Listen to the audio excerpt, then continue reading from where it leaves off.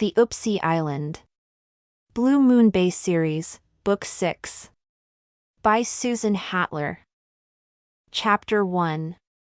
As a single woman, I would normally squeal with glee over a hot single guy calling me, but at this point I just wanted Cody to lose my number. I frowned at the ringing phone in my hand and let his call go to voicemail. My ex had seemed like such a catch when we first met, but I'd called the whole thing off after several months of dating because he'd never understood the give and take necessary for a successful relationship. I mean, hello?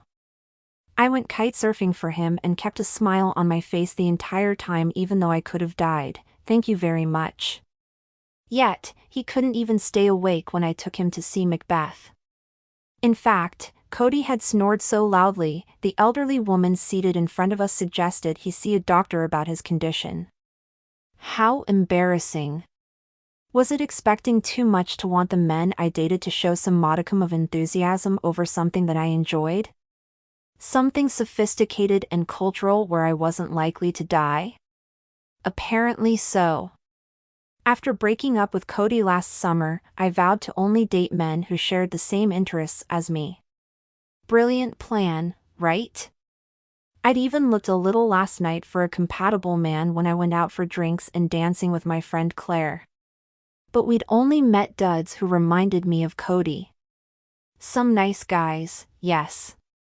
But none had any shared interests with me, and none had made my tummy buzz with excitement.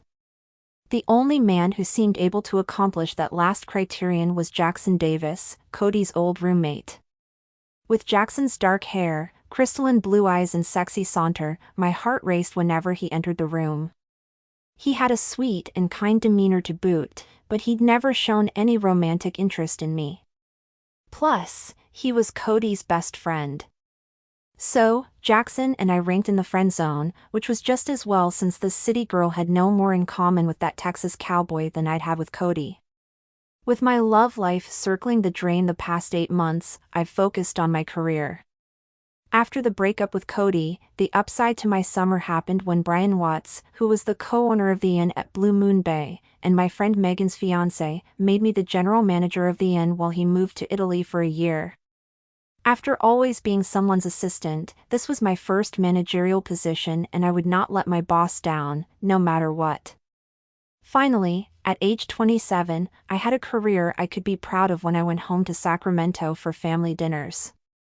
And in 2 weeks, the celebration party for the newly remodeled building would go off without a hitch, which will prove to my stepmom that I'm just as successful as my 2 stepsisters. Go, me! It felt amazing that Brian believed in my capabilities, unlike my stepmom. When I was 17, my stepmom, Marion, had the nerve to tell me to my face that I'd never amount to anything since I wasn't going to college, also adding that I was flighty and unfocused. Okay, Marion hadn't really said those things to my face. But she may as well have, because that's how badly her words had hurt me when I overheard her saying them to my dad. Like a punch to the heart. It felt like I'd never measure up to the 2 daughters Marion already had when she married my dad during my freshman year of high school. As I locked my front door and headed to my car, I pushed that unpleasant memory from my mind, focusing on how happy I'd been at my career upgrade. Although it was early in February, I thought back to when my boss, Brian, had left our charming coastal town of Blue Moon Bay, California, last summer to live in Italy for a year because that's where Megan, the woman he loved, wanted to pursue her passion as an artist. Romantic, right? Cody, on the other hand, and despite our breakup from many, many months ago, still persisted in blowing up my voicemail with invites to go skydiving with him, something that supported his passion, not mine.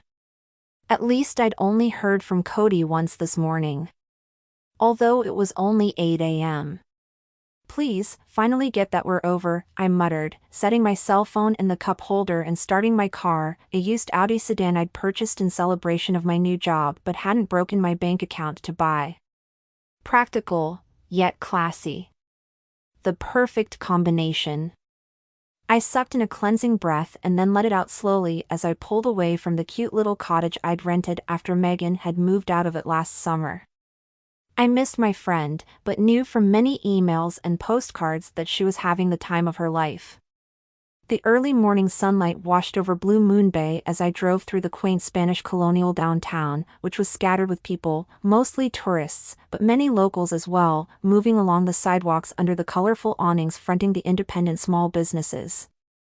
The road curved a bit as I pulled onto the highway and then scooted around some dude who was driving way too slowly in the fast lane as I headed for the inn at Blue Moon Bay and to my job. Janine Wilson, General Manager. Ah, how I loved my name being attached to that title. As I sped along the highway, I glanced out at the bay and smiled. Small sailboats plied the waters, the sunlight spangling off the waves and warming the red-tiled roofs of the large houses set on the cliffs. A burst of happiness filled my chest as I reached the small finger of land that ran out from the end of town to where the inn was located. I turned the steering wheel, maneuvering my way through the inn at Blue Moon Bay's open gates before zipping down the cobblestone driveway. I parked in my usual spot, away from the parking spaces most conveniently located to the inn's double front doors, leaving those preferred parking places for the guests. It had been the sight of the inn at Blue Moon Bay perched so close to the ocean that had captured my heart when I'd first visited Wendy Watts, my former boss at the real estate agency where we both worked in Sacramento. Wendy had moved home to Blue Moon Bay after her grandmother passed away and left the inn to both Wendy and Wendy's brother, Brian. Since Wendy kept busy with high-end real estate clients, Brian had maintained the day-to-day running of the inn, and now that honor had fallen on me. The inn was lovely and timeless, sitting above a sweep of golden sand and in front of emerald grass that always made me feel like I'd found my way home. Every time I saw the inn, it reminded me why I'd moved to Blue Moon Bay last year.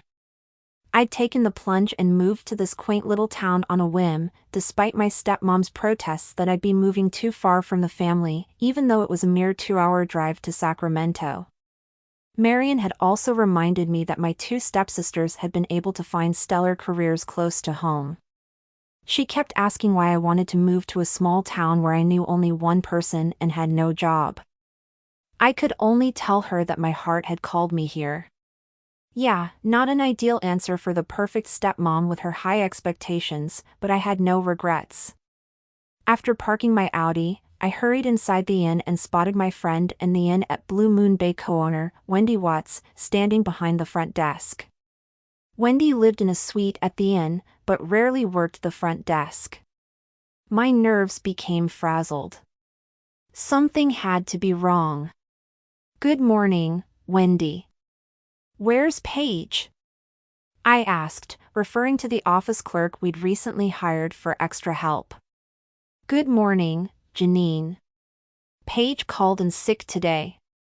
Wendy slipped her black leather handbag over her shoulder and stepped out from behind the welcome desk.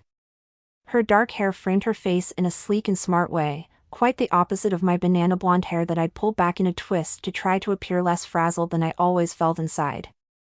My therapist had advised me to project the image I wanted to convey, but my, currently, tamed locks did nothing to soothe the nerves rattling through me as Wendy's gaze met mine. I could tell she had somewhere else to be. I stepped toward her. "I would have come in early if I'd known." "Not your fault." She gave my shoulder a quick squeeze and then she strode across the lobby, her high heels clicking along the polished wood floor as she headed toward the exit. "It's just been one thing after another this morning. First, Max called from Japan and he's stuck there another week when he promised to be home by now." She sighed, waving her hand dismissively. "Let's just say I need a girls' night out soon. I have to run, though. I need to show a house." "To whom?" I asked, even though there was no way to hear the answer since she rushed out the door. I felt bad that Wendy's super sweet boyfriend, Max, had to extend his business trip and that she'd been stuck covering the front desk when she had a real estate appointment. Not my fault, though, I reminded myself. My therapist said I often felt responsible for problems that had nothing to do with me. She'd explored the possibility that my feelings might be connected to losing my mom at the age of 5, but I disagreed as memories of my mom only filled me with love. My dad had adored my mom and grieved long after she lost her battle with breast cancer. But he seemed happy with Marion, and I was glad for him, if only I weren't such a disappointment to my stepmom. I sucked in a deep, supposed to be calming breath and then set my purse beneath the front desk. As I lifted my head, my eyes zeroed in on a thin layer of dust coating the shelves behind me. Oh. The house cleaner, Fred, seemed to be slacking again. Hopefully he wasn't going through another breakup that would cause him to space out. I'd been there with Fred before. I grabbed the duster and began cleaning the shelf. As I contemplated sending an email to Fred about this, my cell phone started vibrating in my pants pocket. I pulled my phone out and checked the screen. Cody Williams. I hit the ignore bar, cutting off the ringing. Silence. A few seconds later, a text message popped up from him. Call me. Please, Janine. I want to take you surfing. Surfing? For real? I flicked my phone as if it were somehow responsible for the words it displayed. Cody had moved from Texas to Blue Moon Bay 2 years ago to partner with a renowned surfer, Howie White, and now they owned the local surf shop together. But even though Cody was a professional surf instructor, I so did not have any interest in water sports. I've told Cody this fact many times. To call me uncoordinated would be describing it nicely. If I could get up on a surfboard, then I'd be more likely to drown or get eaten by a great white shark than catch a wave. Seriously. As I tried to recall how to block a caller from my phone, the inn's front door opened and in walked Claire Davenport, my friend who took me out last night. Even though it was winter, she looked dressed for summer in a red and white striped maxi dress, a wide-brimmed red hat, and white sandals. Such a romantic. Claire! I smiled, descending the stepladder. Long time no see, Janine, she joked, her brown eyes lighting up as she smiled. Claire was actress Charlie Rockwell's sister and looked like a peppier version of Charlie. Both women had brown hair and almond brown eyes, but Charlie radiated a quiet, graceful stardom, whereas Claire was more outgoing and would be the one to tell you if you'd accidentally smeared ketchup on your face. Claire and I met at one of the girls' nights that Wendy, Olivia, Megan, and Charlie were so fond of having. Those 4 ladies were such a close-knit group, their friendship dated back to high school, that I'd worried I wouldn't fit in with them when I moved here. But when Wendy invited me to the girls' night out at Frankie's Fiesta, the Mexican restaurant downtown, I met up with them and Charlie had invited Claire. I'd been so nervous moving to a small town and meeting new people that my hands were shaky and I'd accidentally spilled my margarita on Claire's skirt. Instead of getting angry or upset, she brushed aside my repeated apologies and jokingly declared that she now had a to-go margarita for later. Claire's warmth and humor had made us fast friends ever since that night. Claire set her small white clutch on the front desk. How goes it at the inn this morning? All's well so far. I glanced at the clock. Except that Paige, our night shift desk clerk, called in sick. I'll have to call her later to see if she's feeling better and can make it into work tonight. If not, it's up to me to cover the desk until 10 o'clock. I guess that means no dancing tonight? Claire asked, wiggling her hips. No way. I laughed, shaking my head. My feet are way too sore, anyway. Whoever invented heels didn't give any thought to the comfort aspect. Those stilettos looked fabulous on you, though, Claire said, leaning an elbow on the desk as a family entered the lobby from the hallway behind her. The family's boisterous voices told me they were having a fabulous stay at the inn, which filled me with joy. Happy guests meant that I was doing my job well. The father approached the front desk and I straightened. Good morning, Janine, he said. Good morning, Mr. Ford. Are you enjoying your stay? Very much so. He nodded, the elegant tuft of gray hair above his forehead bobbing up and down. Just have a quick question. We stayed at the inn last year and there were free umbrellas and chairs for our use on the lawn. Does that still hold true?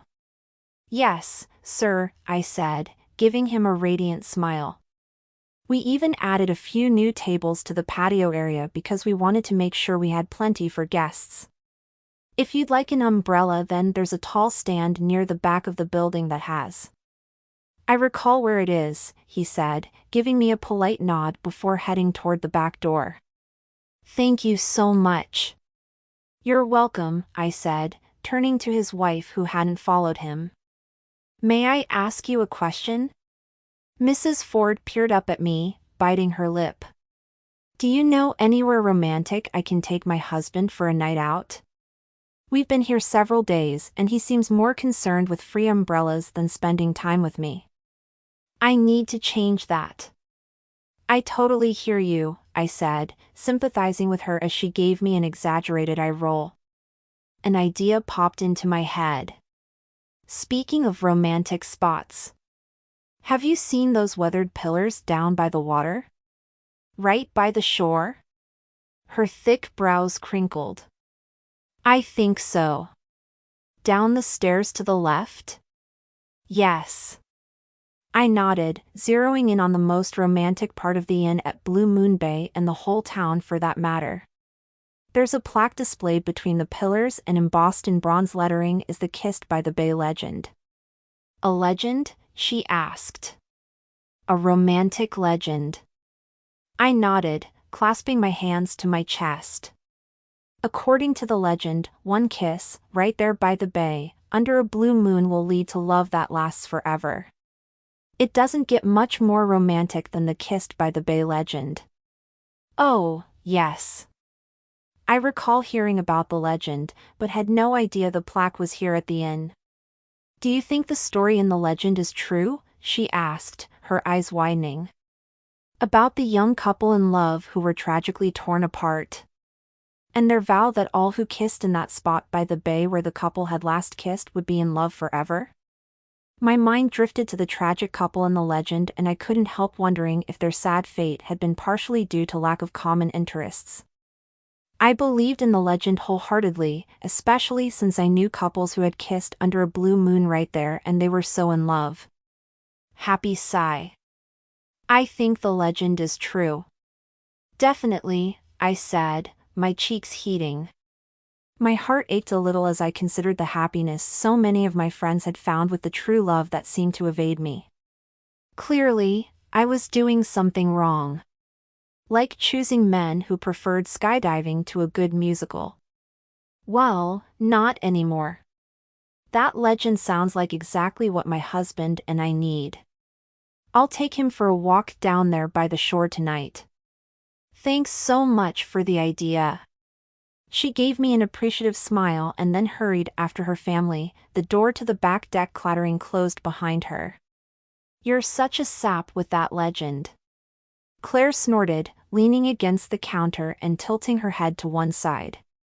I'll admit I had a fantasy or two about the legend in middle school. But, if that couple couldn't make their own relationship work, then how can they provide a better fate for the rest of us? I raised a shoulder, giving her a side glance. You never know. I won't hold my breath. She rolled her eyes. A friend of mine, Michelle, is actually writing her own spin-off of the legend where the couple ends up together. Now that tale is romantic in my book. Oh, really? Now who's the sap? I joked. We're pretty hopeless, aren't we? She shrugged and then turned toward the loud whoops coming from the activity visible out the back windows. Looks like the inn's pretty full this week, huh?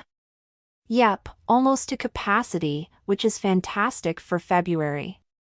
My gaze followed hers through the back windows to the lawn above the shore. Many guests were outside already, enjoying the early morning sunshine by playing on the volleyball court, strolling along the beach, or sitting under umbrellas and taking in the view of the waves rushing against the shore. Thank goodness the remodel is going smoothly or we'd be in real trouble. I've already booked the back building solid, starting the day after the celebration party. The renovations aren't done yet? Claire turned to me, raising her eyebrows and biting her bottom lip. The celebration party is in 2 weeks on Valentine's Day, right? Doesn't that worry you? Everything's going smoothly, I said, waving a hand even though my heart rate picked up at her questions. I pretended not to worry, though, and projected the image I wanted to convey: calm, cool, and collected, the ideal general manager. I mean, we are waiting on a few things. A small woodworking project, a minor patch on the building's roof, a few replacement windows, and the bathroom tile, which I've been assured will arrive today. That kind of sounds like a lot.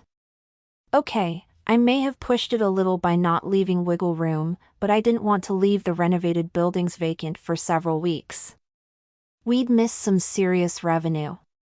Tourism has picked up ever since your sister's soap opera, Just One Love, filmed here, I said, remembering how her sister, Charlie, had found true love with the lead actor, Luke Montgomery. Yeah, those special episodes of Just One Love were a hit. Claire gestured toward the coffee bar. I need a caffeine kick before I head to my office. Want one? Sure. I'll take a white chocolate mocha. Thanks. I smiled and then turned my attention to the incoming emails from the inn's website as Claire worked the espresso machine. A couple minutes later, she returned with 2 mugs and handed me a cookie. Ugh. I really need to start watching my sugar intake, I said, seconds before sinking my teeth into an oatmeal raisin cookie. Yum. Don't we all? Claire sipped her coffee and then set the cup down. Thanks again for going out with me last night. I needed to get out, big time. I've been working at my new design business 24/7, yet more money is going out than coming in. So depressing. Hang in there. I squeezed her hand, hoping she wouldn't give up on her dream. Your wedding dress designs are amazing. I only hope I'll have a reason to order one someday. You will, she said, seeming sure of it. At the thought of getting married, Jackson Davis's blue eyes flashed through my mind. Suddenly, I pictured myself in a strapless white dress with intricate beading over the bodice, my blonde hair tossed over my shoulders in big, bouncy curls as I walked toward Jackson, who wore a black tux. His mouth curved upward, those crystalline blue eyes focused on me. My eyes widened in shock and I shook my head to clear the thought. No, and no on thinking about Jackson in that way. I would find a man who shared common interests with me, even if I had to go out with Claire every weekend to meet one. But, not tonight. My ankles are throbbing, I said, wanting to think of anything other than Jackson. I'm totally paying for dancing in those heels. When are flats going to be as cute as stilettos? That guy you met last night wouldn't have cared if you'd worn boxes on your feet. She brushed a few stray cookie crumbs from her fingers. He practically drooled over you.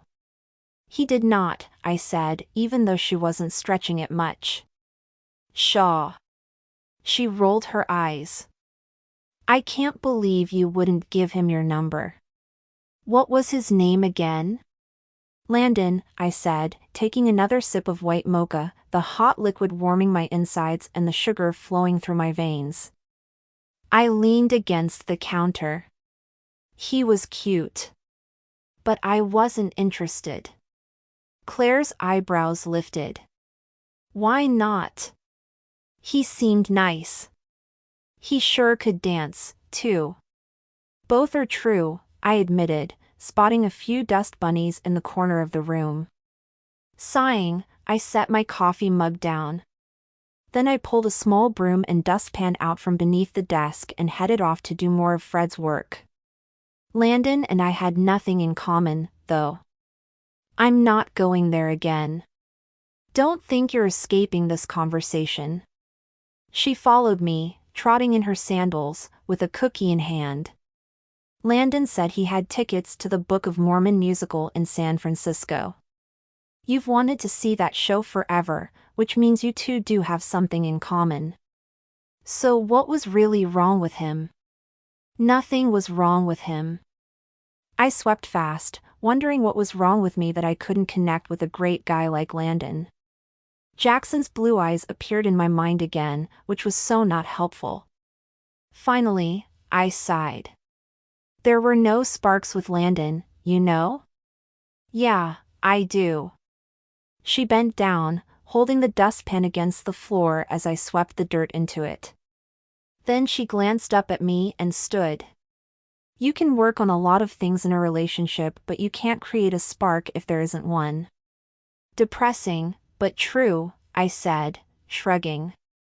As if on cue, the inn's front door opened and in sauntered Jackson Davis. My breath caught in my throat and my pulse raced as I took him in with wide eyes. Jackson looked like a tall, dark, and handsome cowboy straight out of a movie. Well, without the cowboy hat. Let's just say that Jackson was from Texas and definitely looked the rugged part. His tousled dark hair was brushed back from his forehead, showing off his tall cheekbones and those crystalline blue eyes that made my belly dance. His faded work shirt was covered in sawdust and rolled up at the sleeves, revealing his strong, tanned arms. Tingles shot through my belly. Oh, wow. Jackson's eyes connected with mine, his mouth curving upward.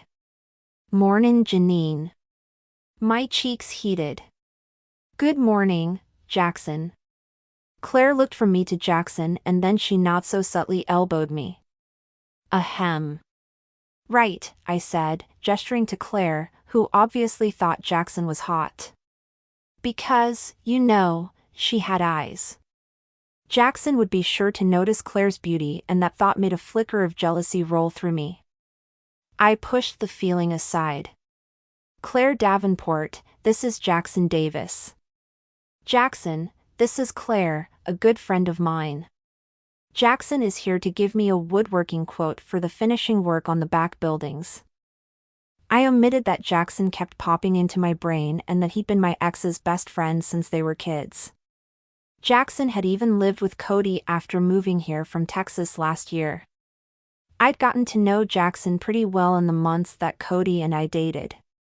Jackson had recently moved out of Cody's place after purchasing a place of his own, a stunning Victorian house in need of renovations, which was Jackson's specialty. Claire set the dustpan aside, twisting a lock of her brown hair with her manicured fingers.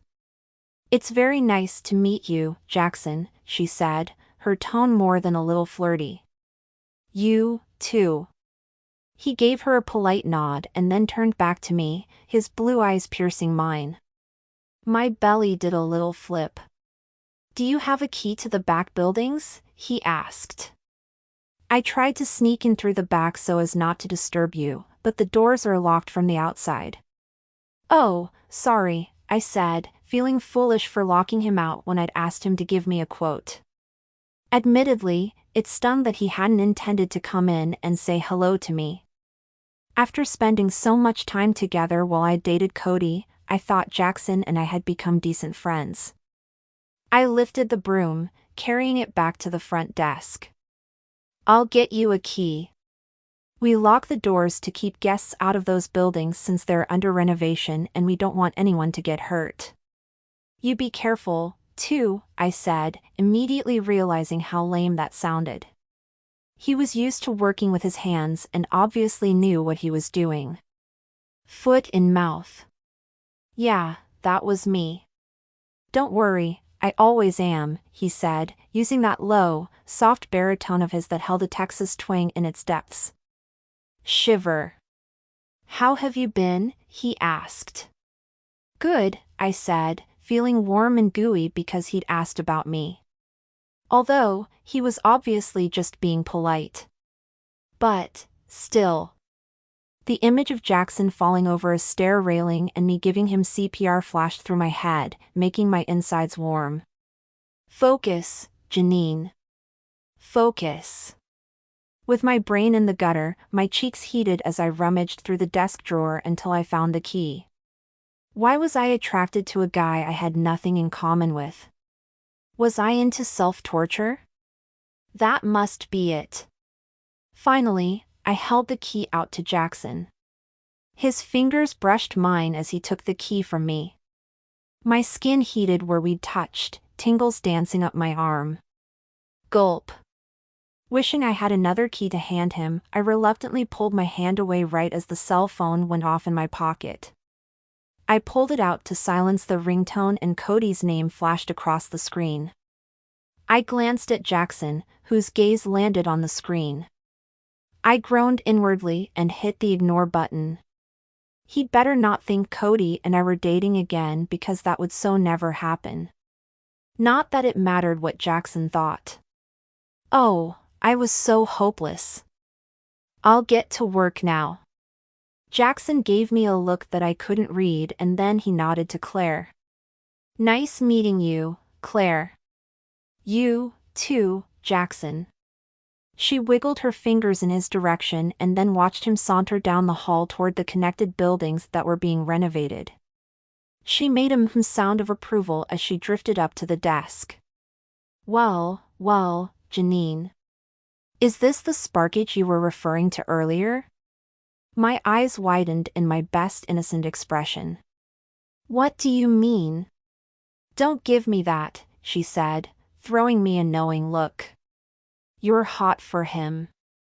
It's written all over your pink cheeks. And he seems, just wow. Why aren't you dating him? I groaned, knowing I'd been caught. He's Cody's best friend. Claire's fingernails beat a little rhythm on top of the desk. So? I can't date a guy who is best friends with my ex, I said, pointing out the obvious. She gave me a bored look that said she was unimpressed by my reasoning. Besides, I haven't seen him date anyone since he's been in town. Maybe he isn't dating right now. He certainly doesn't want to date me. Didn't you hear him? If he'd had a key, he wouldn't have come in to say hi to me. Talk about less than interested. Oh, please. Claire straightened her hat. Sell that somewhere else. He stared at you like you were chocolate cake. You should go for it, my dear. A man like that won't stay single long. He and I have nothing in common, I pointed out. Back to that again, huh? She rolled her eyes, glanced at the clock on the wall and then popped the last bite of cookie into her mouth. Don't think you're wiggling out of this discussion, but I have to get to the office. I need to finish some work for a client. My only client at the moment. So sad. Call you soon. Good luck with your business, I said, wondering for a moment if I could possibly date Jackson. But, no. He and I weren't a good match. I was a city girl and he was a woodworking cowboy. We wouldn't stand a chance of working out without any common interests. So, why even go there in my head? Besides, Jackson hadn't showed any interest in me. Less than none.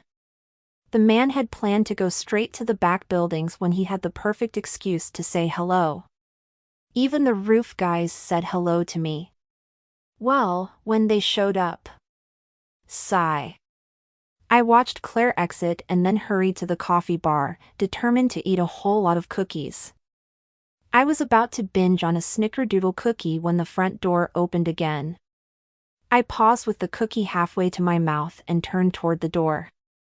Cody Williams stood in the entryway, silhouetted by the morning sunlight falling behind him. He stepped forward looking like a young David Beckham, with his undercut hairstyle of short spikes in front with buzzed sides above his ears and around the back of his head.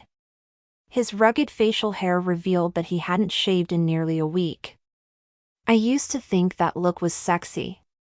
Now, everything about him annoyed me, like the fact that he just showed up at my place of work uninvited. I'm working, I said, hot-footing it behind the front desk to put as much distance as possible between us as I wondered, once again, why he couldn't seem to accept that we were over. I need to talk to you, sweets.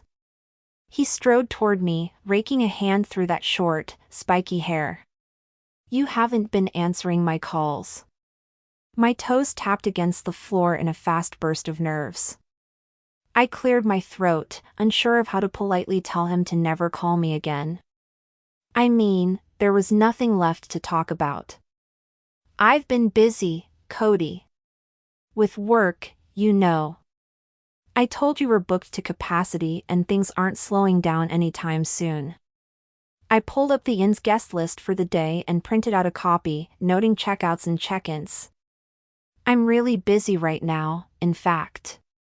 I know you're busy with work. That's why I'm here.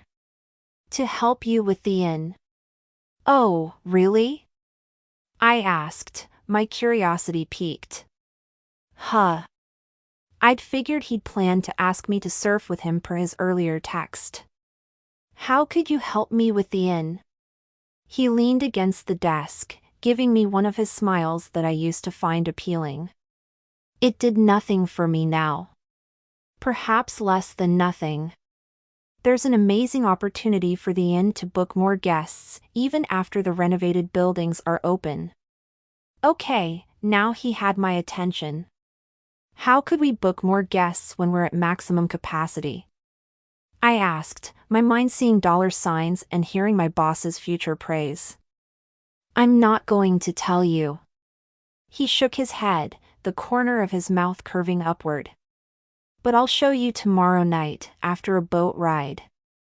That's not going to happen. I rolled my eyes, thinking I should have known this visit had nothing to do with work and everything to do with Cody's agenda. And would this boat ride lead to hang gliding? Or another one of your dangerous ideas of a date? We broke up months ago, Cody. That's not going to change. He raised both of his palms. This is a legit idea to help the inn. Do you promise?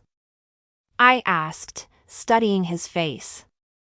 Cody may be completely oblivious of his tendency to put his own interests first. Yes, I was putting it nicely, but he wasn't dishonest. I promise. He nodded, dropping his hands and placing them on the counter. Trust me. You're going to be thanking me after you see this, Janine. Wow. It must be something huge then. I opened my mouth to agree, but then my gaze shot to the hallway Jackson had left through earlier. What if Jackson heard I was taking a boat ride with Cody and thought we were getting back together?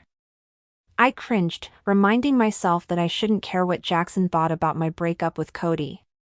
Jackson hadn't even planned to come in to say hello to me. That said it all. Okay, Cody. I'll go on the boat ride with you tomorrow night. But only for the good of the inn, I added, just to be clear. Great. I'll pick you up here at 6, he said, wearing a triumphant smile. My heart dropped to my stomach as I watched him leave. Even though I shouldn't care, I really hoped Jackson didn't find out about this boat ride. Such a lame thing for me to worry about, though. I mean, yeah, Jackson was charming, a talented woodworker, and insanely hot. But he also had no interest in me whatsoever. And I tried to convince myself that I didn't have any interest in him either. Unfortunately, I wasn't having much luck believing that. Chapter 2. The next evening, I tapped my pink fingernails repeatedly against the front desk at the inn, frustration mounting inside me as I tried not to panic. After many weeks of delays, I finally told the tile guy that we must receive the tile order by today in order to finish the bathrooms. I had put my foot down in no uncertain terms. Yeah, the tile hadn't come in. Plus, the tile guy had returned 0 of the 5 messages I'd left him today, which was infuriating. I was on a deadline here. Why did I have to ride the tile guy to do his job? Plus, I had to leave for the boat ride with Cody shortly. But what should I do about the missing tile? We needed that tile. Looking back now, sending out the celebration party invitations and booking the back buildings before the renovations were complete probably hadn't been the best ideas. But the tile guy had promised there wouldn't be any snags. Would I call his ignoring me a snag? Yes, I would. I'd call it a giant rip in my plans, actually. Deep breaths, Janine. Deep breaths. The renovation deadline and the party were coming up fast. I'd hired Olivia Lane of Olivia's Occasions event planning services to handle the actual party planning, which I'd already paid in full. So, I couldn't cancel the celebration party. I couldn't cancel the room reservations either. Basically, if the renovations weren't completed on time, I'd ruin the inn's reputation forever, fail as a general manager, and prove to my stepmom that I truly was flighty and unfocused and should have stayed in Sacramento to continue being someone's assistant. Not that I felt pressure or anything. My stomach churned as I tried to focus on solutions to the main issues at hand. The inn's owner, Brian Watts, was a skilled woodworker, but he'd left for Italy, in the name of love, dreamy sigh, without finishing the custom bookcases in the back buildings. I'd hired another woodworker to finish the project, but he'd injured his arm last week. All would be fine if Jackson took on the project, but I hadn't received Jackson's bid yet. No tile, woodworker injured, and the roofers hadn't fixed the last part of the roof yesterday due to an unexpected spate of rain. Random rain and paint your grass green dry California? Clearly a sign of where these renovations were headed. To top it all off, the windows, which had to be custom made in order to keep the historic charm, had not arrived today. After numerous calls, I learned they hadn't even shipped from Oregon yet. I had 2 weeks to get everything finished. Failure wasn't an option. My gaze landed on a stack of papers on the desk. Looking at the interior design drawings of the fully renovated buildings usually made me happy. But now, the thought caused my stomach to bubble with worry. In the plans, the bathroom tile was neutral and timeless, the bookcases were tall with hand-carved drawers, the windows were curved and bowed, the floors were gleaming hardwoods and the walls were freshly painted seafoam blue. Currently, though, the interior was all sawdust, missing bathroom tile, missing bookcases, splintered floors, missing windows, and an impending disaster. Plus, I had to go out on a boat with Cody for the evening. Not good timing. As I tapped my nails even harder against the desk while contemplating the various ways that Brian and Wendy might fire me, the front door burst open. A white-haired man strode in wearing blue work clothes. "You the manager?" he asked. I straightened. "Yes, I'm Janine Wilson." "Great." He nodded, holding out a clipboard with a paper attached. "Sign here, please." I glanced at the delivery slip, spotting the word tile on it. A wave of hope rushed through me. Had some miracle occurred to get the tile here? I continued reading and my hopes were immediately dashed once I read the details. Yes, tile had arrived. But the slip noted green and gold tile instead of gray and white tile. Green and gold? Like I really would have chosen a St. Patrick's Day theme for the bathrooms of this charming inn. Right. "This is not the color I ordered," I said, feeling lightheaded. He scratched a finger through his hair.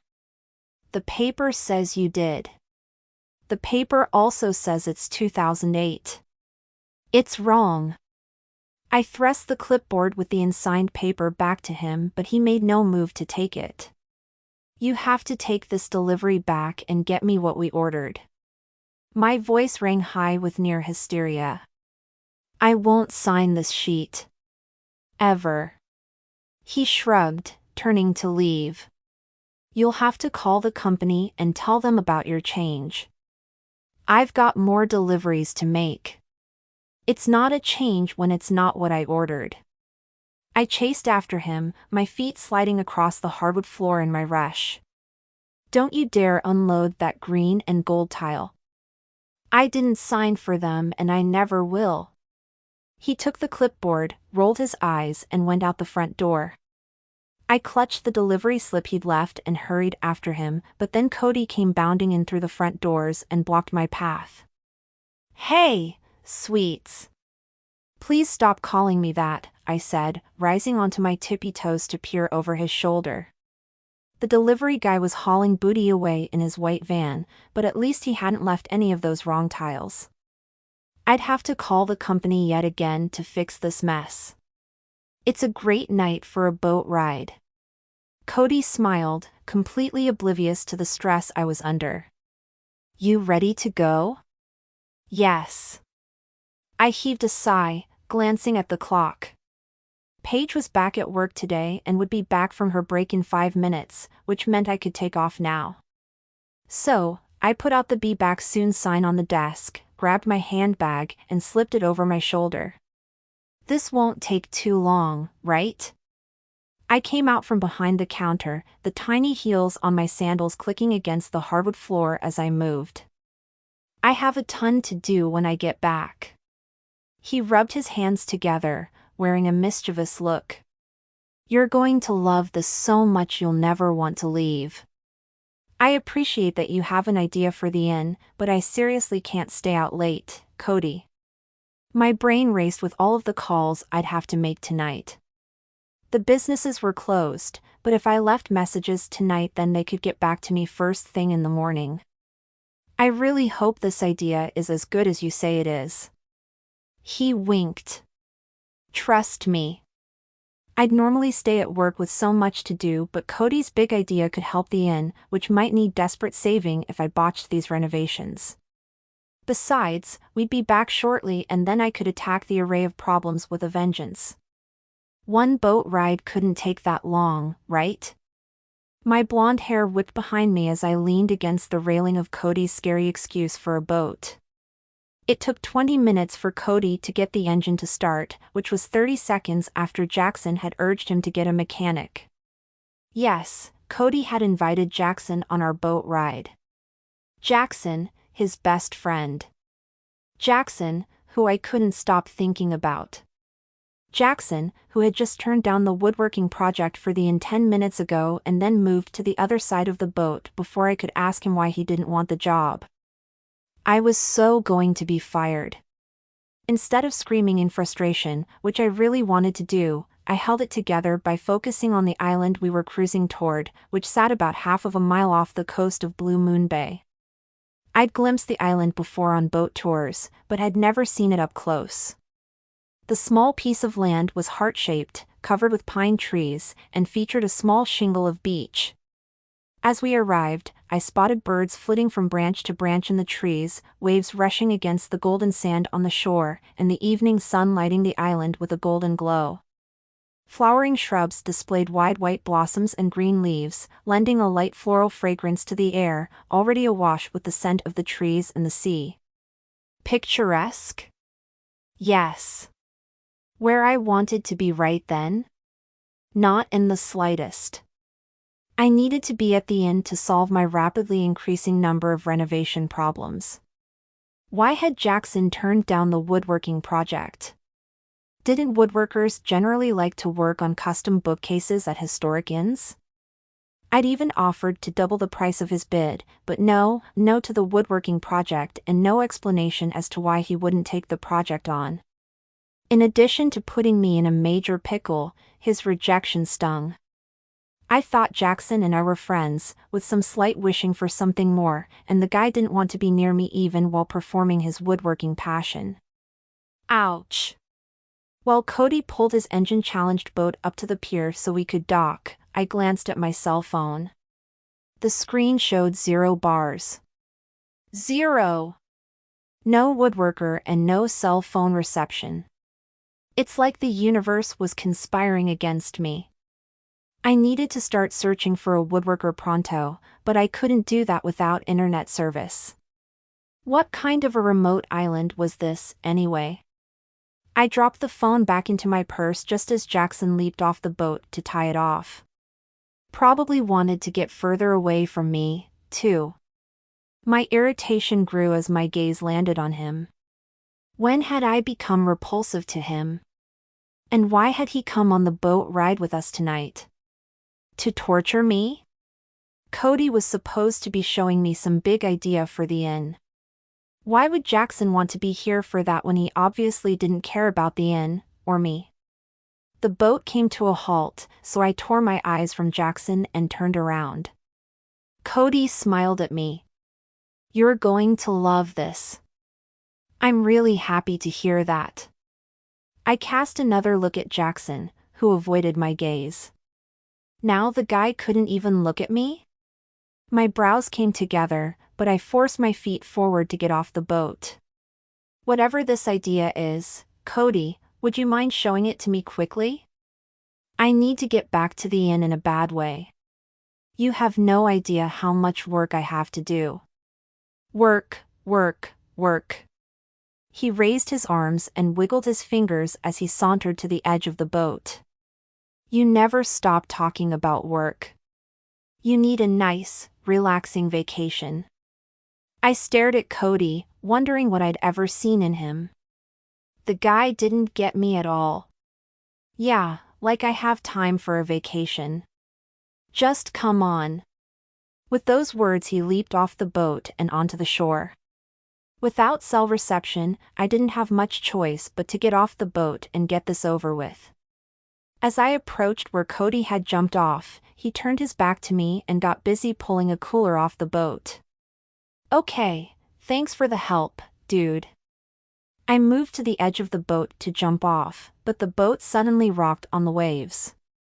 My arms wobbled in the air, trying to gain my balance.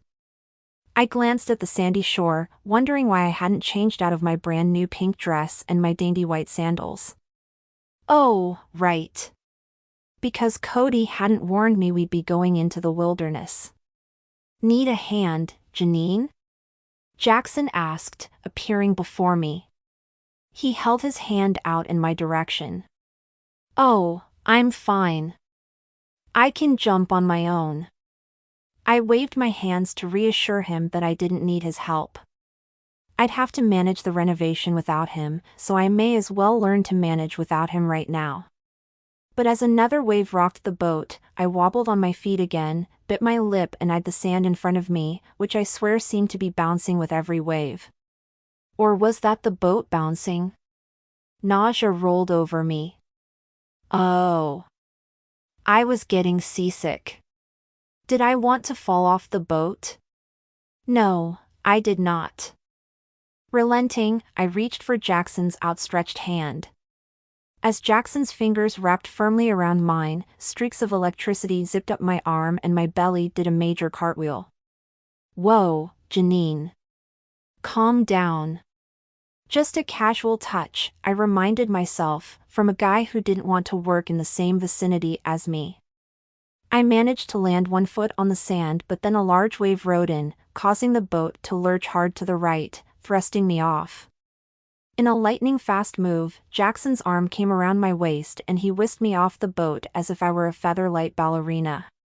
With a half-twirl, I landed safely on the sand and in Jackson's arms. I fought to catch my breath as my heart pounded against my ribcage and intelligent words failed me. Not from almost being crushed by a boat, but from being this close to Jackson. "You steady?" he asked, his voice laced with concern. "Huh?" I lifted my lashes, my gaze locking with those crystalline blue eyes. The concern in his eyes made me melt, and every fiber of my being noticed he still had his arm around me. Probably just concerned for my safety, though. I'm sure he'd do the same for any person who almost got knocked off a boat. The guy wasn't evil personified after all. "You all right, Janine?" he asked. Yeah. Thanks, it wasn't exactly a hardship being in Jackson's arms, but my brain started imagining all kinds of crazy scenarios. Like running my hands up and down those sinewy arms that were holding me. And pressing my mouth to his and kissing him hard. But, hello? The fact that Jackson had just saved me didn't mean anything. He was just being a nice guy. I mean, he'd probably save a toad if it were in danger. With that last thought, I backed away from him with a weary smile. I tottered away on unsteady legs, my pretty shoes sinking into the sand with every step. City clothes on an island adventure were not exactly a keen idea. Thanks a lot, Cody. Now that I'd made it safely ashore, Cody chose to reappear, wearing a huge grin. Of course he was smiling. He lived for death-defying adventures after all. Come on, Janine, he said, holding out his hand. I'll guide you to the place.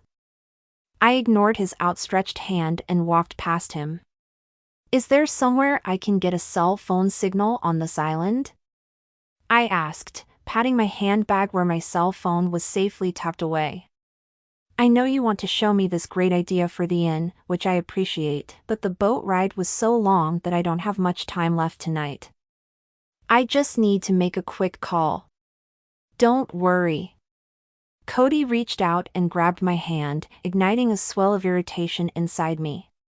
This is going to be something very special, Janine. Something I hope you'll remember for the rest of your life. What are you talking about? I asked, yanking my hand away from him. Once again, I wished he'd just told me about this fabulous idea for the inn over dinner. Not show me something on an uninhabited island, but at a real restaurant that had an actual dock for boats. This? Not me at all. Why couldn't I find a guy who understood me? I was doomed. Not just because there was no way I'd get off this island until I went along with whatever craziness Cody had planned, but because I'd probably never find a guy who knew me well enough not to take me to a deserted island where there could be a wild boar or wolf or something ready to kill and eat me. Shudder. I'm giving you 1 hour, Cody, and then I'm getting back on that boat. Period. There's no cell service and I'm swamped in. Try to relax for once, workaholic. He finally started walking, so I did, too. Try to think about what it would be like to vacation here on this island. Oh, okay. I rolled my eyes and shook my head, knowing there was no use explaining all I had to do to him. And now he was talking about vacationing here? Sigh. I didn't get what he meant, but I let him lead me along the beach since arguing would probably take up more time. As I trudged along, I considered how much prettier it would be if the sand had been raked and if all of these jagged shells were taken up so they couldn't cut the bottom of my feet. My cute shoes would be trashed after this walk. If I had to vacation here with those tangled clumps of seaweed, I'd definitely toss all of that back into the ocean. Once the beach was cleaned up, some chairs and bright umbrellas would be comfy, and the view would be picturesque if those chairs were planted above the watermarks from the sand. Did he really expect me to be thinking about a vacation right now? This idea he's suggesting had so better be good for the inn. As Cody and I came around the bend, we arrived at a clearing, and my breath caught in my throat. Sitting in the middle of the clearing was the cooler Cody had been taking off the boat earlier. How had it gotten all the way out here? And why? There was also a blue and white striped blanket spread out here with a bunch of black bags sitting behind it. What the? I turned to Cody. What's going on? Surprise! He gave a huge smile for a moment and then his brow creased. Wait. Hang on a sec. I forgot one thing, but I'll be right back. Don't move. Before I could protest, he jogged back around the curve of beach and vanished out of sight. I glowered at the tall stands of trees surrounding the clearing and then at the cooler. This scene gave me an uneasy feeling, like this could be one of Cody's adventurous ideas of a date. Was he going to try to talk me into snorkeling again? Scuba diving? Swimming with sharks? Had he tricked me into coming out here? He'd never outright lied to me before. As my skepticism switched into overdrive and I imagined all of the ways I'd get even with Cody if he'd lied to me, Jackson strolled into sight from around the corner. In his hand, he carried what looked like a giant picnic basket. He set it down next to the blue and white blanket. Then he turned around and noticed me standing there, a surprised look crossing his face. I didn't see you, he said, a sharp line appearing between his brows. What's that for? I asked, gesturing to the basket he'd set down. His chin lifted a notch. Cody's deal. He can explain it to you. What's that supposed to mean? He said he forgot something. I pressed my fingers to my temples and rubbed as my head started to spin. Anxiety over the windows, the tile, the unfinished bookshelves, and my very real worry that there might be wild animals out here ended the last of my patience. Suddenly, my fists balled at my sides and I took a step toward Jackson. Please be honest with me, Jackson. What are you doing here? Why did Cody bring you along? I mean, I thought this was going to be a private thing. Sorry to invade your privacy. His voice was low and his jaw pulsed. Guess Cody is trying to prove how happy he is that you two are back together. My jaw dropped. Why in the world would you think Cody and I are back together? Because I agreed to talk to him about the inn tonight? Jackson pulled his chin back. The inn? So you're not together again? Far from it, as far as I can get, actually. My nose wrinkled as a whining, flying bug flew by my face, seeming determined to suck my body dry of blood. I swatted at the air, hoping I knocked it away. I agreed to have dinner with Cody because he said he has some big opportunity for the inn. That's all.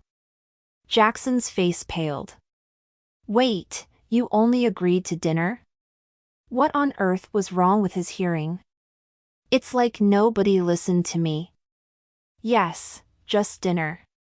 I checked my watch and then tucked a stray piece of hair behind my ear. But this is getting ridiculous. He's shown me nothing. It's late and I have a lot of work to do at the inn tonight. I have so many fires to put out with this remodel it's not even funny, including finding a woodworker, I said, giving him a meaningful look. Bitter? Me? Maybe a little. Jackson raked a hand through his thick, dark hair. You're saying you have no idea why Cody brought you to this island? For the inn, Jackson. He's supposed to show me something for the inn. I sighed, wondering why I didn't seem to be getting through to him. Another bug flew around my face, buzzing loudly in my ear. I flapped my hands around my head in an effort to get the mosquito, or whatever, away from me. Not sure why Cody couldn't talk to me at Frankie's Fiesta or that new Italian place below the bluffs, or somewhere, you know, without flying insects around.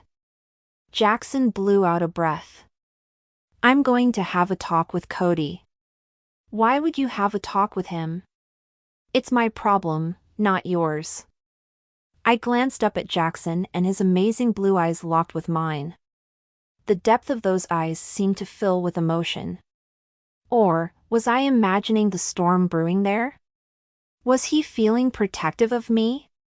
A zing zapped my belly, giving me the strong urge to kiss Jackson. Oh, great. Insane attraction at a time like this? What was wrong with me? Do you think I'm losing my mind? I blurted. His eyebrows came together. You? I am. I'm losing my mind, I decided, shaking my head. Here I was in the middle of a deserted island when I should be at the inn, and all I felt was this strong, nearly uncontrollable urge to kiss Jackson. It felt like a magnetic pull between us, which I had to keep fighting off. Ridiculous. What if I'm the problem in this island scenario? I broke up with Cody because we're complete opposites. But what if, in reality, I'm just flighty and unfocused? His brow creased. How do you figure? The problem could definitely be me. My heart pounded in my chest as I began pacing along the sand, my thoughts as tangled as the seaweed at my feet. Claire and I went out the other night and I met this guy who should be perfect for me. But I turned him down. Maybe I just sabotaged the chance with him because my brain can't focus. Wait, what guy? He likes the theater and the arts. I thumbed off the 2 common attributes we shared and then paced faster, throwing my hands in the air. Clearly we had common interests, which is what I'm looking for in a guy. He's an accountant, so he's practical and employed. I counted off a 3rd finger. Oh, and he's totally handsome. Janine. He wanted to date me, but I said no because I hadn't felt sparks. I stopped pacing and faced Jackson, tension rolling up inside me. But what if sparks is just my mind's way of blocking me from moving forward in my life? What if I truly am flighty and unfocused like Marion said all those years ago? He raised his eyebrows. I'm not following. Ack! I waved my arms in the air and then gripped my hair on either side of my head, unable to believe I was unloading on Jackson like this. And where had Cody gone? I needed to get on the boat and off this deserted island. The stress was clearly making me crazy. But instead I still totally wanted to kiss Jackson. I was having a meltdown. There was no other explanation. Jackson stepped forward and took hold of my arms, holding them gently at my sides. Maybe we should head to the boat? Tingles danced along my skin where he held me, which was so completely and totally distracting. But these sparks must be in my imagination. Or a side effect of my freak out. Because I'd never felt tingles like this from any other guy. Ever. As if to prove that point, I suddenly blurted, "Take you, for example. You're kind, thoughtful, and extremely attractive. Any sane woman would feel sparks with you. Maybe I even think I do, too. But I'll bet if I kissed you right here, right now, I'd feel nothing. Zip. Zilch. Zero. Just a total distraction." His blue eyes deepened. "You feel sparks for me?" Was he challenging my desperation? "Yes," I said, suddenly feeling the need to prove my point that imagining sparks shouldn't be anything significant.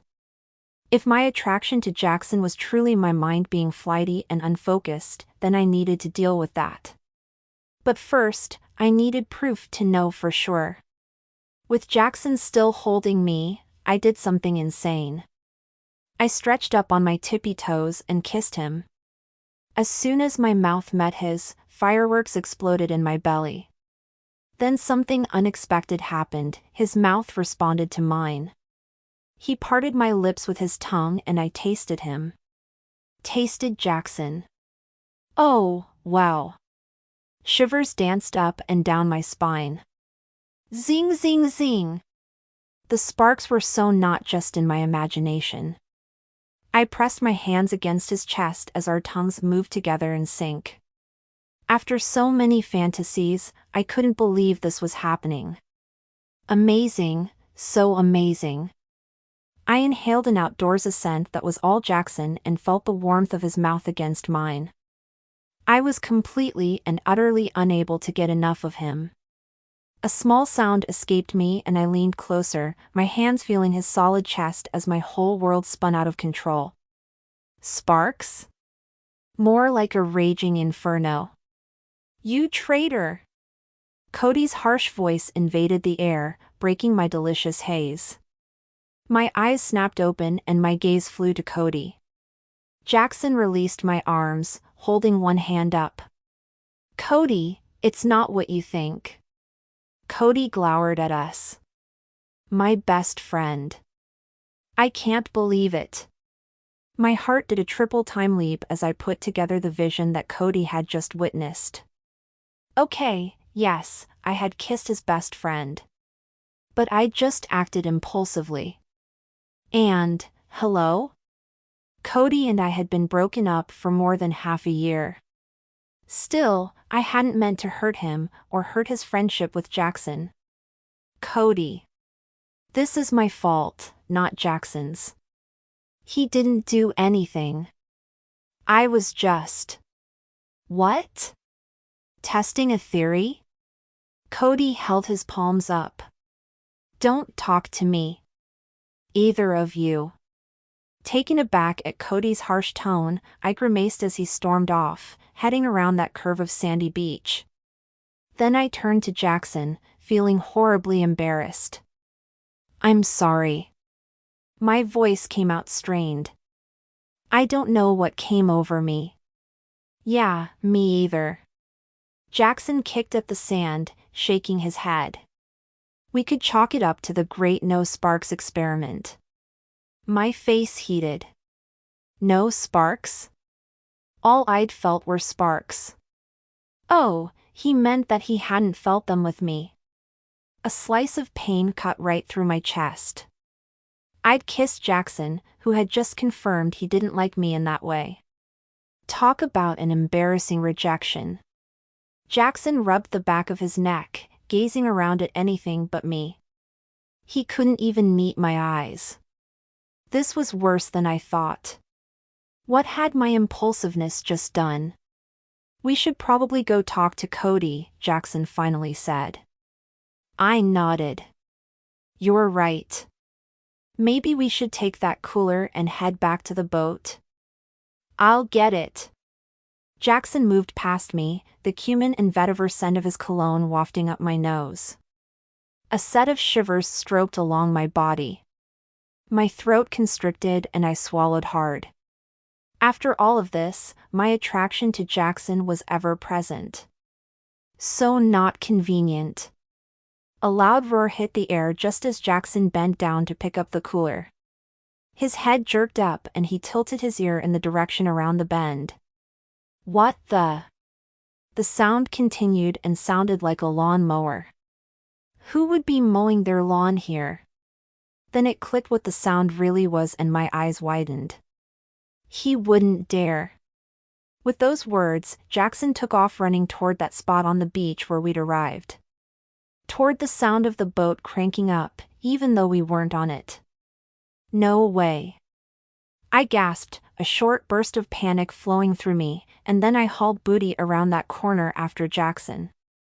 Everything went from bad to worse as soon as I spotted the place where we docked, not because Cody had started up that boat, which he had, but because the boat was pulling away from the island. Cody! Jackson shouted. Cody! I yelled, in a high-pitched scream that I felt certain had never been outdone. As I pumped my feet as fast as I could, the strap of my shoe gave way and I tumbled face first into the sand. Just perfect. My nose throbbed and I spit sand out of my mouth as strong arms hauled me upright. I wiped the last grains of sand from my lips, my eyes glued to the boat, which was far out on the waves now, heading in the direction of Blue Moon Bay. He left us. My voice came out in a high squeak. He left us here to die. We're not going to die, Janine. Jackson's voice was low and tight and not at all convincing. I fumbled for my phone and frantically started pressing the numbers 911. Yeah, no signal. I shrieked again. My brain felt fuzzy and I blinked a few times. Jackson. I need your phone. He patted his pocket, a look of consternation crossing his face. I left my phone on the boat since I was supposed to take it back to Blue Moon Bay by myself. What? I shook my head, thinking my hearing wasn't working due to my earlier fall. You were supposed to take the boat back by yourself? You're not making sense. Jackson raked a hand through his hair and then threw his arm outward. Cody said he had this all planned out with you. That you two were supposed to spend the week here to, celebrate getting back together with a fun camping adventure. Cody planned that, I said, not as a question but as a statement. All of the feeling drained from my face because I just realized this had been another one of Cody's stunts.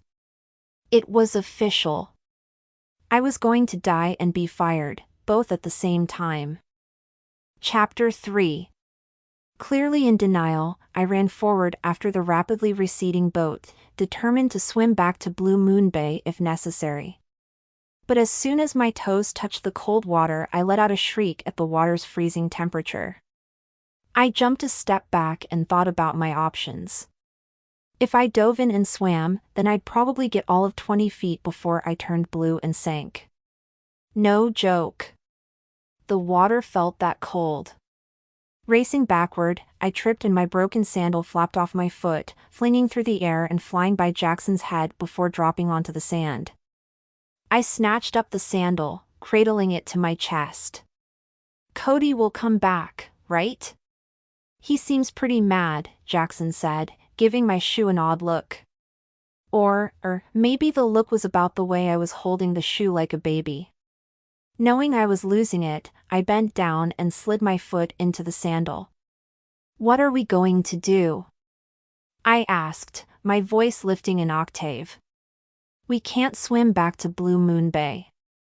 The water's freezing and there are whales and sharks and probably sea lions, too.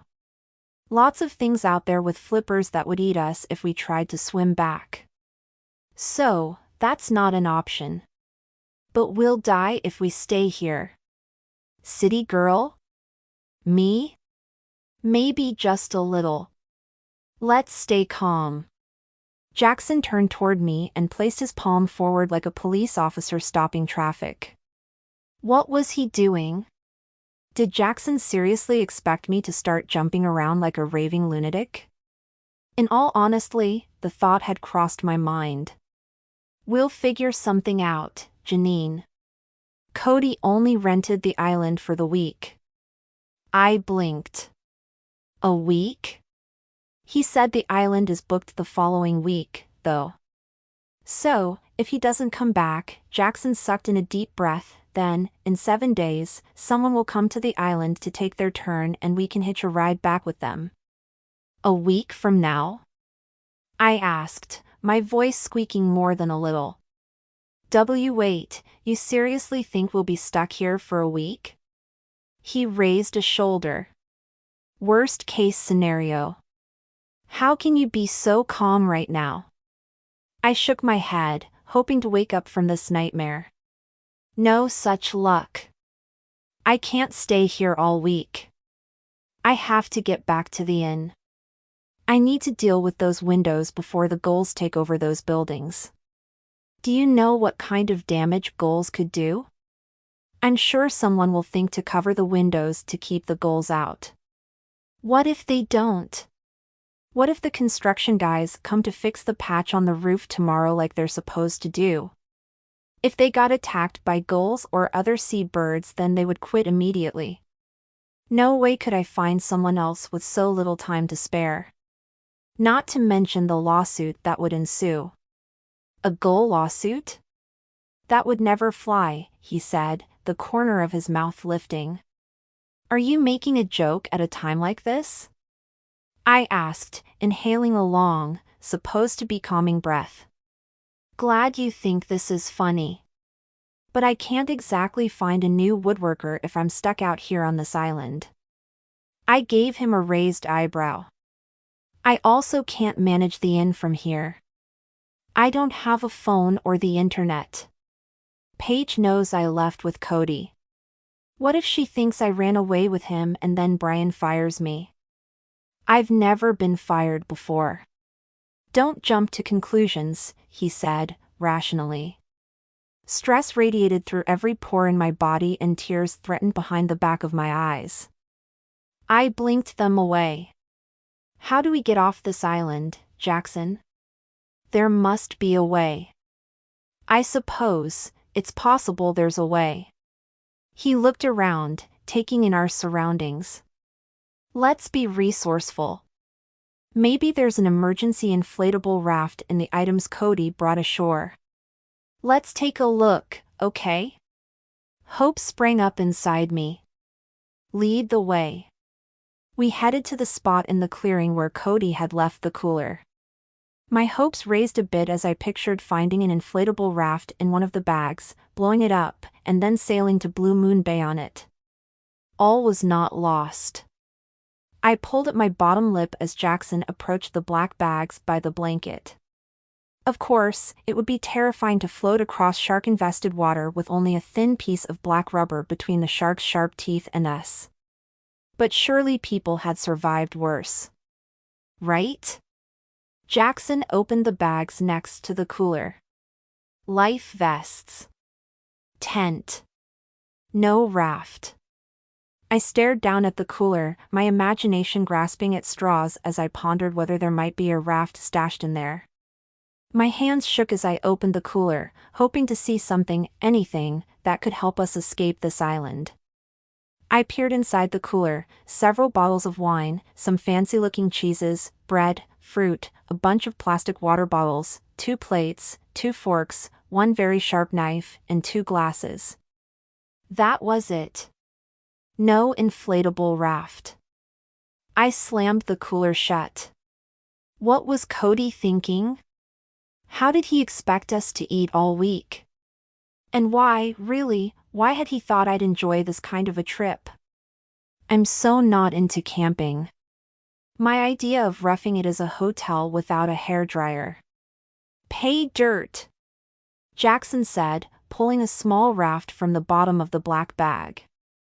A burst of joy filled my chest until Jackson's gaze met mine. Oh. I didn't like the sound of that. What? He held the rubber raft up and my gaze landed on the large tear in the side. Oh, no. Jackson's brow wrinkled. It might stay afloat just long enough to get to shore, but not with both of us in it. Maybe not even with one of us in it. I flopped down onto the sand, my back meeting that gritty, sandy surface as despair filled me. You take the small raft. Save yourself. I hope you don't drown trying to escape. If you make it, then you can send help for me. If I'm still alive by the time they get here. Jackson appeared next to me. Give me your hands. I wiggled my body deeper into the sand, ignoring his outstretched fingers. Just leave me here. We're both life vests, so you stand a better chance of floating. Maybe you should take the tent, too. Wrap yourself in it like a wetsuit in case you fall into that freezing water, I said, trying to muster up some outdoor safety skills. Seriously, Janine? Give me your hands, he said, his voice firm. A tear slid down my face. If you make it back, then please tell Wendy what happened so she knows I didn't just quit because the renovations got hard. I swiped at my wet cheek. I can't stand the thought of Wendy or Brian thinking I'd run off without a word. Jackson leaned closer, gripping my hand. Enough. I stared up into his handsome face. His blue eyes connected with mine and his mouth was set, hard and flat. I supposed I must look pretty ridiculous. But I'd never been stranded on an island before. I really didn't want to die here. Reluctantly, I squeezed his hand and then he hauled me up to my feet in one swift motion. Was it wrong that I marveled at his muscular strength? Sure, I might die a slow death on this island, but, wowzers, the guy must work out a lot. Okay, I'm up. I lifted my chin, determined to be brave. What now? He pointed at the ground behind me. Snake. Snake? I asked, a tremor of fear rippling down my spine as I really and truly hoped that I'd heard him wrong. Did you say snake? I followed his gaze and, sure enough, a snake slid into the depression my body had made in the sand. My eyes bulged.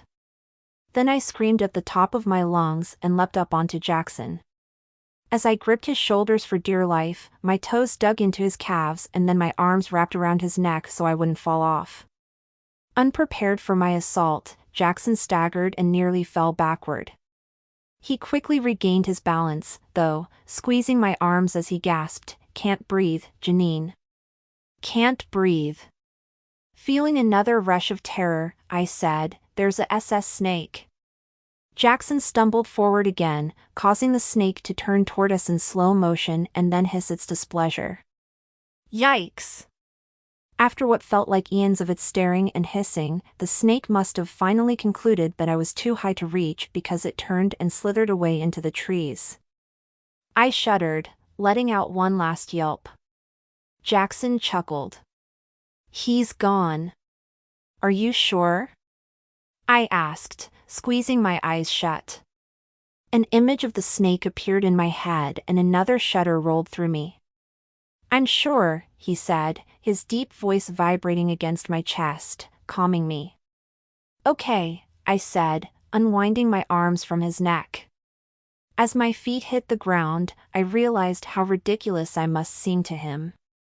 My cheeks heated and I found it hard to believe I'd jumped on him like a 120-pound monkey. Okay, 130 pounds. I'm sorry for my, reaction. I took a few breaths and managed to calm my racing heart. I didn't mean to, jump on you. But that snake didn't exactly look friendly.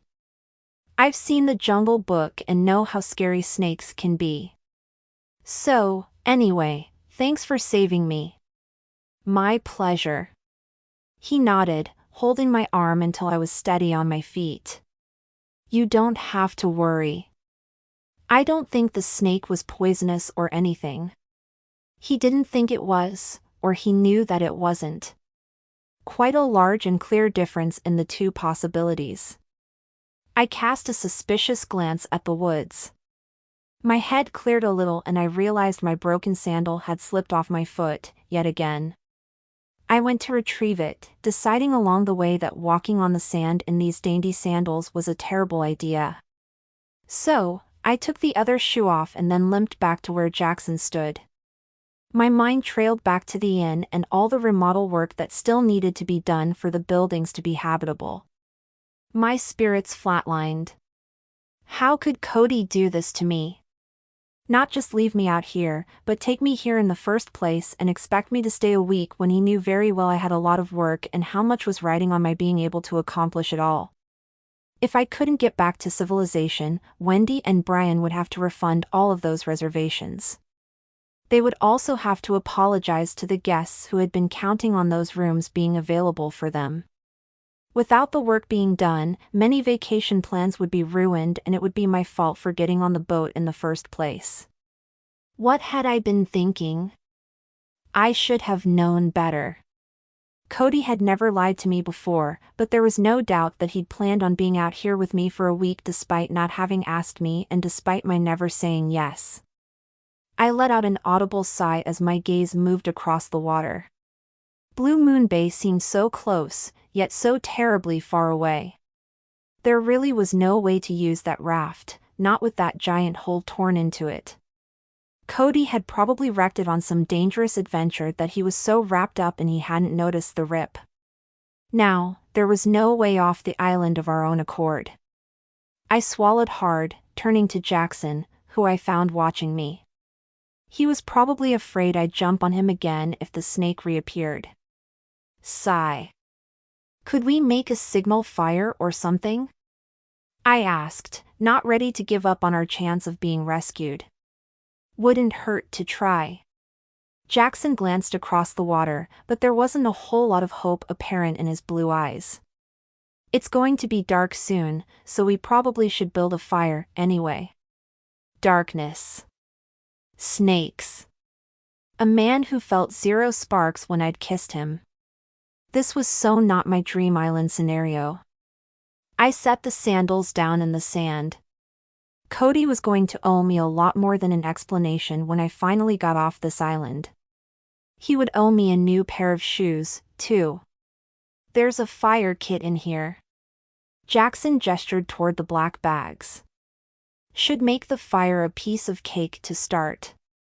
Would you gather some small sticks with me? Sure. I gave the trees a wide berth and started picking up small sticks at the edge of the beach.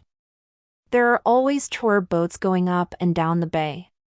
They frequently go past the island, so maybe we could flag one down.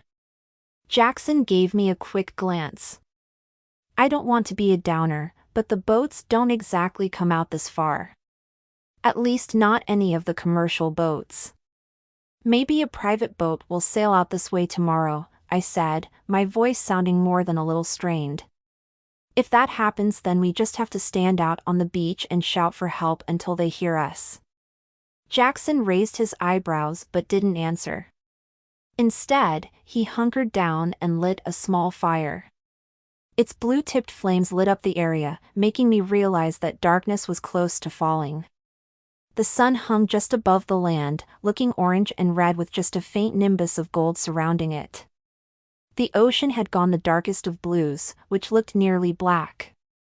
Clouds gathered and scudded across the sky, but I could make out the faint shine and prickle of stars beginning to make their appearance. Jackson squinted at the setting sun. "I'll set the tent up in a minute." I found one and pulled it out of the bag. "One?" I gulped. "You can take the tent." "I mean, you can't sleep out here with the SNNN, ugh." I couldn't even say the full word. "That slithering thing nearby." "And you can?" His gaze met mine, a smile hovering over his lips. "I'm used to camping, Janine. This won't be the first time I've slept outside of a tent. I'll take one of the sleeping bags and roll up in it out here. That way I can keep an eye on the fire, too." Relief settled in that I wouldn't be sleeping near the snake. Jackson was just so chivalrous. Not that this characteristic did me any good since he had been repulsed by our kiss and all. "I'm sorry you got caught up in this situation, Jackson. It's my fault that Cody got mad at you, at us. I really don't know what came over me. Maybe that bug that was flying around my head bit me and gave me some kind of crazy infection." A kissing infection? Was that really what I wanted to go with? "Don't worry about it," he said. "Okay," my brow creased. "Don't worry about it?" That was his response to my apology? I felt beyond irritated, but I wasn't sure why. Maybe a small part of me had hoped he'd say that he was glad I'd kissed him, that he'd reevaluated the sparks and realized he had felt them. I sighed, shaking my head. Talk about denial. Jackson gestured toward the cooler. "Maybe we should crack open a bottle of wine." "That is an excellent idea." I raised my index finger, thinking a better idea had never occurred and never at a more opportune moment. A glass of wine was just what I needed to settle my nerves. I pulled a bottle out of the cooler and then sighed. "No corkscrew." "I got this," Jackson said, prying one of his boat shoes off. "What are you doing?" I asked. "Opening the bottle." "Hand it over." All right, I handed the bottle to him, watching as he stuck the base of it into his shoe. Then he sauntered over to the nearest tree, hopefully not the one with the snake in it, and hit the sole of his shoe against the trunk. To my surprise, the cork flew out of the bottle. Woot! I clapped my hands in a spontaneous round of applause. "Most impressive," I said, thinking I'd have to keep that trick in mind if a guest at the inn were ever in such dire need. He came back and sat, putting his shoe back on before pouring wine into the 2 glasses I held out. I sipped, swallowed, and let out a long sigh. Just what I needed. "Me, too," he said, the flames casting light and shadows across his handsome face.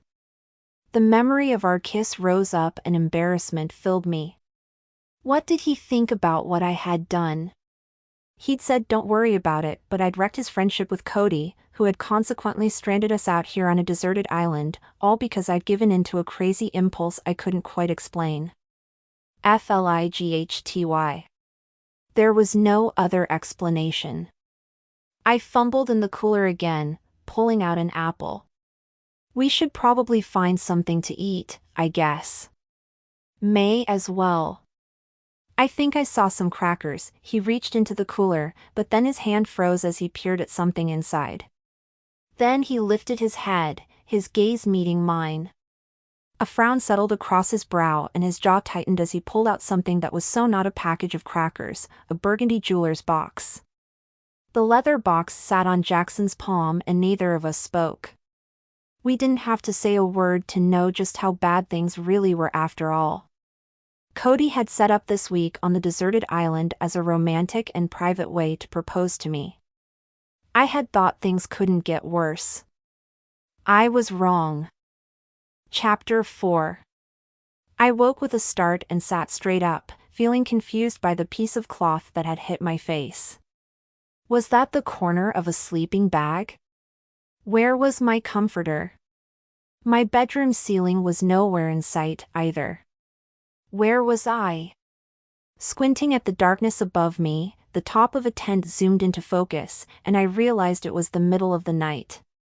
Then it all came flooding back to me. The boat ride, getting stranded on a deserted island, my kiss with Jackson. A soft, rustling sound interrupted my thoughts, and a cold chill crept up my spine. Snakes made slithering noises, didn't they? Ack! I tried to jump up, but my limbs were restrained. The sleeping bag had me trapped like a burrito. Ugh. I twisted back and forth until I'd wiggled onto my knees. My hands popped out of the sleeping bag just as it occurred to me that the snake might be in the sleeping bag. Ack, ack, ack! My bottom fell to the floor of the tent. A raging scream formed and my mouth opened, but no sound escaped. I was too scared for one thing and, for another, if the snake hadn't heard me yet I didn't want it to. Part of me knew that was ridiculous, because snakes didn't have ears. Or, did they? I grabbed the zipper on the tent, unzipped it as fast as possible before rushing out, hoping to find Jackson awake and willing to keep me company, not to mention safe from the snake. I'd jump on him again if I had to. Hey, it wasn't so bad the first time. But Jackson wasn't outside the tent where I'd left him before going to bed. A low groan broke from my mouth and I felt completely abandoned. I shook my head. Jackson was so not Cody. I knew he had not and would not ever desert me, or anyone. But, then again, maybe he'd been dragged off by a mountain lion or a coyote, or something. I spun in a circle, my eyes searching the trees, hoping he was still alive and that I could find a weapon in time to save him from whatever creature had hauled him off. Out of the corner of my eye, a flicker of orange-red light caught my attention. I stopped spinning, and placed a hand over my throbbing heart. What was that shining out there? I squinted and then stepped forward, trying to see what that light could be. It was a small campfire. Jackson! I dashed toward the flickers of light in the darkness, my bare feet sinking into the sand with every step. Sharp pain shot through my soul as a twig snapped under my foot. At the loud crack sound through the air, Jackson glanced up, wearing a somber expression as if he'd been deep in thought. The flames lit up his cheeks and eyes. He looked so, what was the right word? Rugged. Like cowboy out on the range rugged, sitting next to the campfire. A very hot cowboy out on the range. Oh, my. My heart sped up as I stood there, feeling awkward and shy. The memory of our kiss flashed through my head, including those amazing sparks I'd felt when he'd kissed me back. Did I wake you? He asked, his voice low and tinged with that Texas drawl. No, I just couldn't sleep, I said, over the light crackle of the flames. It's cold. Come sit by the fire. He shifted on the log he was sitting on. His lips curved into a smile and I took a deep breath. His smile wasn't the smirk that Cody would have leveled at me in the face of my had-to-be-obvious fear. Instead, he wore a kind smile. If it makes you feel any better, I think that snake is more scared of you than you are of it. I'm not so sure of that, I said, with a nervous laugh. Want me to take a look and make sure it hasn't invaded the tent? He asked, as if reading my mind. I'd really appreciate that before I head back in there, I said, a small shudder running through me. Jackson apparently knew me well enough to know it was my fear of the snake that had brought me out of the tent. Interesting. For now, I'd like to just sit here for a while if you don't mind. Not at all. He slid over on the log and I took a seat next to him. Our legs brushed, heating the side of my thigh where we'd touched. My pulse kicked up, too, which just figured. The first guy I ever had real sparks with, and he had felt absolutely nothing when I kissed him. "What are you doing up this late?" I asked. Jackson traced a line in the sand with the stick he was holding. Then he shrugged. I got restless. Since I was awake, I figured I might be able to signal a boat if one came by. I wasn't sure if a boat would be able to see that fire back by the campsite, so I built this one, too, just in case. Good thinking. I gnawed my bottom lip. It's still hard for me to believe we're stuck out here. Could be worse, he said, instantly making me wonder what he meant by that. Then he reached behind the log and produced a plastic bag. I rummaged around in that bag by the cooler and found these. I peeked into the bag, my lips curving upward. Marshmallows? I love them. He chuckled. They're especially good roasted on an open fire. I've never roasted marshmallows before, I admitted, wrinkling my nose. I've never been camping. My family, we're more hotel people. Well, then. We have to roast some. He tore the bag open at one corner, his leg brushing mine again. My pulse raced and I willed myself to chill out. First, we need some sticks to roast them on. Okay, I said, holding my hand out for one. The corner of his mouth lifted and he shook his head. We have to go find the sticks. Wild sticks. My brows rose. How do we clean them off? You really haven't been camping. He chuckled and stood. Then he sauntered over to a tree where he lifted 2 small sticks off the ground. He returned to our log, handing one of the sticks to me. This is yours. Thanks. I eyed the stick to see if any ants might be crawling on it, but didn't see a single one. I feel like such an amateur. Stick this marshmallow onto the end, he said, holding out a fat and puffy marshmallow. Will do. I took the marshmallow, watching as Jackson expertly threaded his down the stick. But when I stuck the marshmallow on the end of the stick, it went through the other side of the marshmallow and looked very odd. Patience is the key to the perfectly roasted marshmallow. Jackson stuck his branch above the fire, spinning the stick every so often until his marshmallow toasted up a delicious-looking golden brown. I could do that. I thrust my marshmallow-laden stick into the fire, feeling proud of myself. Not so hard. I smiled and then watched flames burst up along my marshmallow. What the? Oh, no! I yanked the stick back to find a flaming marshmallow ball at the end of it. Panic hit me. What an epic marshmallow roasting disaster. What did one do when their marshmallow was incinerating itself? Don't panic. Jackson leaned toward me, bringing his body back into contact with mine and sending shivers along my skin. He blew on the flames until the small fire ceased burning. I stared at the black marshmallow, which was hanging pathetically off the end of my stick. Do you think it's safe to eat? Probably not too tasty, he said, then he reached for my stick and his fingers closed over mine. I lifted my lashes and our gazes locked. My whole body went taut as I took in his handsome face and those amazing blue eyes. Finally, he cleared his throat. You just need some practice. Take mine and I'll get another one ready. That's very generous of you, I said, trading sticks with him. My fingers shook a little as I pulled the toasted treat off the stick.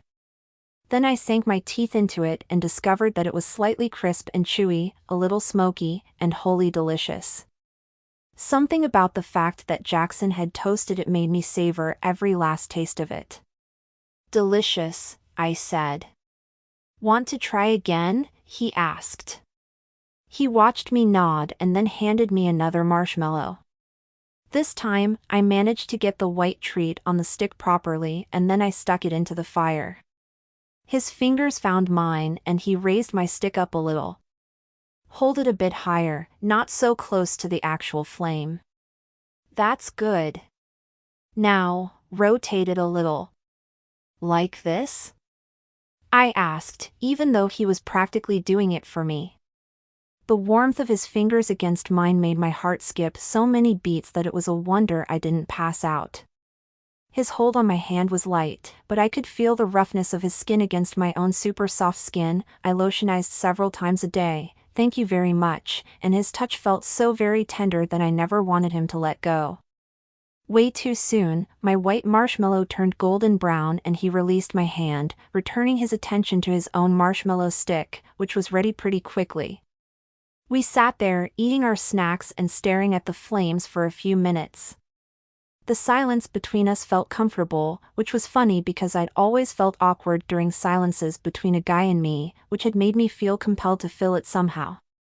Well, not with Cody.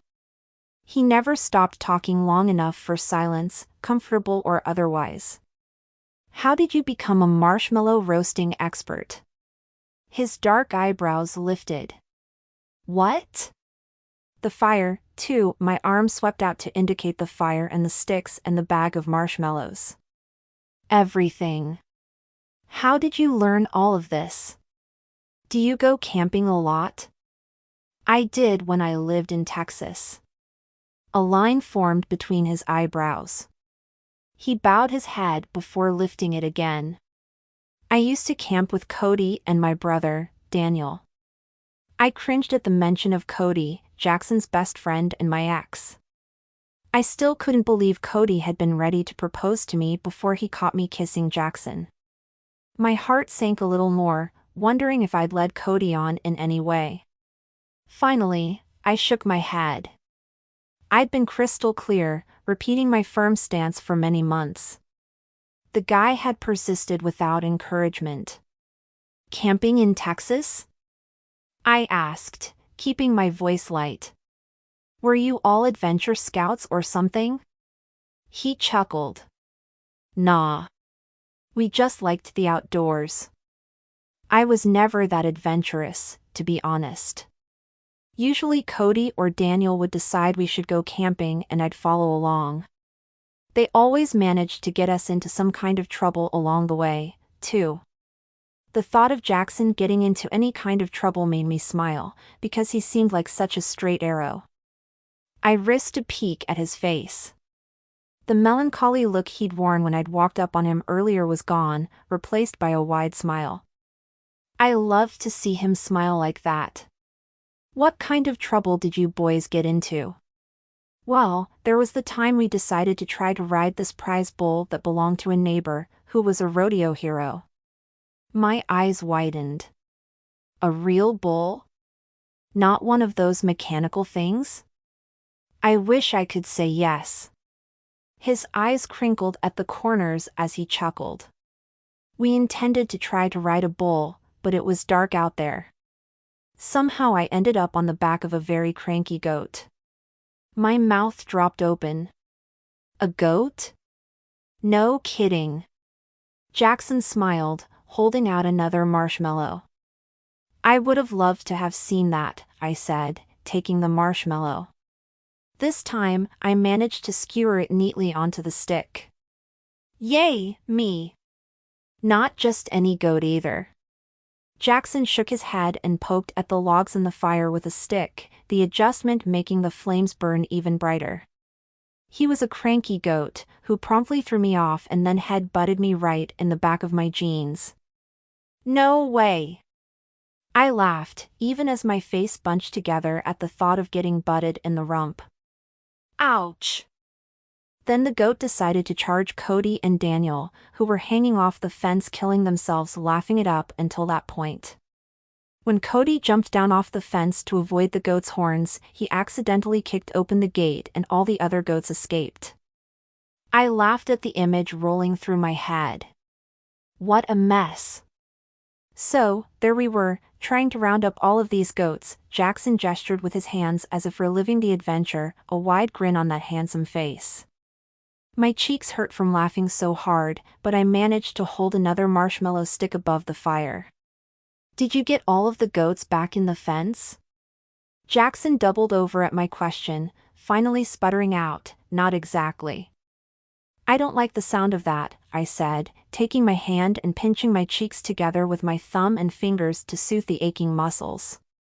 Daniel opened what he thought was the gate to the side of the pasture the goats were on, but instead it was for the actual bull.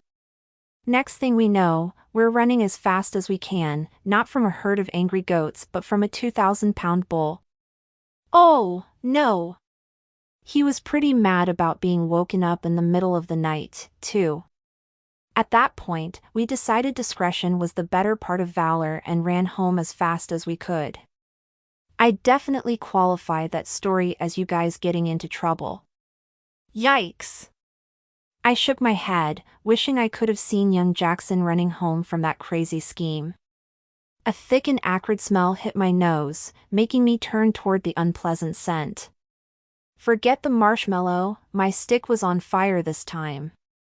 I blew on it to no avail, finally tossing the entire thing into the fire. I'm getting worse at this camping thing. Jackson tilted his head, giving me a side glance. Don't worry. We have a whole bag of marshmallows. Take my stick. Aren't you glad you got stuck on an island with me? I rolled my eyes, giving Jackson a sympathetic look. To my surprise, he met my gaze and held it with an expression that I couldn't read. I so wanted to know what he was thinking right now. Maybe next time Cody can leave you stranded with someone who's been camping before. It could be worse. How? Let's see, the corner of his mouth curved upward. Instead of the fire, you could have thrown the stick into the tree, catching it on fire and scaring the snake out. I shuddered. That would definitely have been worse. You've really never been camping? I shook my head. No, I grew up in Sacramento. My dad and stepmom weren't the outdoorsy types. They were the theater and opera types. Do you have any siblings? I nodded. 2 stepsisters, Tara and Lindsay. They always got me into trouble, too. Jackson slid a marshmallow onto my stick for me. Oh, yeah? Definitely. I grinned at the flood of memories that ran through my mind. Once, we decided we had to see this male pop star in concert. Just had to or we'd die. I gave him a side glance that said, yes, I really was that kind of teenager. But we didn't have enough money to actually go to the concert. So, we decided to sneak into the show. He lifted a new stick, loaded it with a marshmallow, and held it over the fire. Did y'all get in? Yes, and we also got arrested. Really? Jackson raised his eyebrows, clearly surprised that I'd do such a thing. Well, sort of got arrested, I said, remembering that crazy night. The concert venue dropped the charges, but only after the police officers had handcuffed us and put us in the back of their car. Scared us big time, which I suppose was the point. We never did anything like that again. I stuck my stick over the fire and watched the marshmallow carefully, turning it like he'd shown me. After a little bit, I pulled the stick back, feeling confident that I'd finally nailed the process. But when I looked closely, one side of the marshmallow had turned black. Not good. I'm hopeless at this. Don't give up. Jackson handed me his roasted marshmallow, which was a lovely golden brown. It just takes practice and patience. I guess patience isn't one of my virtues, I said, figuring I was destined to eat Jackson's toasted marshmallows forever. Not that I'd complain about a lifetime of that. I shook my head, clearing that crazy thought. My mind drifted back to Jackson's bull story. Do you see your brother much since you moved to Blue Moon Bay? His entire body went rigid. I knew instantly that I'd made some kind of mistake. I opened my mouth to take the words back. Daniel died a few months ago in a car accident. It's been difficult. I'm sorry, I said, wishing those 2 words did justice to how badly I felt for Jackson. I'd seen him numerous times since Cody and I broke up. We'd run into each other at the coffee shop several times. But he'd never said anything about it to me, even though I'd thought we were friends. Cody hadn't mentioned it to me either. I put a hand on his arm, my fingers curling around the lean muscles beneath his sleeve. My heart ached for him, and the bleak look on his face made me hurt even more. I didn't mean to bring up something painful. You didn't know. He pressed his lips together in a sad smile, but that smile didn't quite reach his eyes. He let out a sigh. It's just that his wife can't run the ranch anymore, not alone. She really needs help, so I'm going to move back to Texas. The marshmallow I'd stuck into the fire exploded into a flame, dropping its white insides onto the ground, but I barely noticed. A huge hole opened up in my chest. Jackson was moving back to Texas. Chapter 5. The next day dawned a pearly rose that quickly brightened into glorious cerulean skies and ocean, which stretched out before me as I stood on the shore. I appreciated the beauty, but wished I could enjoy the view under less perilous circumstances. I hated feeling trapped out here, and with every hour that went by, the chance of rescue seemed like less of an option. I had to admit that Jackson's news about moving back to Texas added another touch of sadness to my already bleak situation. The thought of living in Blue Moon Bay without Jackson, assuming I got back there in a week when the next guests arrived to this Wi-Fi-deprived island, left a hole in my heart that only seemed to grow larger the more I thought about it. Therefore, I pushed the thought of Jackson moving to Texas out of my mind and concentrated on how I would get off this island in time to get the inn's renovations done and save my job. I stared at Jackson, who had just uncovered a bunch of surf gear. I thrust a hand to my hip. Cody brought surfboards and wetsuits, but not food? Why am I surprised? He shrugged. Maybe he had food on the boat that he planned to unload? Fat lot of good that does us now. My bottom lip trembled and a short laugh came up despite my irritation. It's a good thing we didn't eat all of what we have in the cooler. He nodded. True. I cast a glance at the blue and white surfboards. You think there's any chance we could paddle back to the mainland on one of these boards? Depends. He glanced up from where he'd been sorting through the surfing supplies. His eyebrows raised and the corners of his mouth twitched. Are you willing to bump into a few sharks and whales along the way? Or risk freezing to death? I'll pass on both. I shook my head, noting his point about my far-fetched idea. I gazed around, trying to figure out a way to alert people that we were stranded on this deserted island. An idea hit me. Helicopters. Jackson's eyebrows came together and he raked a hand through his dark hair, tousling it more than it already was. A bit of stubble had surfaced on his face overnight and his shirt was a little dirty, making him appear more rugged, a very good look on him. What helicopters? He asked. The helicopters that fly tourists up and down the coast. Just like those little planes that display those banners advertising various tourist activities. My gaze shot up and I searched the sky for rescue aircraft. Nothing. I don't see any yet, but surely some will appear later. Maybe we could pile rocks into an SOS sign for them to see. I like that idea. He grinned, his smile white and wide, making my heart skip a beat. Something electric always coursed through me when I was around Jackson. Too bad he was leaving Blue Moon Bay and moving back to Texas. Oh, wait. Maybe that was the reason why he turned down the woodworking job at the inn. The inn. Terror slammed into me. There was so much to do, and here I was, stuck on this tiny island without so much as a cell phone.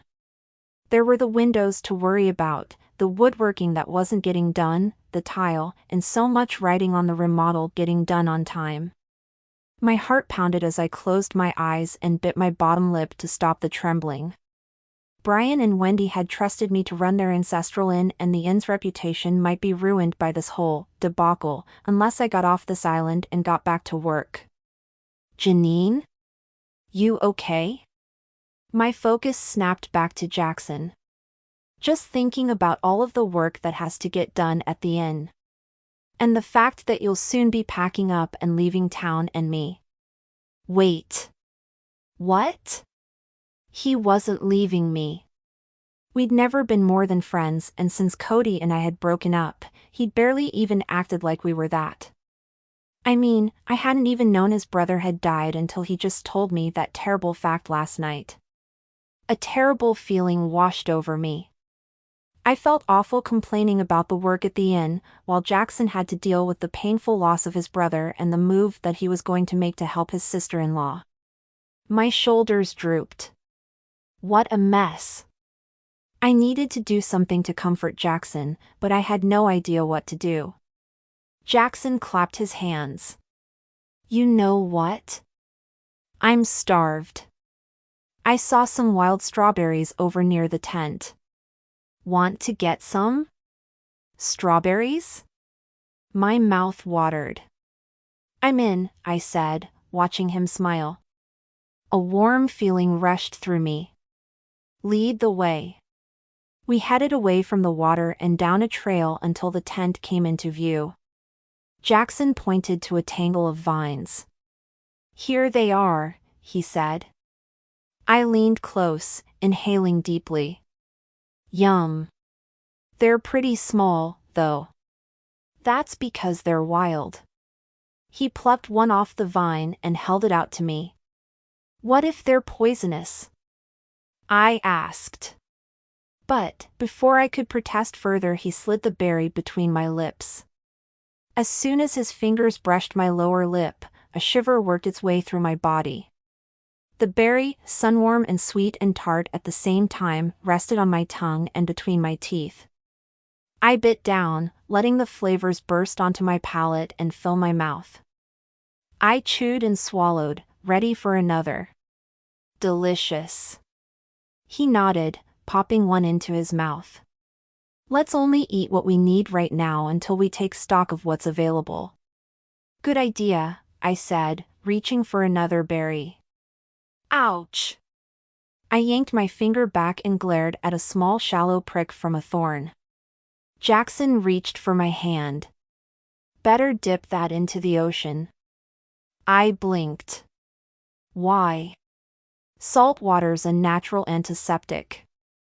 Oh, really? I hurried back to the shore and stuck my finger in the cold water, careful not to get my feet wet as the fingers of water rolled in. Let me see how it's doing. Jackson's low voice came from behind me. I whipped my head up and backed away from the shore, surprised that he'd followed me. It's not that bad. He reached for my hand and held it, his thumb grazing my palm and sending zing straight through my belly.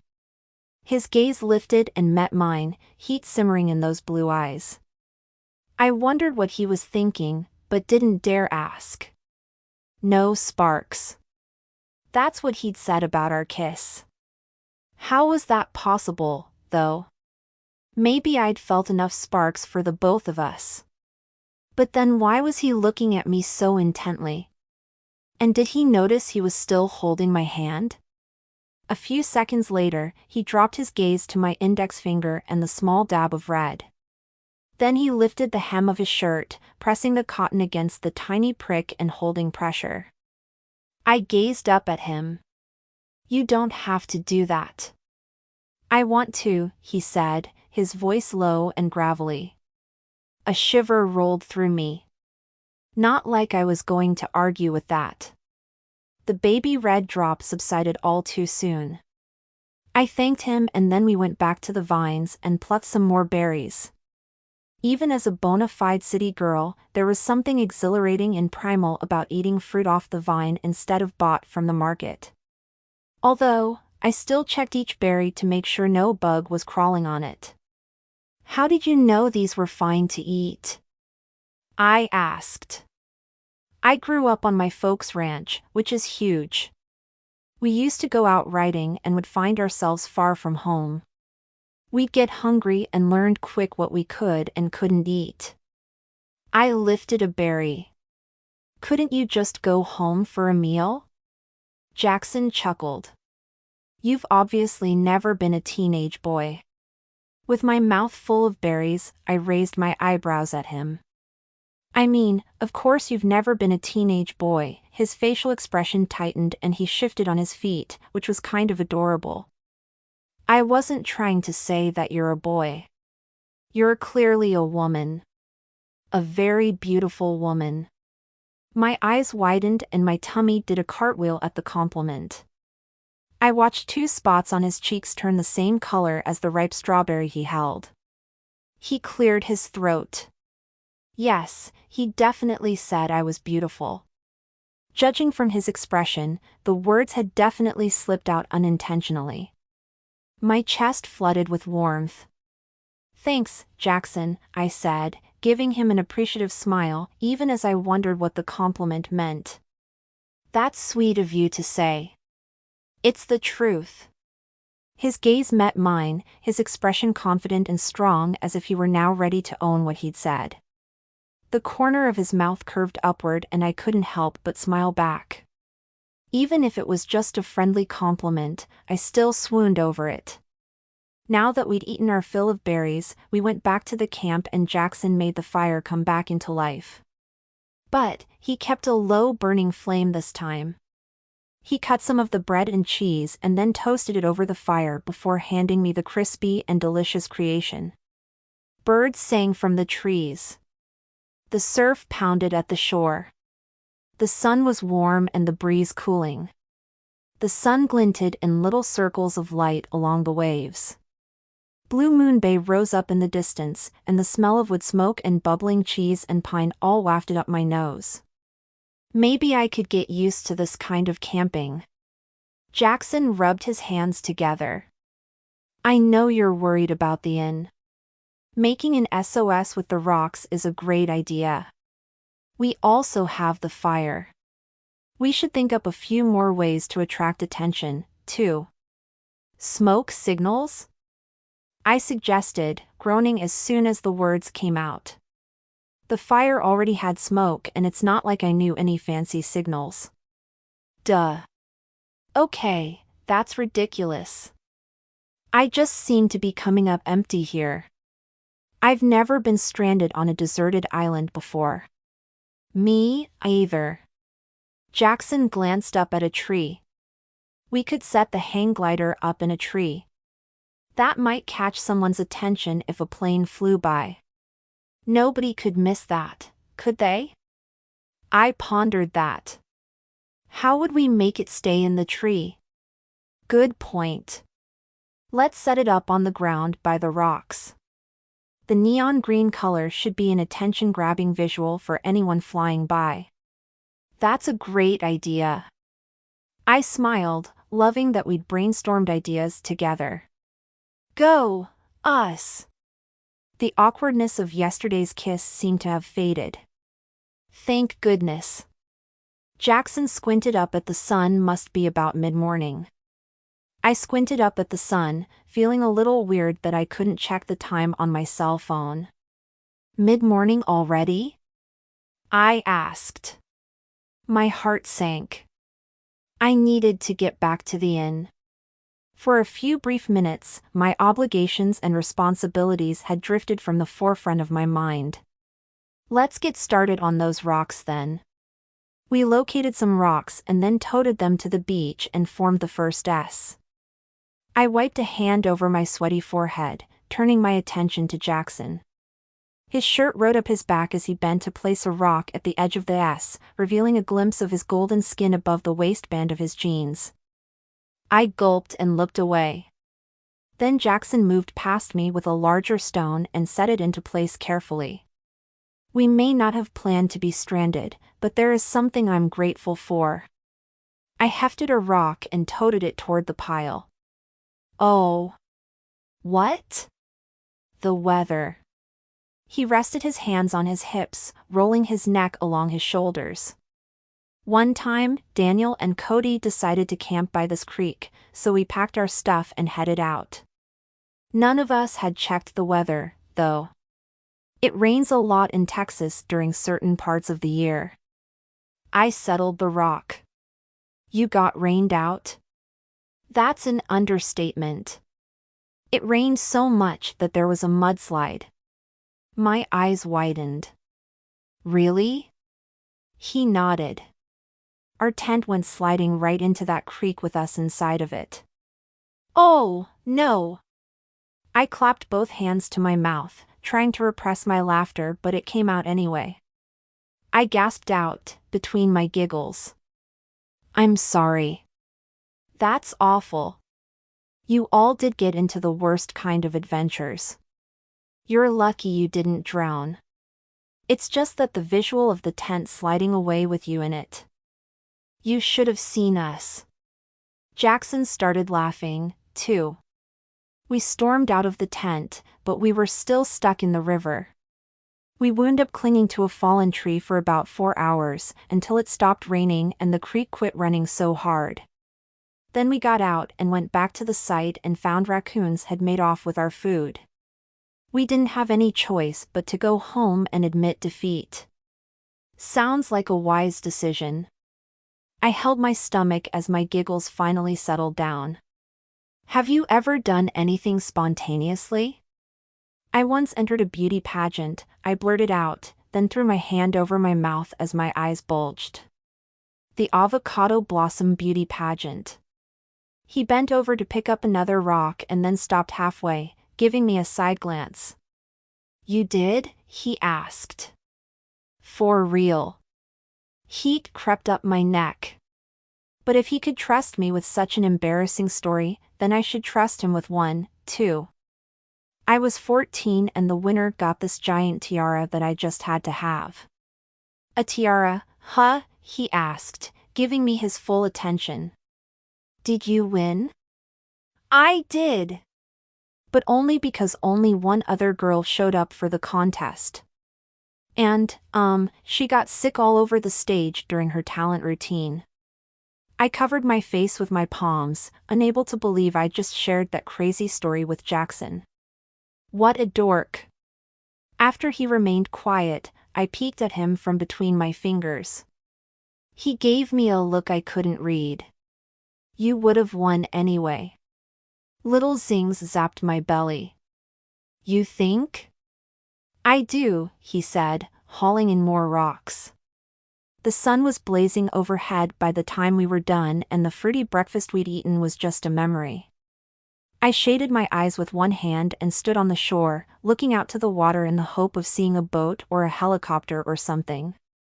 But the ocean surface was empty and the waves were rolling high, which was a sure sign that no boats were likely to be out anytime soon. Jackson came up beside me and I turned to him. What else can we do to improve our chances of getting rescued? He gave me a quick glance. I'm going surfing. My mouth dropped open. You're going surfing at a time like this? The corner of his mouth lifted. Break time. I watched him saunter toward the stack of surfing supplies. Apparently, he hadn't been joking.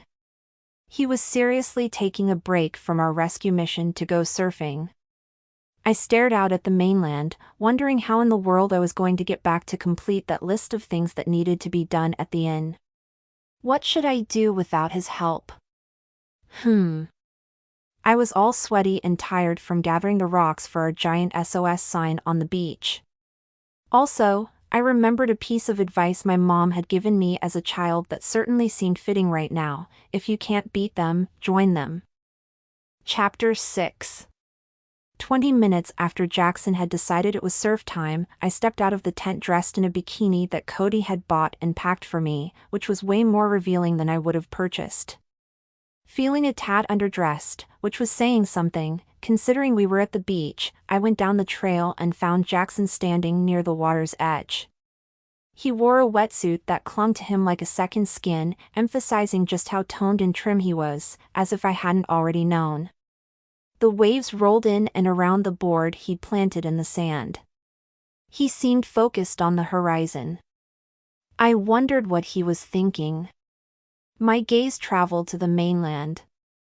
Blue Moon Bay seemed so far away. I could make out the inn jutting up on the edge of the crescent-shaped small town, making my thoughts shoot to the lists of things not being done. Guilt struck me hard, even though I knew it wasn't my fault I was stranded here. Still, I felt like I was letting Brian and Wendy down. I should be back at the inn doing the 1,000 tasks that needed to be done. I also wished Jackson were doing the woodworking in the back buildings. Instead, he was about to go surfing. I watched him, hoping I didn't get a sunburn, which would be a small challenge considering no sunscreen had been packed. Luckily, the sun wasn't too bright today. There were actually quite a few gray clouds scudding across the sky, blocking the sunlight here and there. "You going in?" I stepped toward the shore, coming out of my hiding place. Jackson turned, the corners of his mouth lifting as he caught sight of me.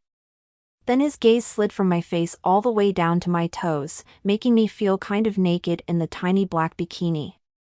A trail of electricity heated my skin where his eyes had traveled. His smile widened and I automatically smiled back. The sun cast a nimbus of gold around Jackson as he waved at me. I walked across the soft sand, keeping an eye out for slithering critters with each step. Jackson raised an eyebrow. "Want to try surfing?"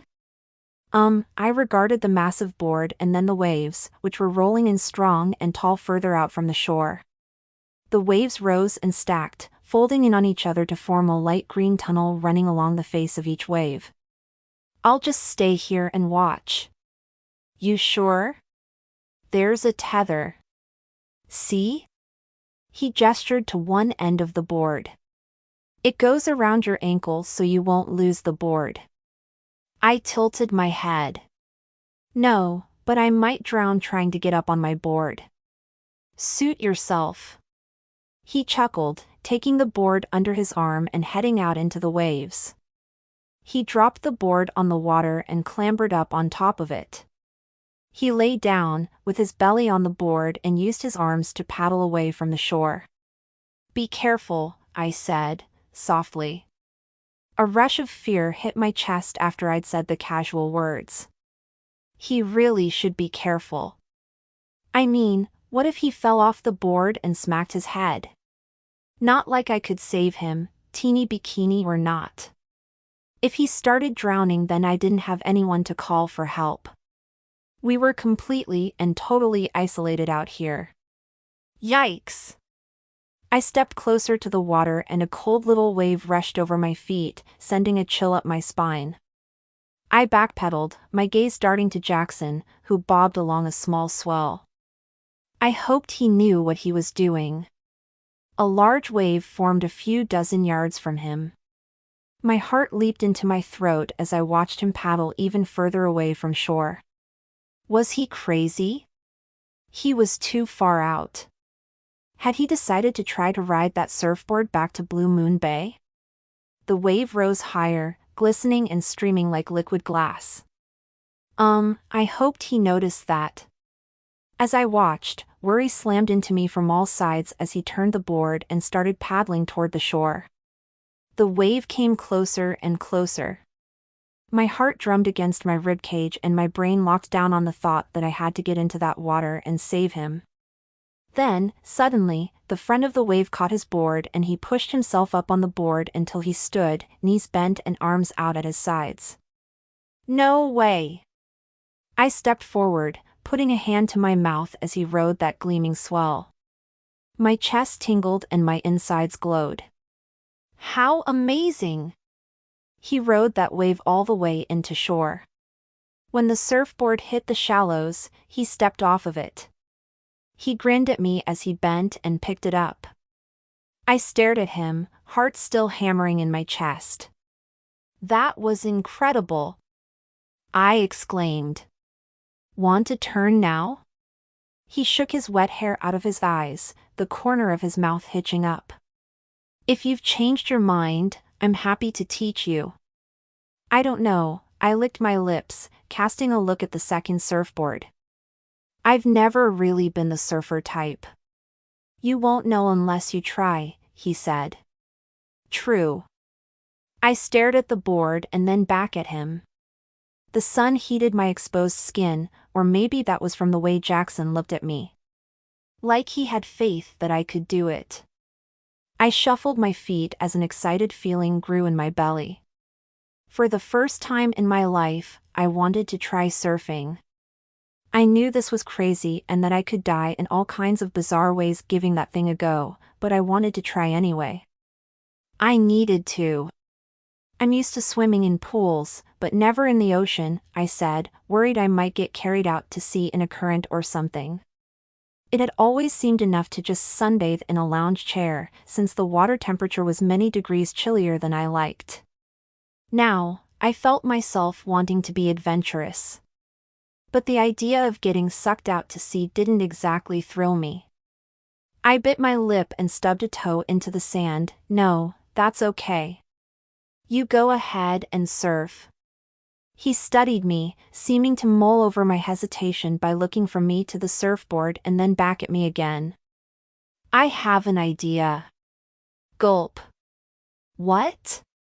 "Instead of expecting to be a proficient surfer off the bat, why don't you take it one step at a time?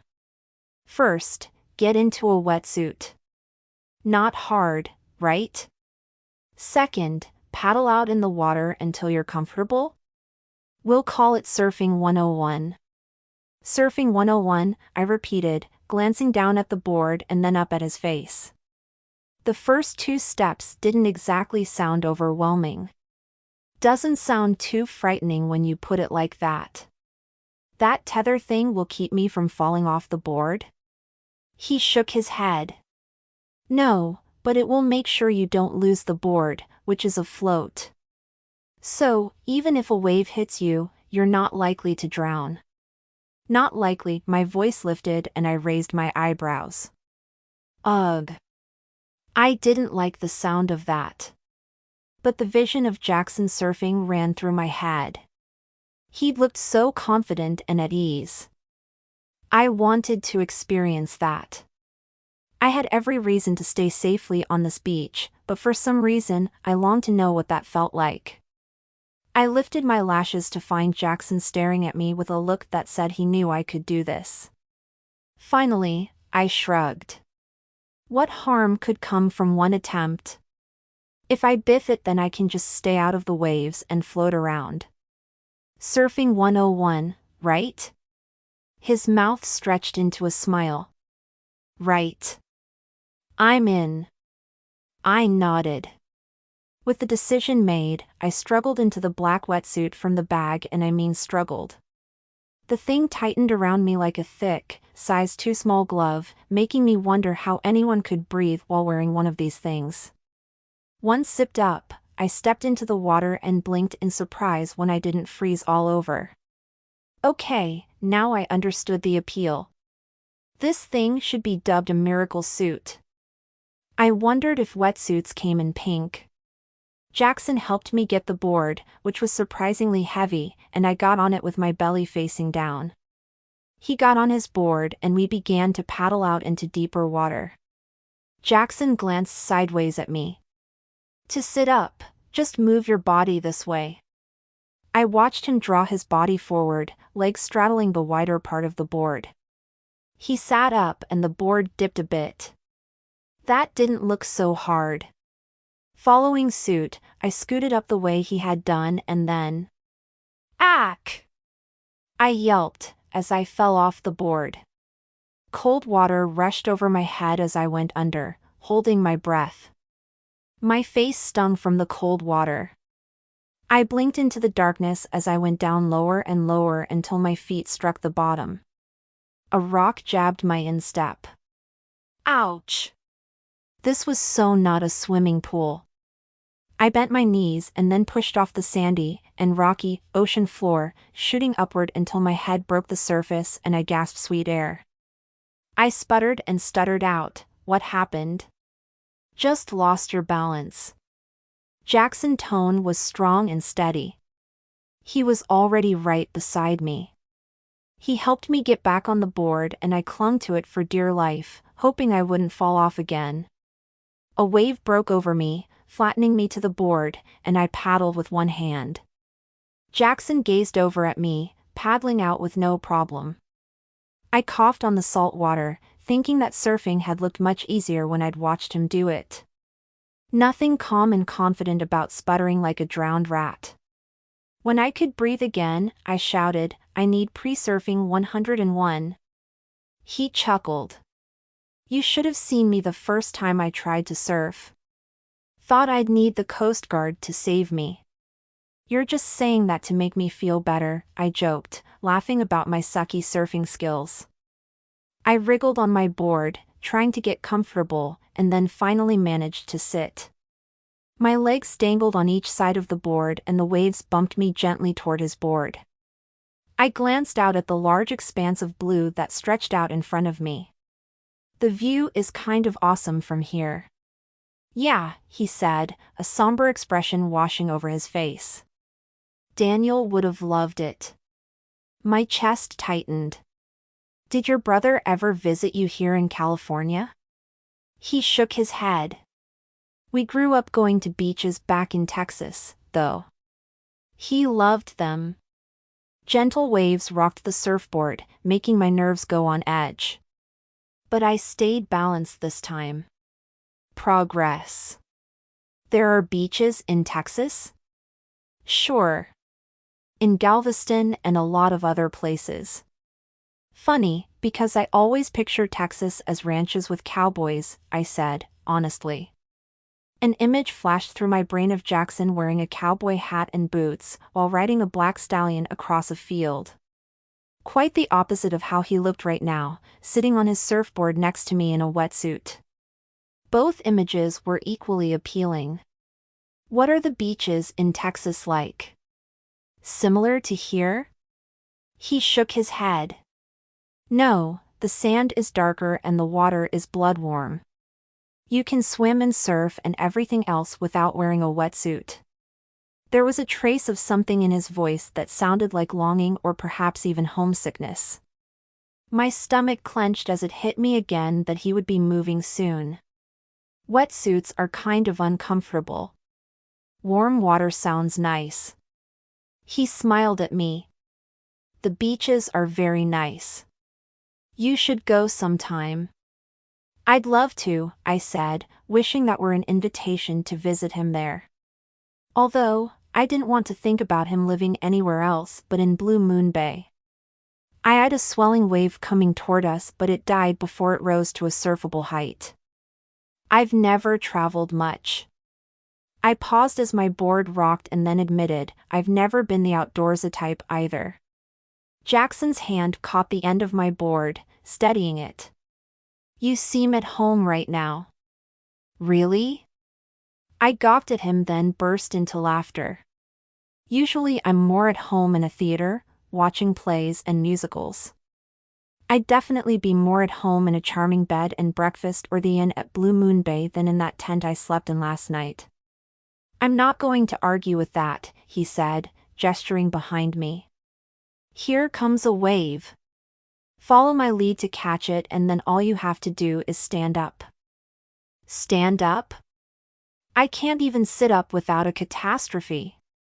I shouted, but then turned my board toward the shore and did my best to paddle like he was doing. The wave came rolling in and I pushed on the front of my board but not fast enough to catch the wave. Instead, the board skidded along the outer edge of the wave and then the top edge dropped right over my head, drenching me. I came out from under the wave, clinging to the board and watching Jackson ride a wave to shore. Surfing was so frustrating. Ugh. I paddled toward the shore, but Jackson came paddling back out to me before I'd gotten far. His facial expression glowed, giving me a warm, fuzzy feeling. "Do you teach remedial pre-surfing 101? Because that's what I need," I joked. He didn't laugh and his gaze stayed on something behind me. "Here comes a small wave, but it's strong enough.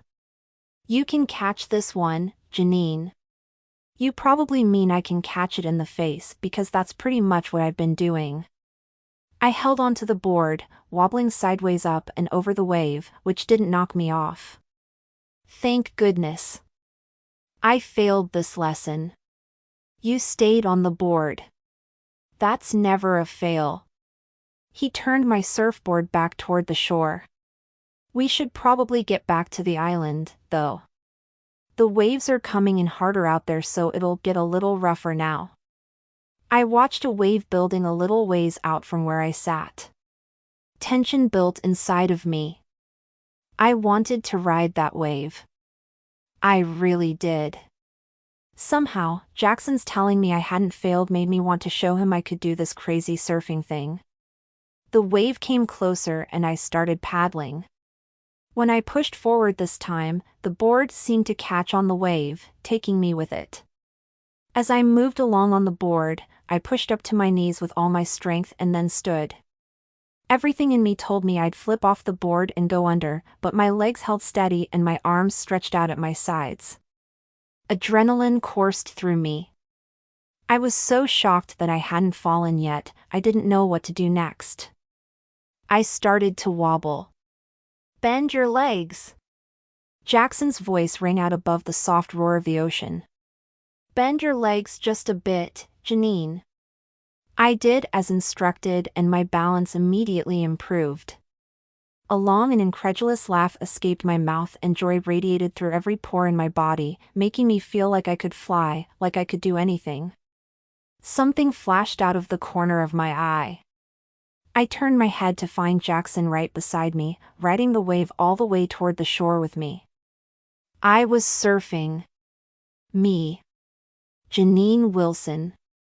The board skimmed in front of the rolling wave that took me back to shore, and for those ethereal seconds nothing else mattered. Not that I'd been stranded on a deserted island, not the remodel that must have ground to a complete halt, and not the fact that I could never live up to my overachieving stepmom's expectations. All that mattered was the board beneath my feet, being pushed along with the wave, and this sense of freedom, of being one with the sun and the sea. And Jackson beside me, sharing the joy with me. My heart lifted and my smile grew. Then the sand at the shore caught the board, bringing me to a halt. I jumped off the side of the board, lifted it up under my arm as I'd seen Jackson do, and brought it up to the dry sand.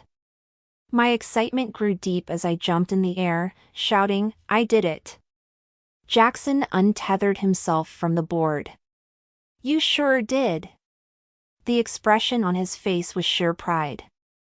His faith in me had given me the strength to go for it. I felt so grateful to him for showing me how to ride that surfboard. He came toward me and I ran as fast as I could toward him to throw my arms around him. But just as I'd gotten close, the tether around my ankle grew taut, stopping my momentum suddenly, and making me go down hard. With my face full of sand, I lifted my head in time to see Jackson kneel beside me. A line formed between his eyebrows. "You all right?" All of the joy that had filled my heart at my feat of daring and skill crumpled. Oh, the embarrassment. Lying flat on my stomach, I looked up at Jackson. "Well, that depends on how you look at it." I was about to celebrate how athletic I'd become. "Fat chance of that now." Jackson's eyes widened and then something happened. The joy that had filled my heart on the board overpowered that little voice inside me that tried to say that I'd failed. A tiny burst of laughter escaped my mouth, followed by another laugh and then another. The sides of Jackson's gorgeous blues crinkled and then he started laughing, too. The sound of his deep laughter filled my ears, lifting my spirits as I rolled over on my side, laughing so hard my stomach started to hurt. Finally, strong arms wrapped around me, pulling me up into the sitting position, and the laughter slowly subsided. Biting my lip to hold in the last few giggles, I turned toward Jackson and lifted my lashes. My eyes were met by his gentle gaze. A bird squawked in the distance. The soft sounds of the waves provided a rhythmic backdrop. But my ears filled with the drumming of my heart as Jackson continued staring down at me. He brushed a piece of wet hair behind my ear, leaving a line of tingles along my cheek where his skin had touched mine. My breath caught in my throat. For a moment, I wondered if he was going to kiss me. All of me wanted to kiss him, but I didn't dare. I'd gone there before and he'd felt nothing. The reminder jerked me back to reality. I cleared my throat. That was amazing. Thanks for the lesson. Anytime, he said, without taking his eyes off mine. A part of me hesitated, wondering why he hadn't gotten up already and what he was thinking. But then I shook my head. He probably just wanted to make sure I wasn't going to fall over and eat sand again. I seemed to be a walking disaster, after all. I'm a total mess. I stood up, brushing sand off the front of my wetsuit, but the effort seemed hopeless. Guess I'd better go change. Jackson nodded, and then I headed for the tent, reliving that feeling from surfing. Wow. I still couldn't believe I'd done it. One step at a time, and then I'd surfed. So awesome. I'd felt so connected to the ocean, to my surroundings, and to Jackson. Just before the bend in the path, I turned back to see Jackson sitting in the same exact position, staring out at the horizon. He hadn't moved an inch. I wondered if he could be thinking of me, just like I was still thinking of him. Chapter 7. Later that night, I lay back on the open sleeping bag, my eyes focused on the top of the tent as my brain went over my day and that amazing feeling I'd had from riding that wave. Janine Wilson, Adventurous Surfer. Definitely a new title for me. Jackson had taught me how to surf, something I'd never imagined I'd do. Something about Jackson brought out a different side of me. With him, I wasn't afraid to try something new and make a total fool of myself, which I'd definitely done. Hello, sand in the mouth? Jackson was so patient and encouraging. He made me feel comfortable just being myself. Jackson seriously seemed like the perfect guy. Unfortunately, he was also the guy who hadn't felt a single spark when I'd kissed him. It figured. The memory of our kiss came back to me, making me feel the warmth all over again. The firm press of his lips to mine. That crazy fiery feeling that had begun in my belly and spread in every direction. The very real spark of attraction, which had been totally one-sided. Sigh. I grabbed the pillow and plopped it over my face, hiding beneath it. I groaned into my pillow's feathery, muffling depths. My face felt hot. The embarrassment felt just as vivid as it had after I'd kissed him. But I also remembered that crazy, knee-weakening feeling that had struck me when our mouths had met. Wowzers. A loud crackle burst outside, sounding like an angry sky, and then a sudden deluge hit the tent like I was sitting in a car wash. I shrieked and grabbed my blanket, one hand going up to ward off the rain. Luckily the tent held, keeping me dry. Where was a big, sturdy real roof when I needed one? I didn't want to get soaked. How could it be raining right now, anyway? It hardly ever rains in California. Then a thought struck me, Jackson. He was out there in that pelting rain. Oh, no! I leaped to my feet and the top of my head smacked into the roof, nearly taking the tent down. Oops. I ducked, rummaging at the entrance wall for the tent flap. I found the zipper and tugged at it, ready to yell for him. No way would I let him stay out there in this downpour. Sure, Jackson could be stubborn. He'd probably protest coming into the tent and recite an adventurous story from his childhood when he'd been out in way worse weather conditions. But California rain was cold, just like the ocean water. Pride or not, I wasn't going to let him. Without warning, the flap opened and Jackson stood in front of me right outside the tent. Even under the dim light, I could see that he was soaking wet. His dark hair hung across his forehead and his shirt clung to his body as the rain pelted down. I gawked at the sight of him. Most men would look like a drowned rat. Jackson looked hot. I had the strong urge to kiss him. I shook my head, chastising myself. Not only was kissing him again so not going to happen, but it was totally inappropriate to be having hot thoughts about Jackson when he was soaked to the bone. And soaked down to every taut muscle. Just saying. "Come in!" I shouted, over the roar of the rain. Then I backed away. Water sprayed past the flap and swept into the tent. "You can't stay out there in the freezing cold rain, Jackson." He stuck his head inside. "You sure you don't mind?" Ah, there was the protest I'd expected. "No, of course not." "Get in here." "Thanks, Janine." He tossed his bag inside, hurried in, and then zipped the front flap closed. Suddenly, the storm was outside, and Jackson and I were inside. Alone. Gulp. His blue eyes peered into mine.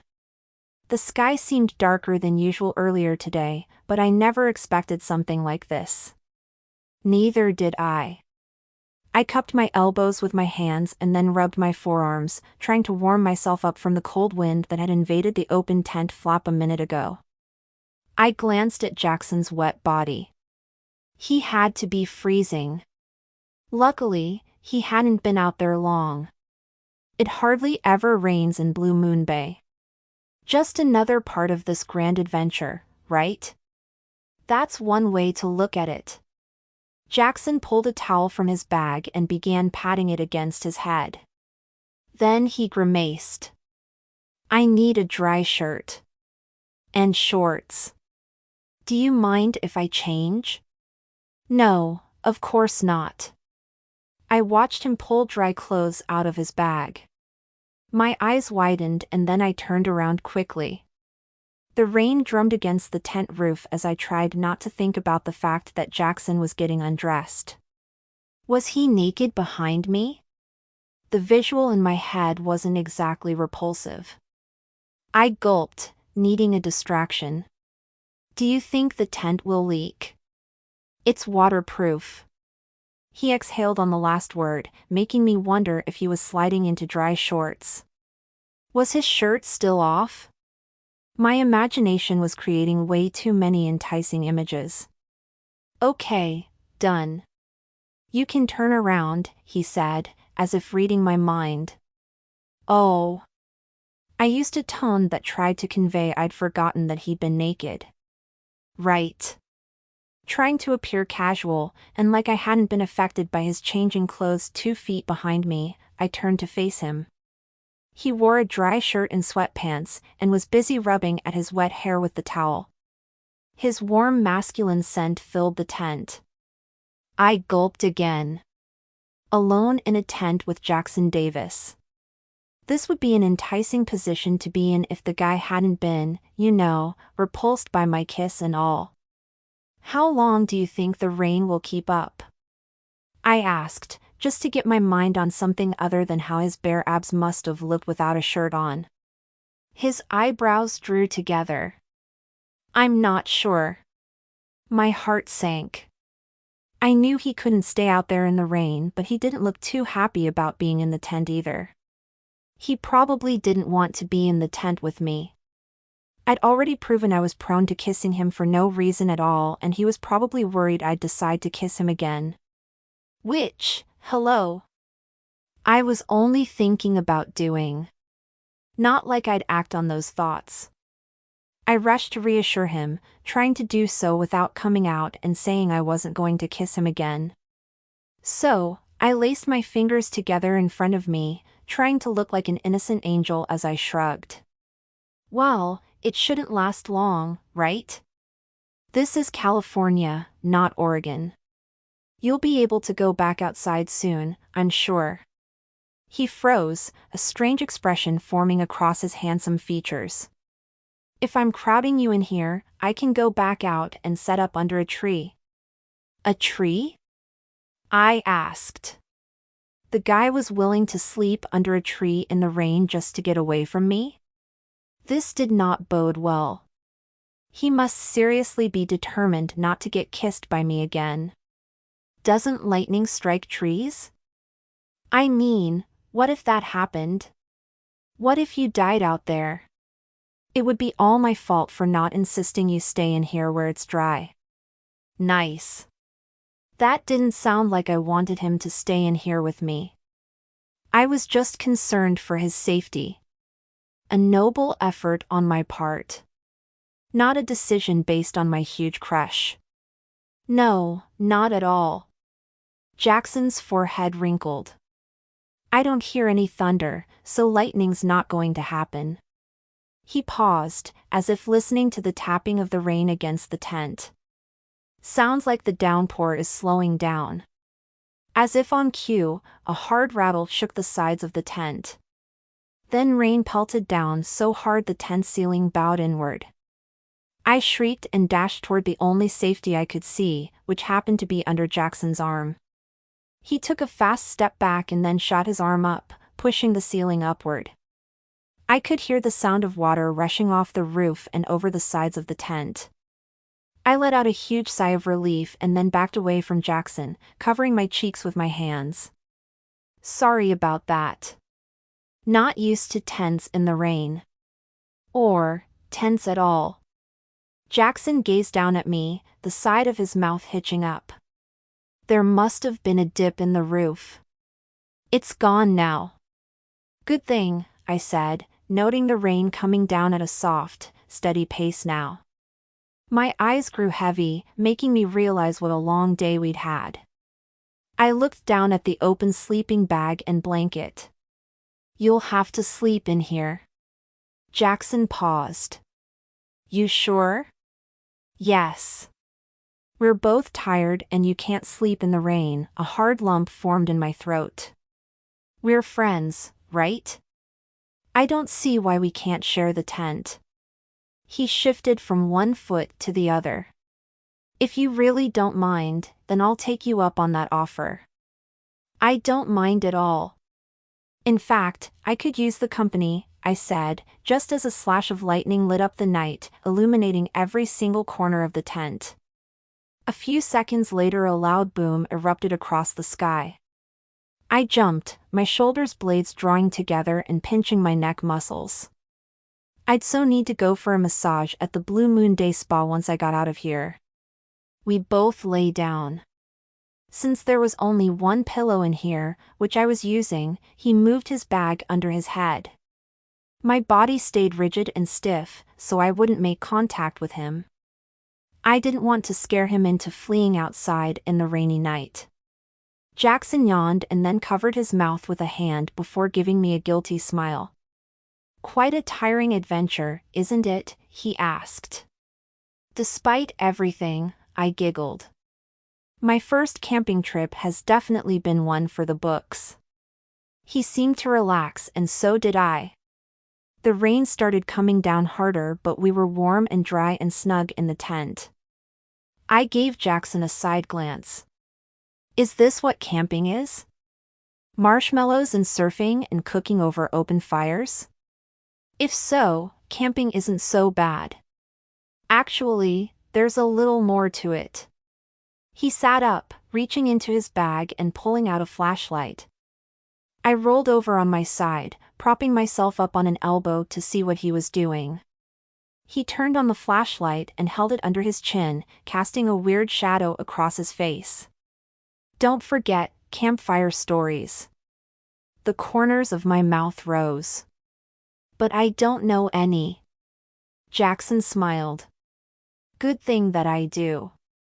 Tell me one then. I snuggled into my pillow, pulled my sleeping bag up to my chin, and looked over at Jackson. Once upon a time, there was this city girl, who went out on a boat. I gave him a smile. I may actually know this one. Maybe you could just tell me how it ends. Patience, he passed the flashlight over to me just as a hard clap of thunder shook the ground beneath us. I clutched the flashlight, staring at the circle of light that it sent upward onto the roof. A flash of fear ran through me. As if sensing my panic, Jackson put his hand on my forearm and squeezed. Do you want to hear the story? Yes, I said, calming immediately under his touch. Then the thunder grumbled again, hard and jarring. Part of me worried it was an earthquake and not thunder. My body went tense all over again as yet another boom sounded out, followed by the unmistakable sound of a tree branch falling to its death. My eyes bulged. Did you hear that? It's okay, Janine, he said, his voice soft and soothing. He wrapped his hand around mine firmly. My heart pounded hard. But I wasn't scared of the lightning anymore. I was scared of the way I felt right then. Little jolts of electricity ran through my body. I liked Jackson so much and he didn't like me in the same way. So, why was he holding my hand? Because he knew that I was scared? Or was there another reason? My heart sank. No, there was no other reason he would hold my hand. He was just trying to comfort me. Tell me the story about the city girl, I said, squeezing his hand.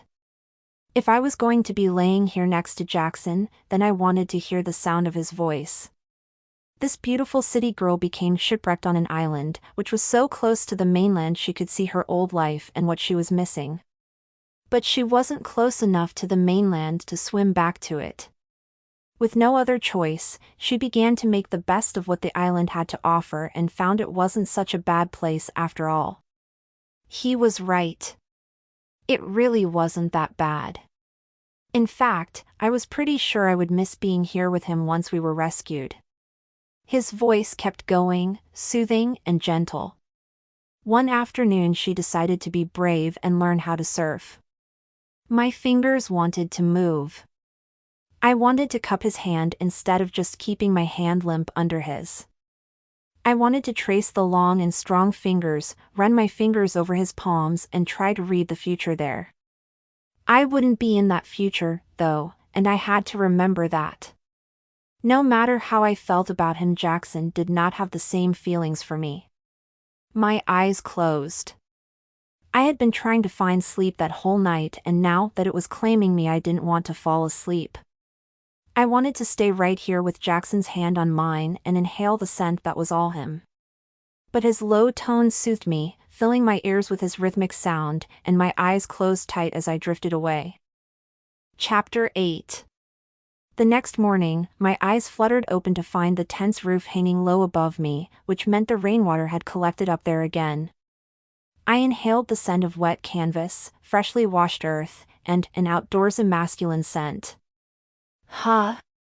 Suddenly, my brain registered the warm body next to mine, Jackson. For a moment, I thought I was dreaming. Somehow during the night, I'd snuggled up with Jackson like he was my favorite teddy bear. My arm was literally draped across his chest and my fingers were wrapped securely around his bicep. Alarms rang throughout my body. Would he think I'd done this on purpose? I needed to move off of him before he woke up, but my entire being protested moving an inch. He felt so warm and smelled so good. With a medal-worthy amount of determination, I lifted my arm off his chest, moving as slowly as possible, so he wouldn't wake up and catch me draped over him. My eyes flicked to his and I cringed. Those blue eyes were already wide open. Good morning. I made an attempt at nonchalance, but managed to trip over my own voice. Lovely. I pulled the rest of my arm away from him. The corner of his mouth lifted. Good morning, surfer girl. My spirits lifted at the nickname and a goofy smile spread across my face, despite the tense roof looking like a harbinger of real doom. With a last glance at Jackson, I sat up and promptly whacked my head on the low-hanging roof. A small rip tore in the canvas with a crackling sound, spilling the gathered rainwater over Jackson's face. I groaned. Sorry. You're not responsible for the tent breaking, Janine. Jackson rubbed the heels of his hands against his eyes, wiping away the water. Besides, I'd been wanting a shower anyway. But my clumsiness ripped the tent, I said, appreciating his attempt to make me feel better.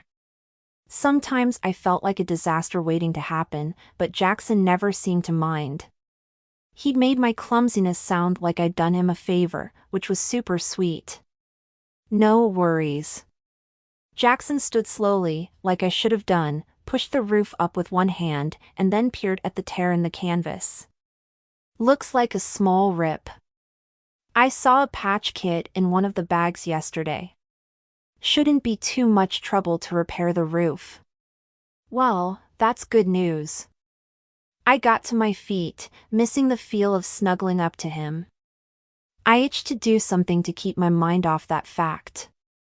We should take a look around outside to see if the rain caused damage to more than the tent. Jackson stretched his arms above his head, his long supple muscles making my heart rate pick up and my knees go a little weak. You're right.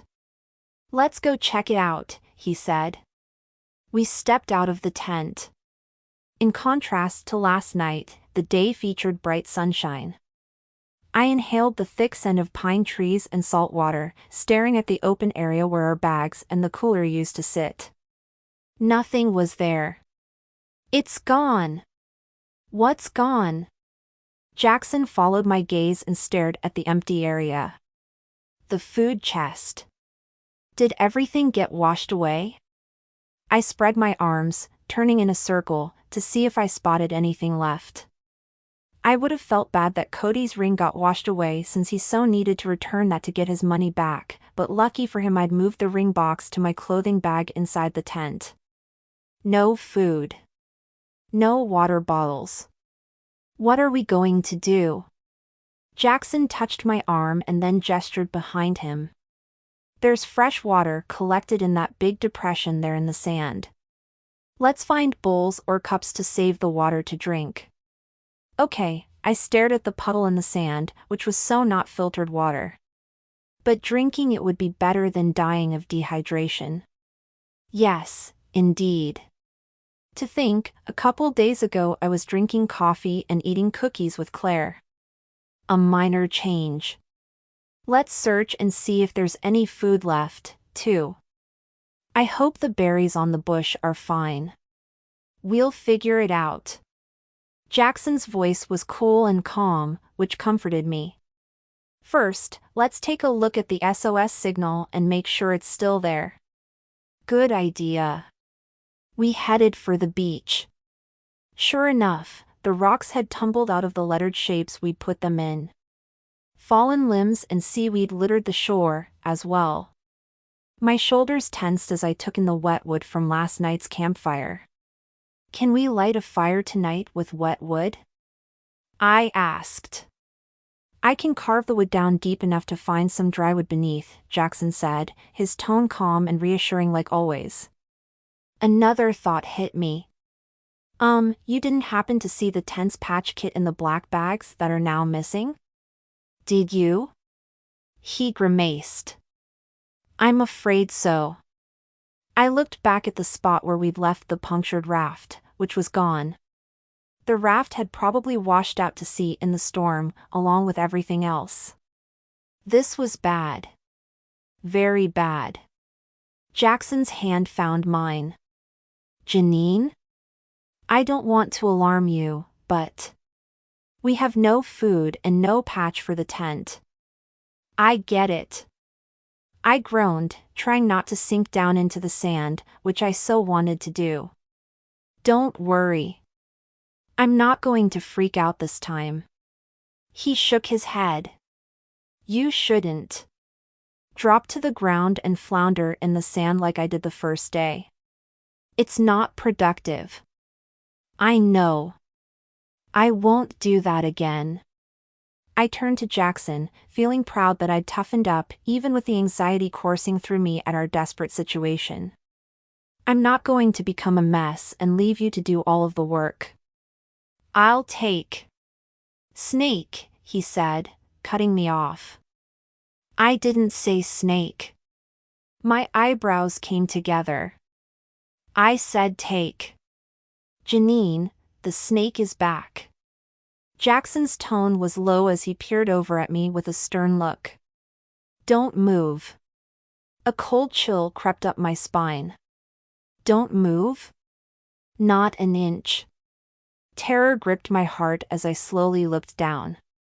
The snake was indeed back and slithering toward my bare feet.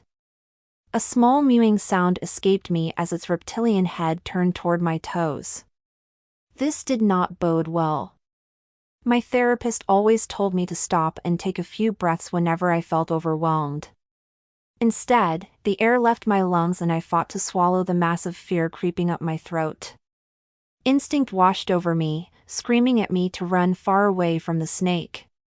Far, far away. I wanted to climb Jackson like he was a tree. But I held still. I didn't move a muscle. Finally sucking in a breath, my gaze flicked to Jackson. He gave me a slow nod, locking his eyes on mine. Trying to fight the panic welling up inside me, I focused on those crystalline blue eyes, so calm and sure that they soothed me. I noticed dark flecks mixed in with the blue, which only added to their depths. I could seriously get lost in those eyes. It's gone, he said. What? I snapped out of my trance, glanced down at my bare feet, and found only dirt. I turned toward the trees and spotted the end of the snake's tail just before it vanished under a bush. The breath whooshed out of me and I put my hand to my chest. Oh, thank goodness. That was way too close. You did good, surfer girl. Jackson's smile beamed like the sun breaking out from the few clouds left overhead. My tummy did a little cartwheel at his smile. You hungry? I nodded, lifting a bowl from the ground. Shall we fill this with strawberries? Let's do it, camping girl, he said, coming up beside me as we walked into the wooded section toward the vines. Camping girl? I kind of liked the sound of that. We gathered strawberries while I kept an eye out for Mr. Slithers. The breeze rattled the vines, the bushes, and the trees. What if Mr. Slithers had a family? What if they all decided to do some kind of snake parade across the ground? Shudder. I can't believe we survived the storm, I said, plucking a glistening berry from the vine and pushing the Slithers family out of my mind. The sun beat down on my shoulders, warming my skin, a nice change from last night. I thought a tree branch would fall on us, for sure. I'd been scared out of my mind until Jackson's storytelling about the beautiful city girl, swoon, had soothed me and lulled me to sleep. After that, I'd slept soundly. I remembered waking up nicely, too. I still couldn't believe I'd cuddled up to Jackson last night. If he'd been bothered by my snuggling him, then he certainly wasn't showing it. He seemed perfectly at ease with me and not like he was about to run away screaming. Good thing. He plucked a berry, popping it into his mouth. You said you didn't camp when you were young. Why didn't you take a camping vacation as an adult? What's a vacation? I joked, but then heard a rustling sound close to my feet. My heart rate sped up as I whipped my head to the left and down at the ground. Phew. Just a stick that had fallen. Not Mr. Slithers. I so didn't need to see him again anytime soon. Jackson turned to me. Why don't you take vacations? I shrugged. Too busy working. His eyebrows rose. Always? I nodded, letting out a sigh. I mentioned that I have 2 sisters, right? You did. Well, I dropped a few berries into the bowl. My oldest sister, Lindsay, is a super successful lawyer.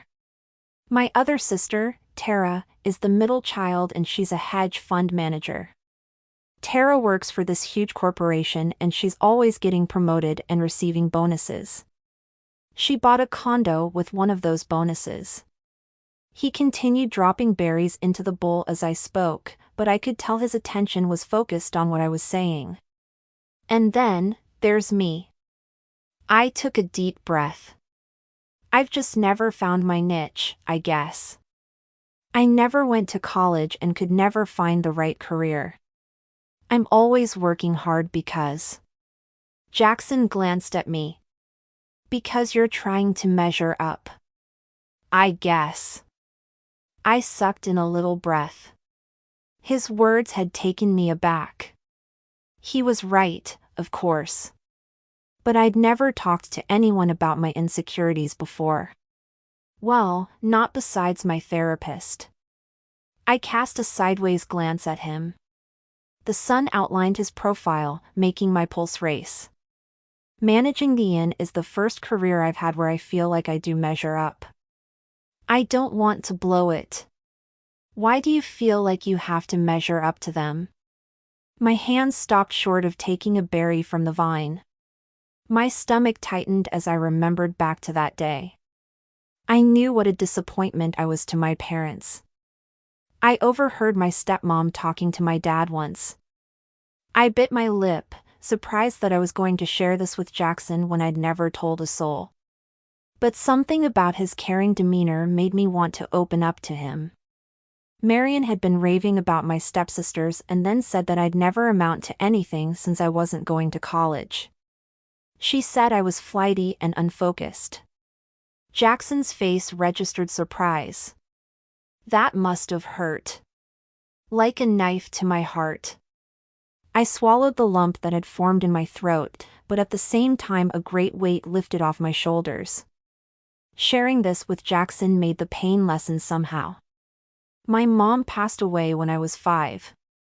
His blue eyes darkened. I'm sorry, Janine. I nodded, knowing he understood how it felt losing someone you loved. When I was 14, my dad married Marion. She was divorced and her ex-husband was completely out of the picture. She had 2 daughters who were a little older than me. Lindsay was a high school senior and Tara was a sophomore. They were amazing girls and I was excited to have big sisters and new additions to our family. School and good grades always came easy for my sisters. For me, I struggled to maintain grades that were average by everyone's standards. A light breeze blew a strand of blonde hair across my face. Jackson reached out and tucked the strand behind my ear. Go on. I shrugged. I want to be successful like they are. I've always felt like a disappointment to my folks.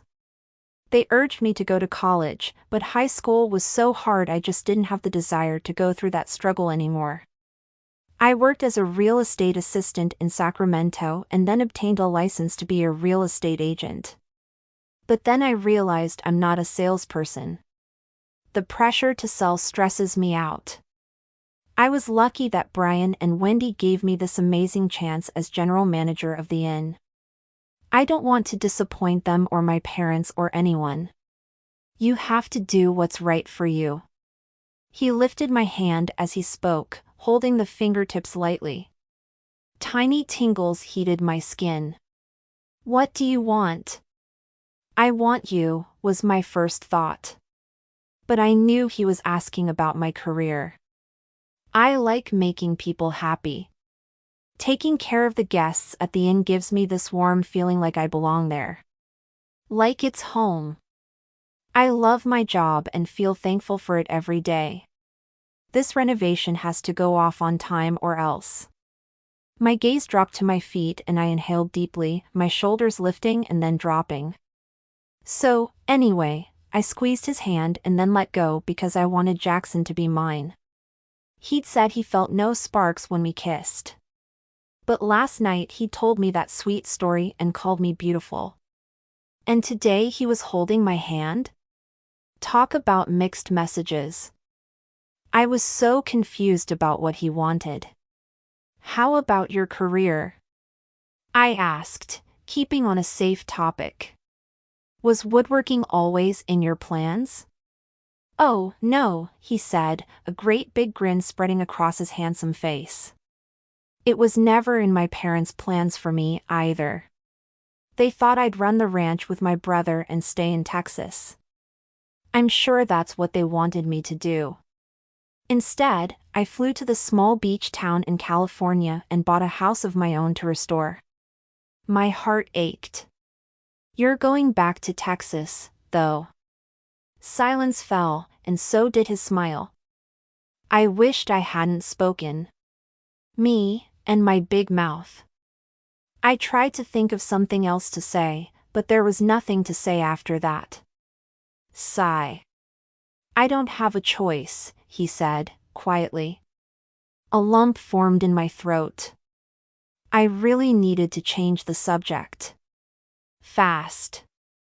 I hope a boat comes by and sees us today, I said, faking an upbeat and perky tone. I need to see if the windows for the renovated buildings came in and if the roof got patched.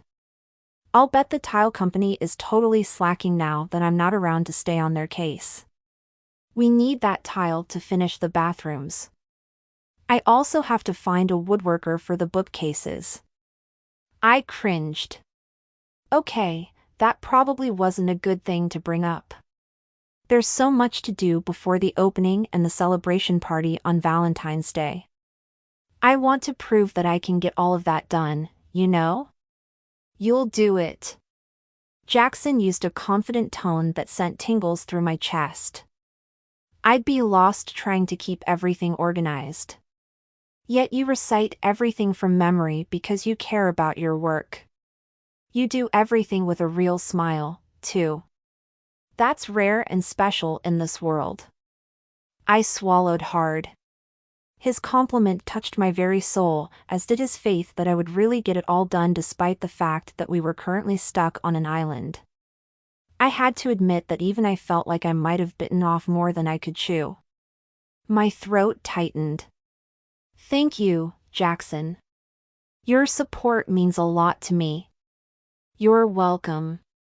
His mouth curved upward as he gazed at me. Warm energy coursed between us, making me feel like we were connected physically. We have enough berries, I think. Should we head back to the campsite? Sure, I said, clutching the bowl as we walked together back to the campsite. Thankfully, Mr. Slithers seemed to have disappeared.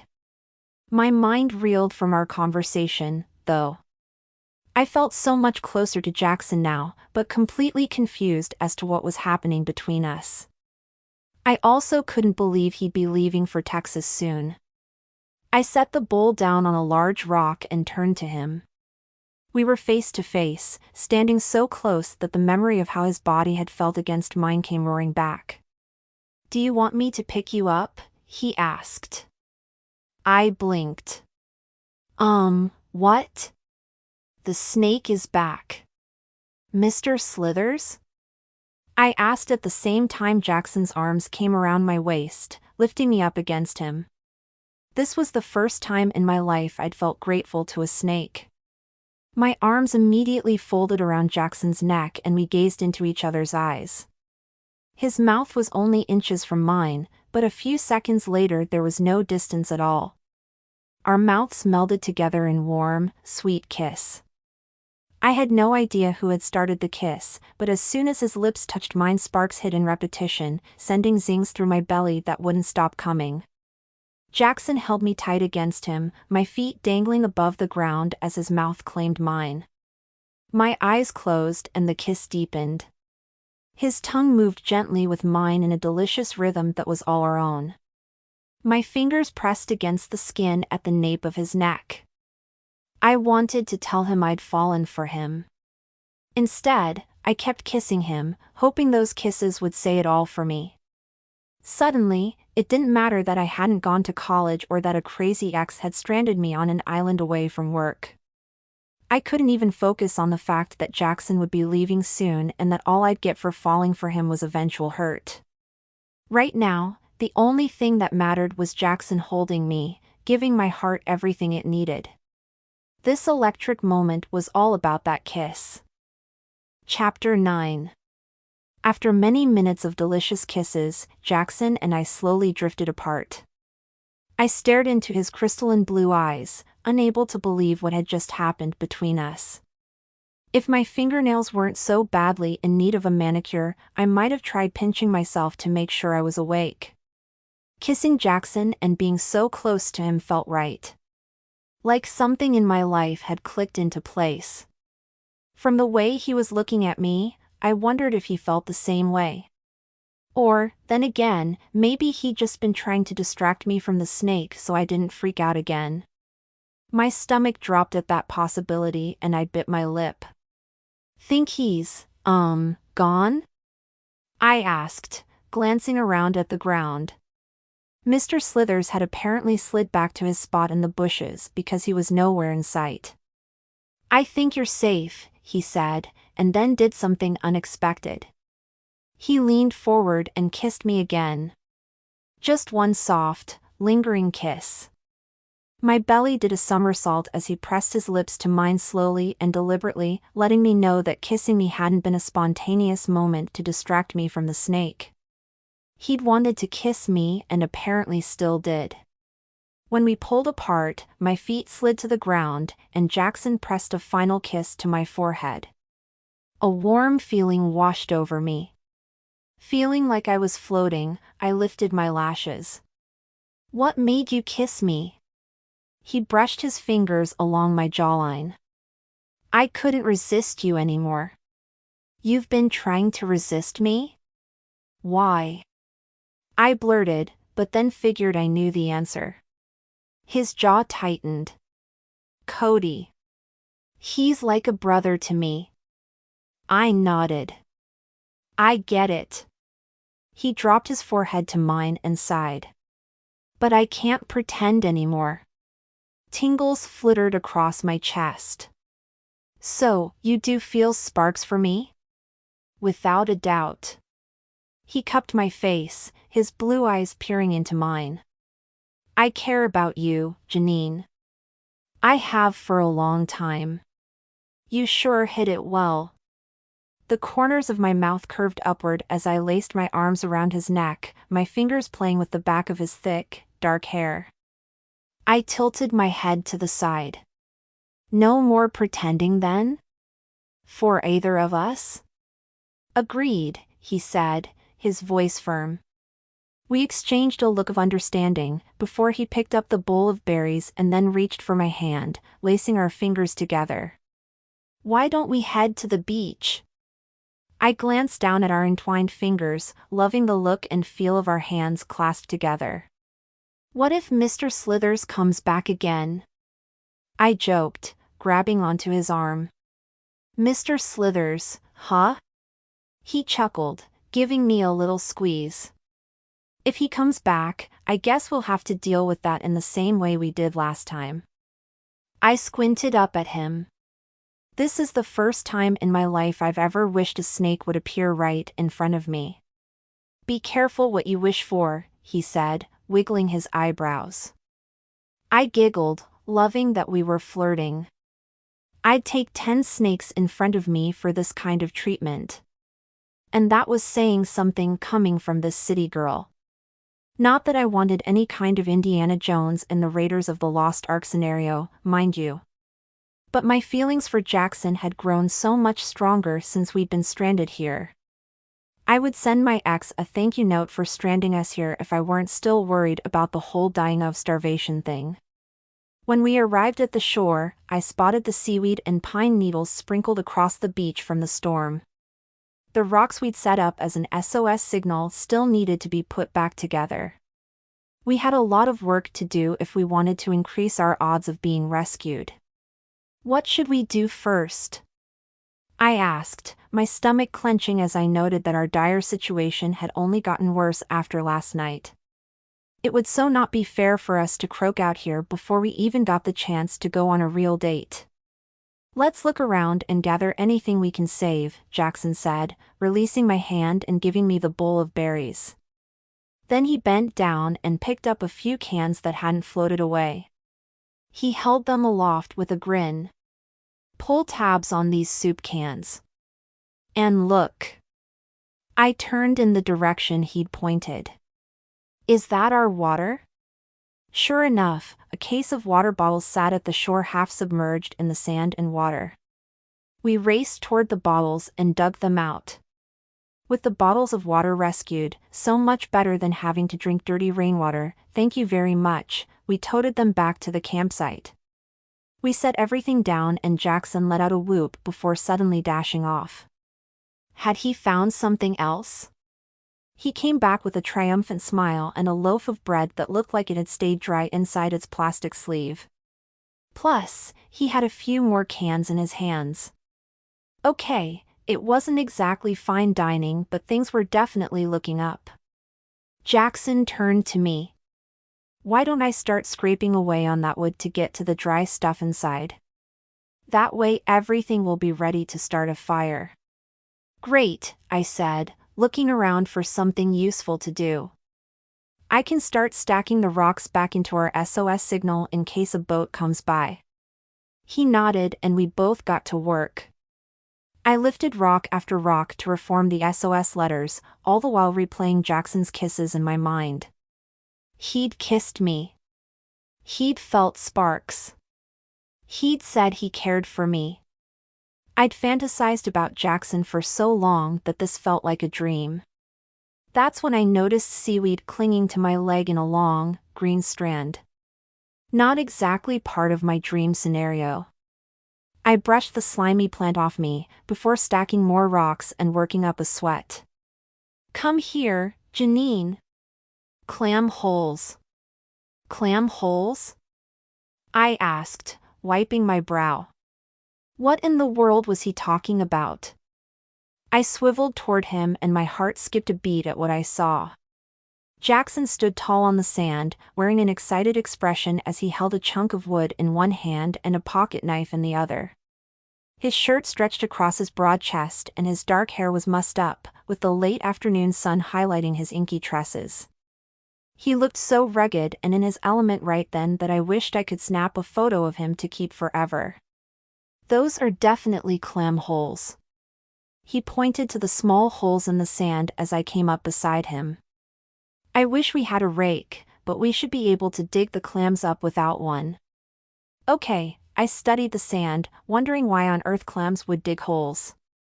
Or, did clams dig holes? I had no idea. It's not like they had tiny shovels. Not to sound all city girl on you, but I'm used to clams arriving as hors d'oeuvres before my dinner. I know zilch about them prior to that delectable moment.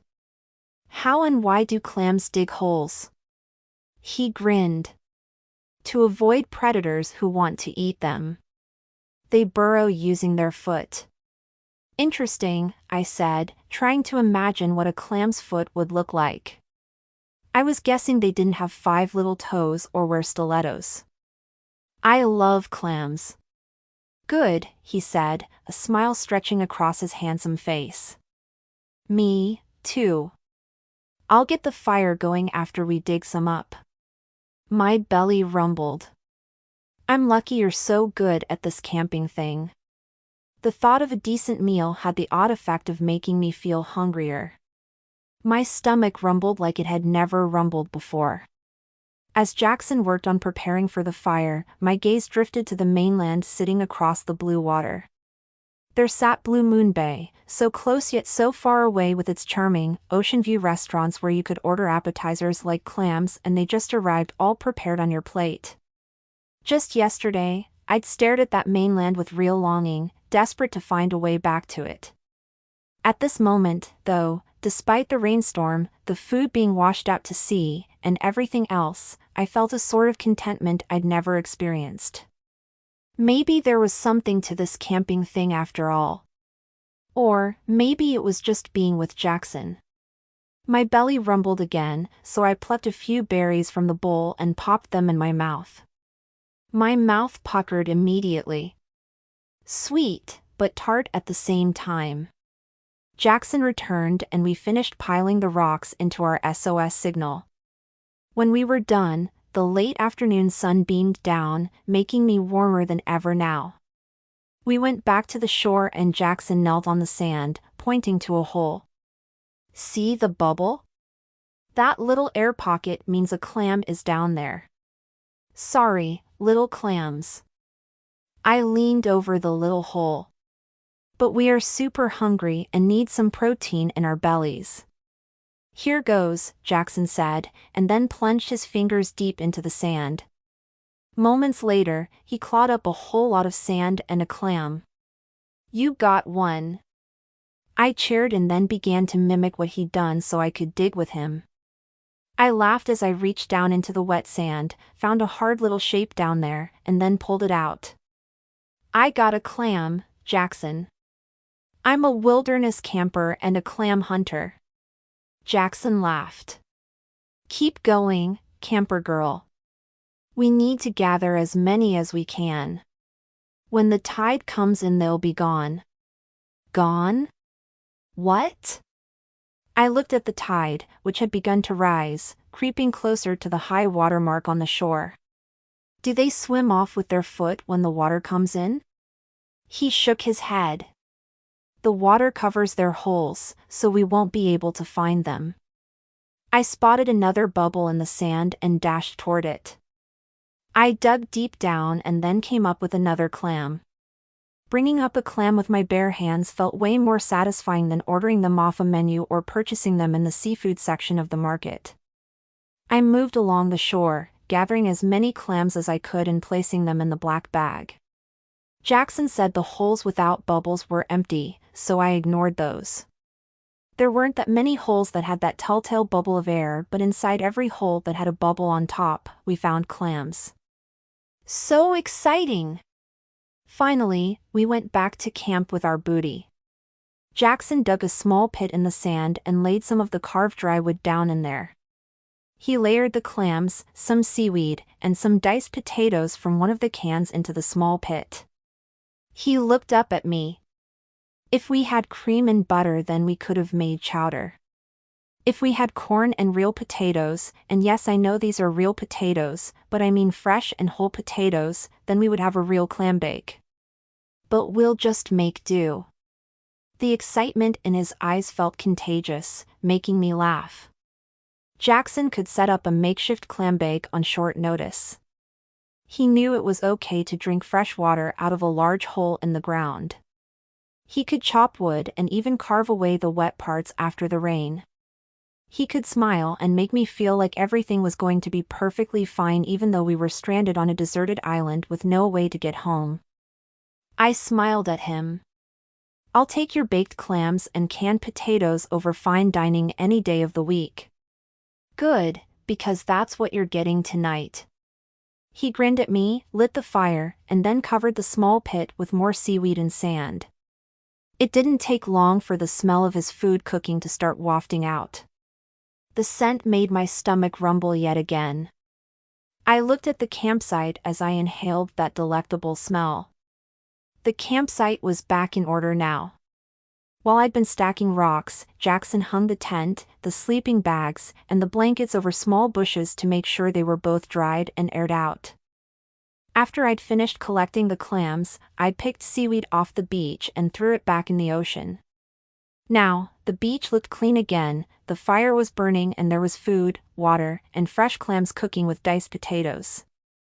The happiness that had filled me earlier came roaring back, making my heart expand. I would never have imagined I could be this happy out in the wild. But, right now, there was nothing more I needed. Jackson stood up, brushing his hands together. We have a little bit of time before dinner's ready. I was thinking, his voice trailed off and he shifted from one foot to the other. You know that spot we found that had the rainwater in that depression? I nodded, picturing the large, tub-like spot past where the tent had been set up that had filled with rainwater last night. The tub of water we'd been planning to use for drinking when we'd lost our water supply. What about it? He scratched the back of his head. The water should be good and warm by now. It's not nearly as deep as a bathtub, but it is freshwater. A frown creased my brow. Yes, and if we save it we could drink some if. My eyes widened as it dawned on me what he was actually talking about. Oh, wait. You don't mean save it for drinking. Do you mean that we could bathe in it? He nodded. If you want. Yeah. I nodded eagerly. I didn't mind washing in the ocean as a last resort. Honestly, my skin has never been so exfoliated before, but the thick, hot and sticky film over my skin was no laughing matter. Did we lose the soap and towels in the storm? He shook his head. No, we've got them. There probably isn't a ton of water left in that depression since the day was so hot, but we could put our swimsuits on and rinse off. The glorious thought of a bath without salt water made adrenaline pump through my veins. Or maybe it was the intimate thought of sort of, bathing with Jackson. Either way, I was so in. Let's do it. I dashed toward the tent with Jackson right behind me. We pulled the tent lower on the bush and then found our swimsuits. Jackson said he'd change out front to save time, and I dashed behind the tent to change. Jackson called out when he was ready and I stepped out from behind the tent in my tiny bikini. Jackson had worn the swim trunks yesterday, but he'd worn them under the wetsuit while he was surfing. Now he looked positively swoon-worthy with his bare solid chest, tight abs, and narrow waist that tapered down to his hips. I forgot all about my own tiny suit as I stared at him. He raked a hand through his hair. You ready? We'd better get washed up before the water evaporates and we're stuck with the salt water again. Oh, right, I said, thinking the bath was not nearly as tempting as he was. We made our way to the little water hole, carrying our towel, soap and shampoo in hand. Jackson stepped in first. The water temp is perfect. The water came to right below his knee, which seemed pretty deep considering we were in the middle of nowhere. I stuck a toe in and found the water temperature to be blood-warm and silky. Jackson took a seat near the edge of the pond and I took a seat on the opposite side. Oops! I glanced around, before putting a hand to my forehead. No spray nozzle, of course. Duh. We should have brought the bowl so we could rinse off. I'll get it. Jackson stood and then raced off. Moments later he came back with the bowl, which was now empty of berries. He handed the bowl to me. Thanks. I smiled, loving how chivalrous he was. I dipped the bowl into the small pool and then poured the water over my head. I sputtered and burst into guffaws. Whoa, whoa. The water seemed warmer to my feet and calves. The head and chest is a whole other feeling entirely. Jackson chuckled and took the bowl as I began to soap up my upper body. As we washed, the birds sang from the trees above us. The pine-scented, salt-laden air caressed my wet and soapy skin. This nature bath felt like sheer heaven. Not to mention this natural tub was so small that our bare legs constantly bumped together. Shiver. We washed our hair and rinsed off, the scent of the soap perfuming the air. My skin felt light and clean, but I didn't want to leave this bubbly tub just yet. The sound of the waves lapping at the shore, combined with the fragrant scent the shampoo had made me feel relaxed and drowsy. I lifted my gaze to find Jackson studying me. Our eyes locked. My heart pounded in my chest as he scooted closer to me, slipping his arm around my waist. His hand felt warm against my back and my heartbeat spun out of control as he lowered his mouth to mine. His lips parted and his tongue found mine, tasting me once, twice, 3 times. With his hands still around me, he pulled me closer and we explored and savored each other. His fingers brushed along my jawline as that kiss spun out, long and deep and passionate. So many sparks. Finally, Jackson pulled back, rubbing his nose against mine. "Our tub's draining." "Huh?" I asked, coming out of my kissy haze. I looked down and found that the water line only went midway up my calf now. The water level was going down fast. "That's too bad." He brushed a piece of hair behind my ear. "The clams and potatoes should be done by now, anyway. Let's go check on them." We climbed out and dried off with the towels. Then I wrapped the towel around my waist for the walk back to the fire. I sat on the log, feeling refreshed and content. Jackson checked on our food, announced it was done, and then set the food aside to cool a bit. Jackson poked the clams with a stick. "We're in luck that they opened right up. We don't have to pry them open ourselves." "I'm impressed by your clam knowledge," I said, helping him set the food onto plates, and then we started to eat. It was the most delicious meal I had ever had in my life. The clams and potatoes were hot and filling and delicious. I sat back, full and refreshed and happy. My skin was sleek and soft, my hair drying into fragrant strands, and the scent of the fire, all smoky and somehow wonderful, hung over the campsite and mingled with the smells of nature. It's weird. What's weird? I'm such a city girl, but somehow I love it here. Jackson's eyes, as blue as the sea, rested on mine. I do, too. My gaze moved back to the mainland. My heart was torn. I had to get back, and soon, but part of me didn't want to go back. I wanted to stay right there in this tiny bubble of happiness that I'd found with Jackson. Sitting here on this log, I could pretend that Jackson didn't have to go back to Texas, that I didn't have those impossible renovations to get through and the grand opening that would either sink me forever or mark my success. Jackson's hand found mine. "You're worried about the renovations, aren't you?" How could he read me so easily? I nodded. "They're so important to me. If I don't get back soon, I'll never be able to get the renovations completed in time for the celebration party. It's going to be fine, Janine. If anyone can pull this off, it's you. I know you can do it, and those buildings are going to be incredible. That party will be fantastic, and the guests will love it all, and they'll love you, too." How could they not? My heart fluttered. "Thank you, Jackson. Your support means a lot to me." He stroked a strand of my hair off my face and behind my ear. "Hasn't anyone ever told you how incredible you are?" "Not really." I looked away for a moment. My parents tried to be supportive, but always focused on what I did that wasn't working rather than what I did right. I let out a sigh. I guess, maybe I do the same thing. The weight of that secret pinned my heart into my chest. My stepsisters were so strong and confident, and it felt like I'd never measured up to them. If I didn't pull off these renovations, then I'd fail big time. Although, thinking about Jackson's faith made me want to stop focusing on the problems and start focusing on the solutions. Jackson's gaze locked onto mine. "Why are you so hard on yourself?" I shrugged, then licked my suddenly dry lips. I was 5 years old when my mom passed away. When my dad married my stepmom when I was 14, I'd hoped she'd become another mother to me.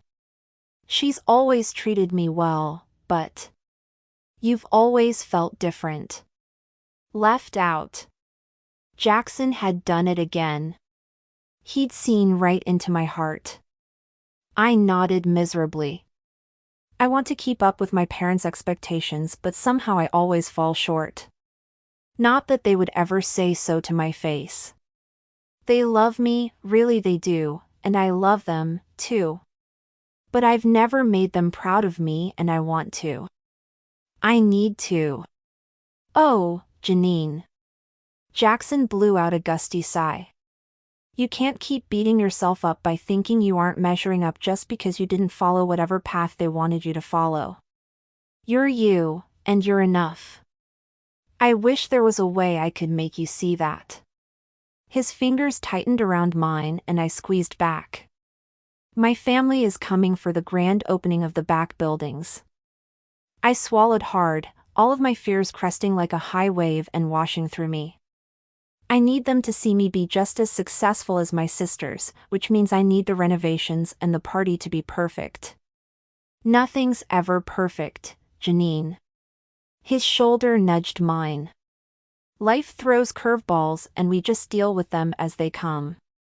But you'll get the renovations done your way. I know you will. You're going to be able to show them who you are at that party and at the grand opening of those renovated buildings. If they're not proud of you after that, then they're crazy. How could he sound so sure I could pull everything off? Before I could ask, his lips came down on mine and I sank into him. Jackson sent all my worries and troubles flying away with that one sweet, wonderful kiss. Time stood still as we sat there, hugging and kissing while the sun lowered above us. I let go of all of the stress.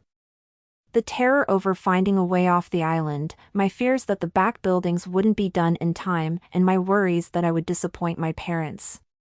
In this moment with Jackson, everything was blissful and quiet inside my head and in my heart. Chapter 10. Later that evening, the sky darkened and stars sparkled against the dusky blue dome above me. I stood on the sand, looking out at the dark ocean, realizing how the rhythmic sound of those waves had become precious to me. I had enjoyed the ocean sounds before, with its nearly constant whispers that could turn into a roar within a matter of minutes, but the sounds had never enveloped my heart like they did now. "No peeking," Jackson said. "I won't," I replied, with an anticipatory laugh. I had no idea what he'd been doing down the beach because he'd made me promise not to look. I guessed that it had something to do with the whopper of a fish he'd caught earlier. He'd taken the fish away to clean it, but then he'd said he had something else to do. Something secret. I definitely felt intrigued. Jackson had been bustling around the campsite for a couple of hours now, and I'd heard the distinct sounds of his small axe chopping away. More firewood? I had no clue what he was up to, but I'd been content to relax and wait at the shore. The evening had brought a chill to the air and I pulled my sweatshirt tighter around me. There were no signs of a storm coming tonight, which was a very good thing. The tent, the sleeping bag, and the blankets were dry now. They smelled light and airy thanks to the bush they'd been hung over all day. Inhaling their fresh scent had made me want to use a clothesline instead of a dryer. Then, I'd be able to hang my bed sheets out to dry. They would smell like fresh air, which would always remind me of my time with Jackson on this island. Emotions warred inside me. I wanted to be rescued. I really did. I mean, hello? The thought of dying out here was no joke. Shudder. But I also didn't want this time with Jackson to end. Ever. And I knew it would, since moving back to the ranch was in his immediate future. So, I tried to live in the moment as I breathed in the wonderful ocean smells all around me. Contentment sank in, filling me completely. "Okay," Jackson said. "You can turn around." I turned toward the sound of his voice coming from down the beach. A delighted gasp escaped from my lungs and my hands came together in a spate of applause. "No way! You made a table? And chairs?" I hurried through the sand, my bare feet sinking into each step until I stopped at the table with a wide grin. I studied the wooden table, which he cleverly stacked, carved, and pieced together out of several logs. A small cup sat in the center of the table, filled with pretty pink flowers. They were the same kind of flowers that graced several bushes along the shore. 2 logs served as chairs on either side of the table. "This is amazing, Jackson. You are a true woodworker. And a romantic, beneath that tough cowboy exterior. Glad you approve." He grinned, and gave a little shrug. "In all honesty, It's only mildly sturdy since I didn't have any glue or nails with me. But it'll make do for our purposes. My heart swelled. It's beautiful. He'd set the table and chairs near the water's edge. A camp lantern sat next to the cup of flowers, illuminating the plates on either side, which contained the fish he'd cooked to a golden brown perfection and the canned peas and carrots he'd warmed. So much better than fine dining at a restaurant. This was all Jackson. How could he do so many incredible things and make it seem like no big deal? This is the best surprise ever. I smiled, slipping my arms around him. Anything to see you smile. He brushed his fingers across my cheekbone and then leaned down and kissed me. I snuggled against him, my heartbeat pounding against his hard chest as I sank into that long, amazing kiss that had my belly doing somersaults. Wowzers. When we broke apart, Jackson pulled out my chair. Swoon. Thank you. I sat and he pushed me closer to the table. The scent of our dinner rose on a small drift of steam from my plate, making my tummy rumble. The berries and clams had been satisfying earlier, but this would be a full meal. He sat across from me. I hope you like the dinner. I'm sure I will. I reached up and touched my blonde locks, which had no hair product in to tame them. Not exactly my normal look for a date. Oh, a date. Even though we were in the middle of nowhere, Jackson had turned this meal into a date. Our first date. I couldn't believe how much time and effort he'd put into it. I picked up my fork and then blurted, "Have you dated much since you moved to Blue Moon Bay?" He gave me a startled look, but then shook his head. Nothing serious. Why? I gestured at the table and flowers. Not only are you handsome and sweet, but you're a thoughtful romantic. Women must be falling all over you back home. He coughed into his hand. I'll take that as a compliment. Just stating the truth. I lifted a forkful of fish into my mouth, savoring the flaky and delicate texture along with the mild flavor. Delicious. So, tell me. What's your love life like? Put me on the spot, why don't you? He chuckled, looking me in the eye. I've dated some. But I've always been content on my own until you. His gaze stayed on mine, making it clear that he meant every word. My belly did that flippy thing. Daniel used to say that if a woman wanted me to know she was into me, then she'd better get herself a clue by 4 and hit me over the head with it. I burst into laughter. I think he might have been right. Still, I can't figure out why you're not already taken by one of the women you dated. You're such a catch, Jackson. He swallowed his bite, seeming to consider my words. I've had a good time with the women I've dated. But I never felt that connection before. Maybe that sounds odd. It doesn't. I shook my head, my pulse racing. I've never felt sparks with anyone else either, I said, deciding to put it all out there. You're the first man to make me feel weak in the knees and butterflies in my belly. All of those feelings I'd dreamed about but never experienced. He reached for my hand, lacing his fingers through mine. I'm glad we connected. Me, too, I said, my vision blurring. My throat tightened. I wanted to tell him that I wished we had more time together before he moved, but I didn't want to ruin the moment. The corner of his mouth lifted and he squeezed my hand before releasing it. Then he forked up a bite of fish at the same time that I reached for my water bottle and took a sip. Not exactly a glass of chilled Chardonnay, but somehow perfect for tonight.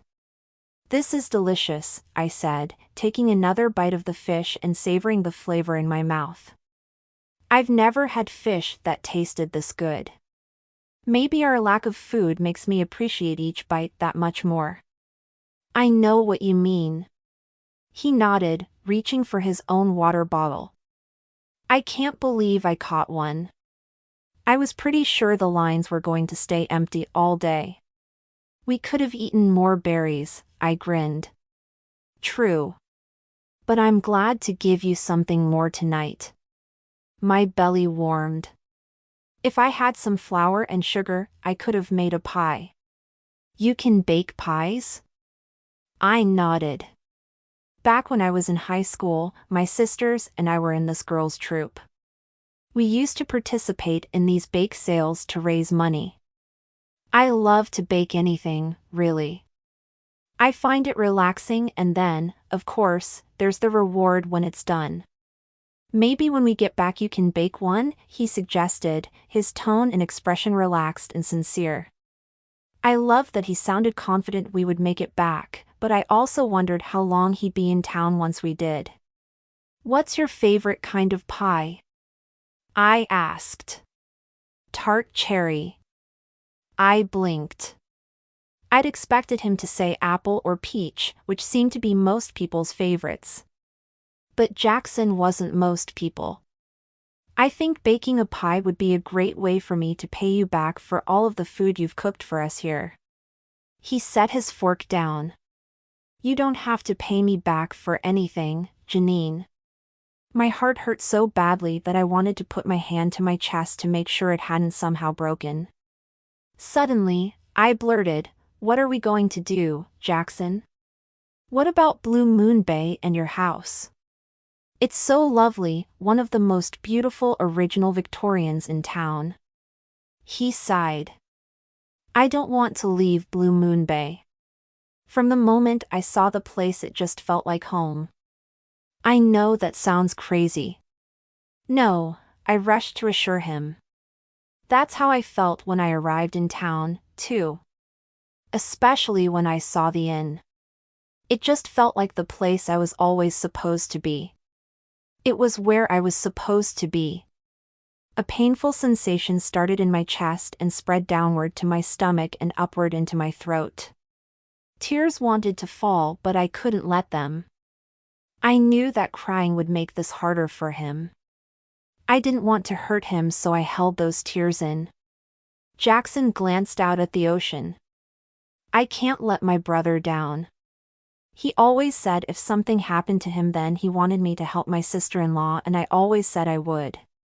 Another sharp pang hit my heart. He must have loved her a lot. Jackson nodded. Very much so. We all grew up together and she was always around. A slight smile lifted the corners of his mouth. At times she was the ringleader in some of the stunts we pulled. Tell me about one of the stunts, I said, loving the way his eyes had lit up. I set my fork across my empty plate, excited to learn more about Jackson. Amy's dad was a pilot.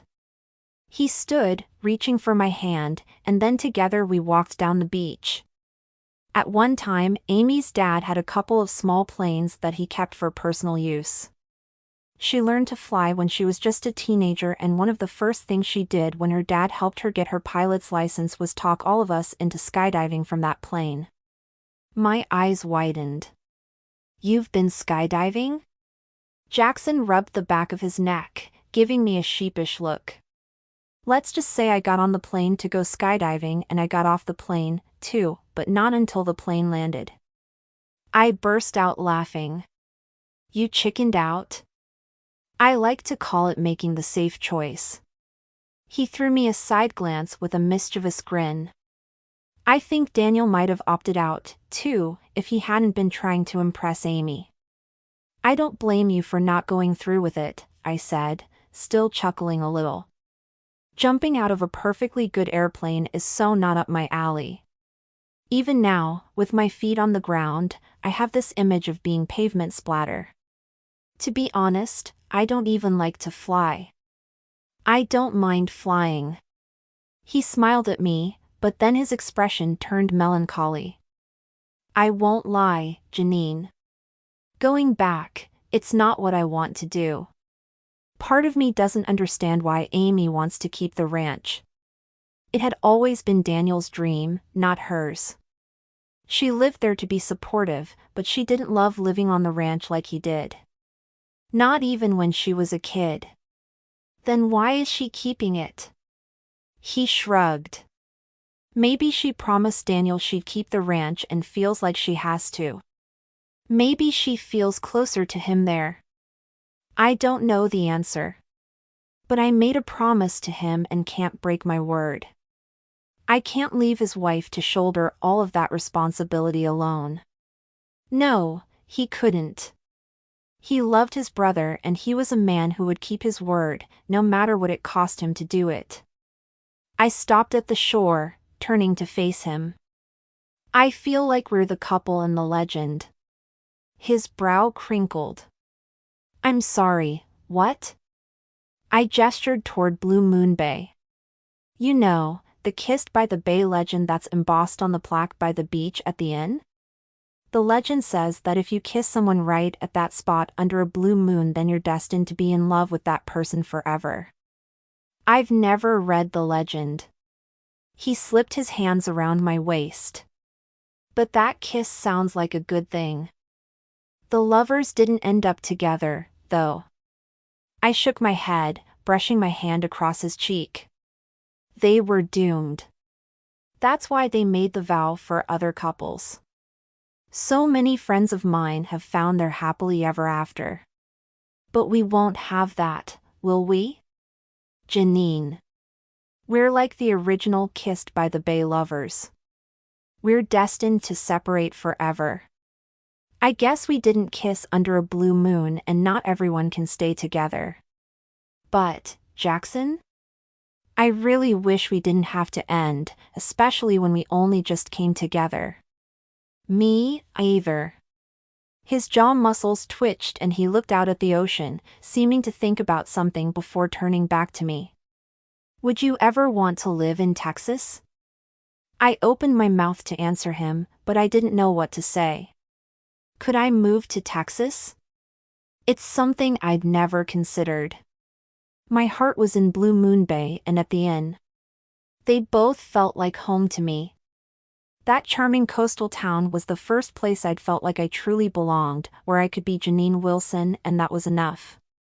Not my parents' daughter or the sister to two amazing and successful women I could never measure up to.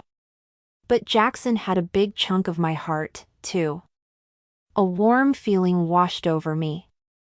I loved him. I knew that I truly loved him.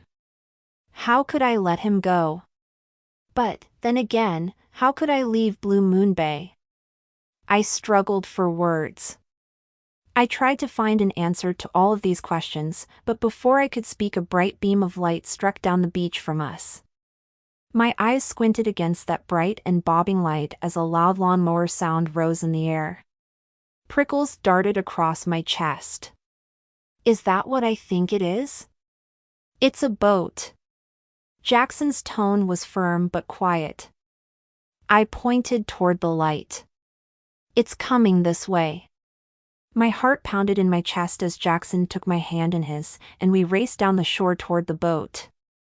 We waved our outstretched arms in the air. The boat changed direction and pulled up closer, its bright beam of light focused right on us.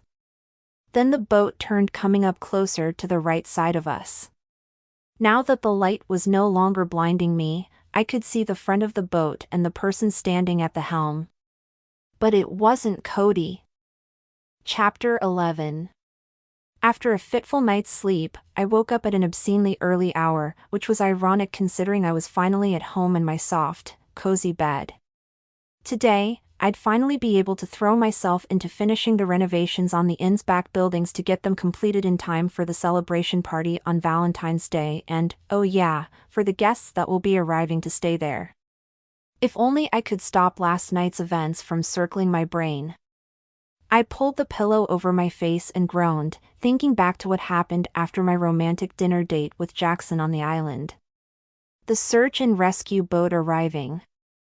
The hour it had taken us to gather up our belongings once they determined we were in good health. The captain telling us that Cody's boat had broken down 3 days ago and he'd been lost at sea all of this time until a fishing boat discovered him. The fact that Cody was in the hospital due to dehydration, and that he told them where to find us on the island. Cody hadn't left us there to die. Guilt rolled through me that I'd thought Cody had abandoned us. Yeah, he was mad when he'd caught Jackson and me kissing. Who wouldn't be upset in that situation? And, yes, it was dramatic that he'd driven off in the boat. Cody was dramatic, no doubt about that. He wasn't mean, though. I should have known he wouldn't have left us there indefinitely. There was only one way to stop these thoughts about Cody. So, I threw the covers off, hopped out of bed, and padded across the room to my closet. I put on a sweatshirt and a pair of jeans, and then headed out the door. 10 minutes later, I pulled into a parking stall at the small medical center in Blue Moon Bay. I slipped the little burgundy box into my purse, stepped out of the car, and blinked at who I saw across the parking lot, Jackson. Jackson didn't notice me as he walked through the parking lot with his hands stuffed in his front pockets and his head bent toward the ground. His facial expression was hidden in the darkness, but his demeanor appeared solemn. Very much so. I bit my lip, watching him climb into his truck, back out of the parking space, and then drive away. We'd exchanged a long, awkward hug when he dropped me off last night, as if neither of us knew where to go from here. Our time on the island had been a blend of stress and serenity, but it had ended so abruptly when we were rescued that we hadn't made a plan for us. It was 5 o'clock in the morning when I entered the hospital. The guy at the front desk recognized me from a weekend stay he had at the inn and asked me how it's going. Gotta love the friendliness of a small town, but I sure wasn't going to give him full detail. After a brief exchange, he gave me Cody's room number and I knocked on the door softly, wondering for the first time if I should have called first.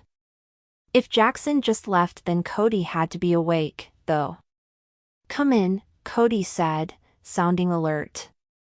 I entered the room, spotted him sitting up in a hospital bed, and then shut the door behind me. Taking a deep breath, I gave him a little wave. "Hi, Cody." He ran a hand over his hair, looking more than a little surprised to see me. Hey there. How are you feeling?" I asked, taking a seat in the chair beside his bed. I kept my purse in my lap and squeezed the handles as I stared at the tubes running from Cody's right arm. His facial skin looked dry and weathered. Dark circles lay beneath both of his eyes. "I've felt better," he said, quietly. "What about you? You doing okay?" I nodded, thinking I'd never seen Cody so subdued. "I thought you ran off and left us on the island to die." "I didn't mean to leave you there." His jaw tightened and his eyes watered, before he blinked the tears away. "I can see why you'd think that, though. I meant to come back, but your boat broke down." My throat tightened as I wondered how scary that must have been for him. At least I'd been with Jackson on the island. But if I'd been lost in the ocean? All alone? With no hope of being rescued? No berries or clams or fish? That must have been terrifying. Cody's shoulders folded inward. Gave me a lot of time to think. That's for sure. "I'm sorry, Cody." "For what?" "Jackson's one of your oldest friends." Hurt nearly drowned me just then, but I kept my head up high, inhaling a deep breath. I didn't plan that kiss with him. It just happened. "Ah, Janine. I'm the one who owes you an apology for deserting you both like I did." He cleared his throat a few times and yanked on his short hair. "I was just blowing off steam, you know? When I'd turned the boat around to head back, the engine died, and well." I stared at him as his voice trailed off and he studied the bed sheet like he'd never seen it before. I was used to the cool and confident Cody. This version of him seemed so remorseful and so beaten down that it tugged at my heartstrings. Well, the first thing you should know is there are snakes on that island, I joked, setting my purse on the side table next to his cup of water. Okay, I only saw one. But he's a big snake. The corner of Cody's mouth lifted. Like anaconda big? Because if not, I think you're safe. The snakes that could live here wouldn't be poisonous. Yeah, he still looked scary, I said, with a small chuckle. Cody's smile faded and he took a long breath. So. Jackson came to see me earlier. He did? I asked, because I didn't know what else to say. A hard line formed across his forehead. I understand you guys are a couple now. I bit my lip. I'm sorry, Cody. It just happened. His shoulders went taut. I'm the one who's sorry, okay? For a lot of things, including bugging you to get back together with me. It's just that, well, I couldn't figure out what went wrong between us. You wouldn't take me back, so I kept trying to win you over again. I thought camping on the island would be a good way for us to work things out. You get kind of overwhelmed with work and stuff. So, I thought if you couldn't be distracted by anything else, then you could focus on our relationship and maybe we could figure it out. I blinked, surprised at Cody's assessment of me. On the island, Jackson had told me I shouldn't expect to be a proficient surfer right off the bat. He'd given me step-by-step instructions, just one thing at a time to focus on, and then I hadn't been so overwhelmed. It was kind of ironic that Cody seemed to think big picture was too much for me, too. Getting rid of distractions wouldn't have changed anything between us, I said. Yeah, on some level I suspected that. He shook his head. But you're a workaholic. You're always focused on working and getting things done, and not just done either, getting them done so perfectly that you barely pay attention to anything or anyone else. Ouch. I blinked a few times as that registered. Was he right? Had I not paid enough attention to him when we were dating? I love my job and want to be successful, I pointed out, wishing he'd understand. I worked hard, yes, but we'd spent plenty of time together. You shouldn't have told me you had an idea for the inn if you didn't. That's the only reason I went on the boat ride with you. The island is the idea for the inn, Janine. Even all strapped up to an 4-drip, he managed to throw me a look that said duh. I blinked. Come again? He sighed. I met the new owner of the island in the bar at Scotty's seafood restaurant. Peter Locke. He's new to town and seems like a good guy. He's all about fresh ideas and is hoping to contract with a hotel to book overnight stays on the island. I mentioned you might be interested. Huh. I crossed one leg over the other and leaned back in the chair. That's an interesting prospect. I'll have to think about that. The idea was legit. His frown deepened. But I shouldn't have booked the week on the island for us without asking you first. No, you shouldn't have, I said, giving him a look. This might sound lame, but I felt like if I proved to you that I was in it for the long haul, then you might take me back. I mean, isn't commitment what women want? Some women, sure, I said, reaching into my purse and pulling out the little burgundy box. But with the right guy. We had fun for a while, but in the end, we weren't right for each other, Cody.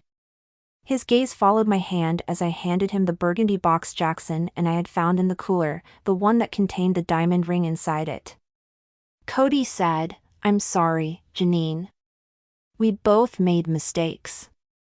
I tilted my head and pressed my lips together.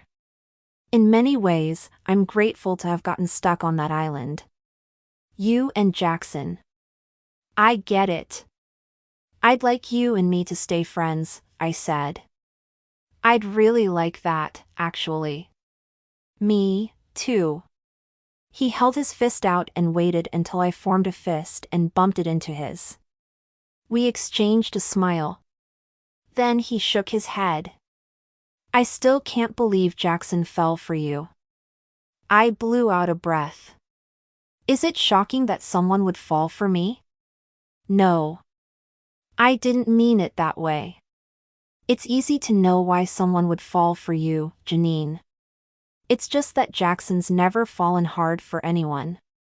He's always been kind of a loner.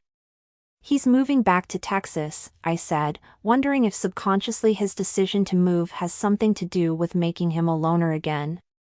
Cody gaped at me. What? Why? He loves it here. My stomach tightened. I know. What about that house he bought? He asked. I can't believe he's going to walk out on that. Or you. He's as loyal as they come. I looked away, but felt glad Cody still saw Jackson as loyal, even after what had developed between him and me. Cody shook his head. Something changed inside him when Daniel died. He's been more withdrawn than usual. And that's saying something considering he's a quiet guy to begin with. Can't believe he just up and leave Blue Moon Bay, though. Actually, the reason he's leaving does have to do with Daniel. Just not in the way you think. Jackson has to go back to Texas to run the ranch. Why does he have to run it? He never wanted to before. He promised Daniel that if anything ever happened to him then he'd take care of his sister-in-law and the ranch. So, I swallowed hard. He's going back to help her. Amy is keeping the ranch? Cody stopped fiddling with the things he had been messing around with. I nodded. You all were pretty tight growing up, I hear. Yeah. Cody smiled the widest and truest smile I'd ever seen on his face. I stared at that dazzling smile and something niggled at the back of my mind, some sort of understanding, but before I could reach it he spoke again. Amy's parents owned the ranch next to the Davises' ranch. She used to get us to do the craziest things. Jackson said she flies planes and talked all of you into skydiving. Yup. He chortled. She talked us into skydiving all right, but Jackson wouldn't jump. He chickened out at the last minute. That was the first time I ever dove and it was the best time, too. When we landed, Amy came flying toward us and made this tricky landing. Then she jumped out of the plane, demanding one of us learn to fly so she could jump, too. She jumps out of planes? He nodded. Daniel and I both learned how to fly, so she could jump with us. She's the bravest woman I've ever known. He cared about Amy. That much was obvious. I stared at him, wondering if he even knew how much he cared about her. My phone beeped and I checked it. I need to go home and get ready for work. When do you get out of this place? They're supposed to discharge me today. Oh, good. I stood, feeling glad that I'd come here this morning. It felt like we'd finally resolved things between us. Since we've agreed to be friends, I'd love it if you came to the grand opening of the renovated buildings on Valentine's Day.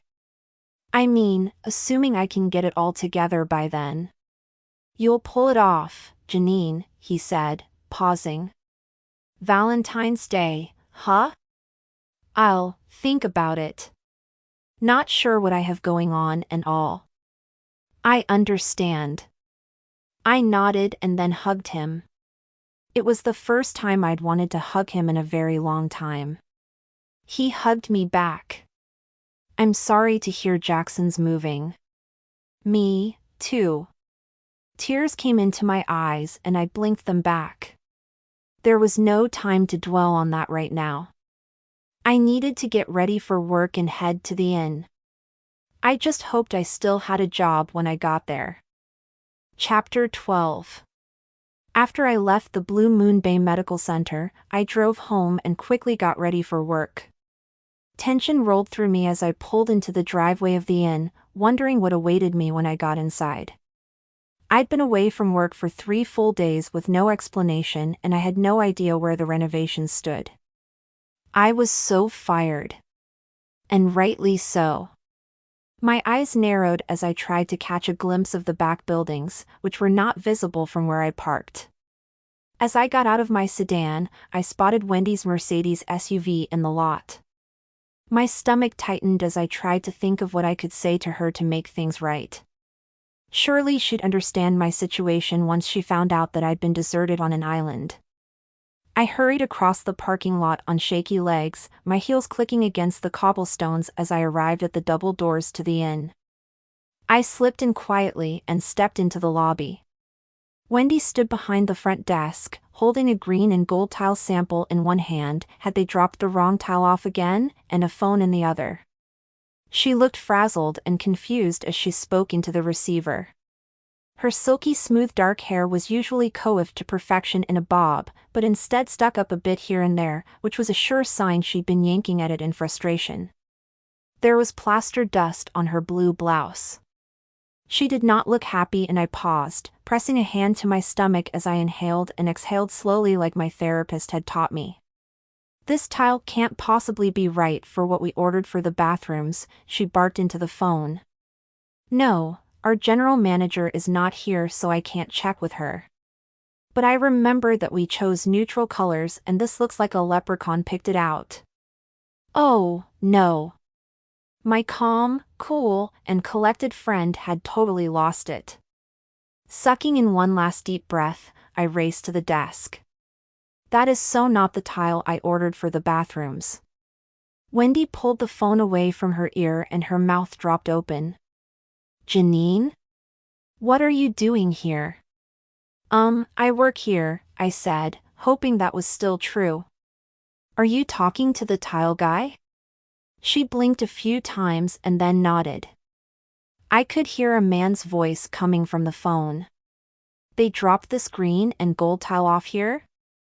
I asked, noting it was the exact same tile they tried to drop off last week.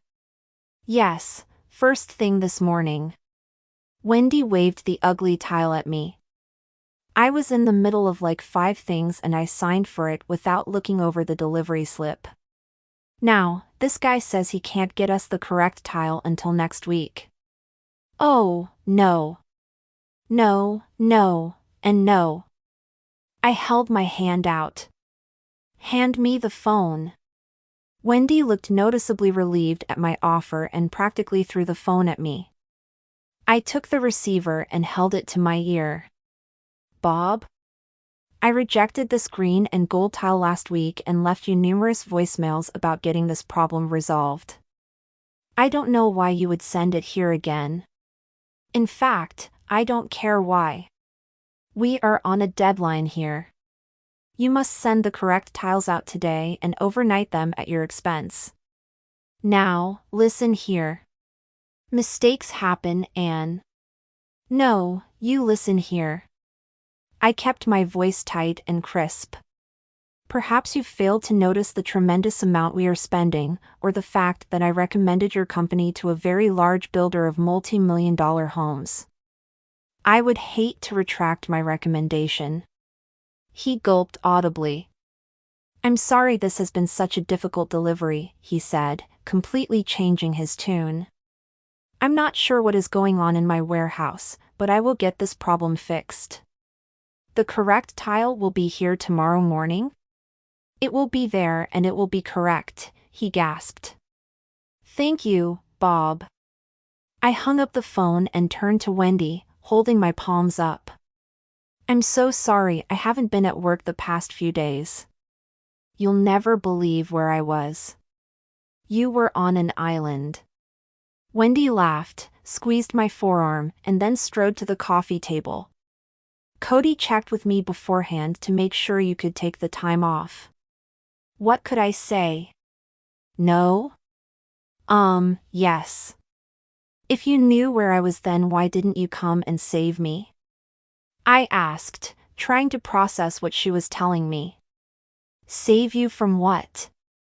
Her brows quirked as she set an espresso drink down in front of me. Thank you. I grabbed it and took a big gulp. Ah, that white mocha hit the spot. It felt like I hadn't had one in years. So delicious. I looked up at Wendy. I can't believe you didn't. Just then the door burst open again and the man from the roofing company appeared. He wore a massive frown on his face. Wendy groaned. Oh, no. What now? He gave her an odd look and then stopped in front of me. You haven't been returning my messages, Janine. I know the rain got us a little off schedule, but we'd really like to finish the job patching the roof. What do you want me to do? I gawked at him. What do I want you to do? I want you to fix it. Now. Oh, he said, as if he thought it would have taken a lot more than that to keep the job. Great. Shouldn't take too long. 2 days, tops. Great, I said, calculating that project would be done and crossed off my list 6 days before the party. One problem solved. Now I just needed the windows to arrive and be installed, the correct bathroom tiles, and to find a woodworker. My heart pinched. I wondered what Jackson was doing right now. Packing his house? No time to think about that right now. I shook my head to clear my thoughts and turned back to the roofer guy. So it will be finished by tomorrow afternoon? And I mean completely finished? He gave me a nod. It will be done. After he left, Wendy turned to me. I'm so glad you're back. I'll admit it was bad timing, but when Cody called and told me he wanted to take you off to the island for a week for a romantic getaway so he could propose, she glanced at my ring finger, which was bare.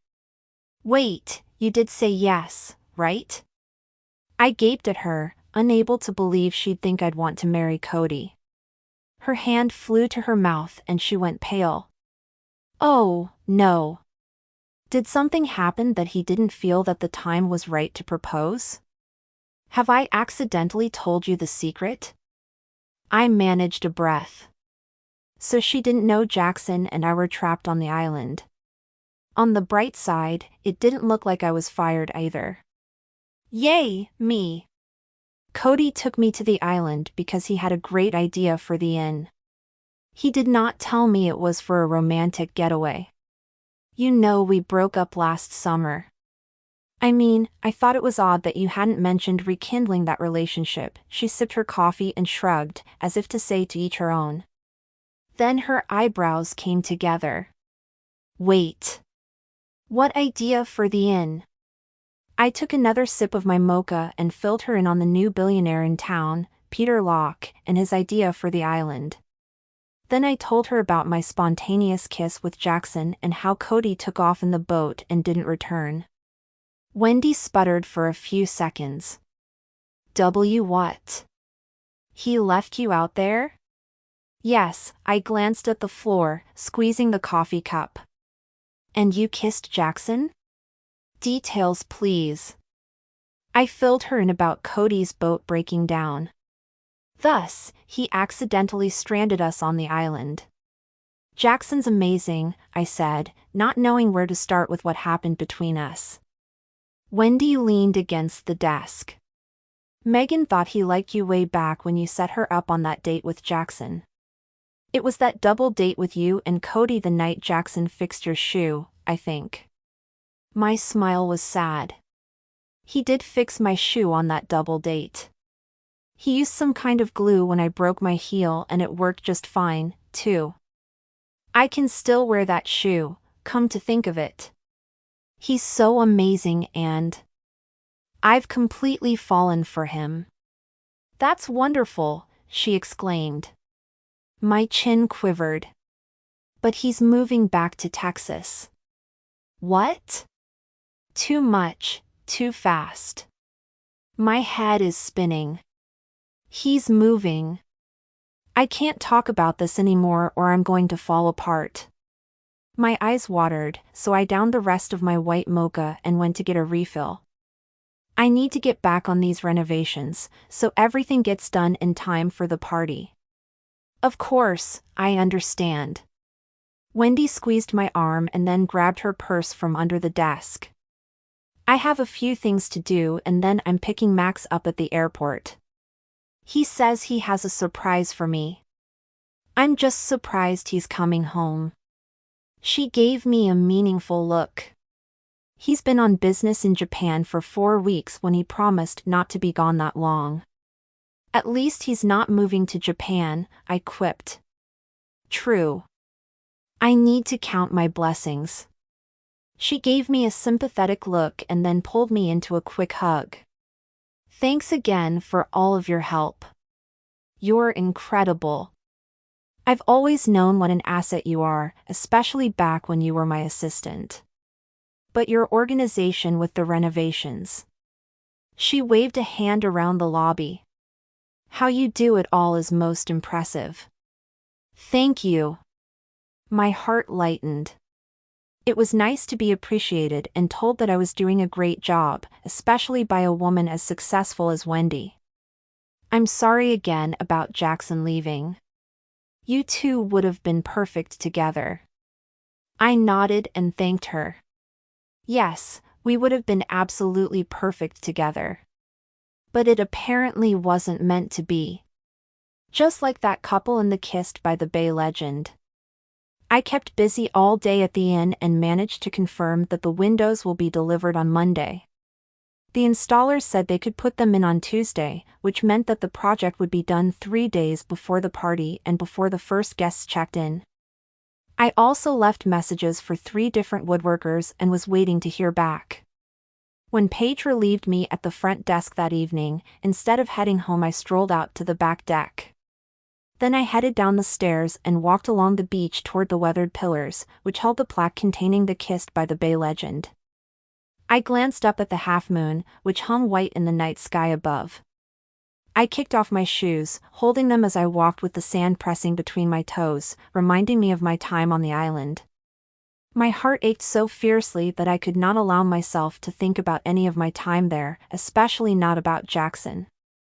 The plaque sat just ahead, but as I reached it I saw that someone else was there already, standing in the shadows right beyond the plaque.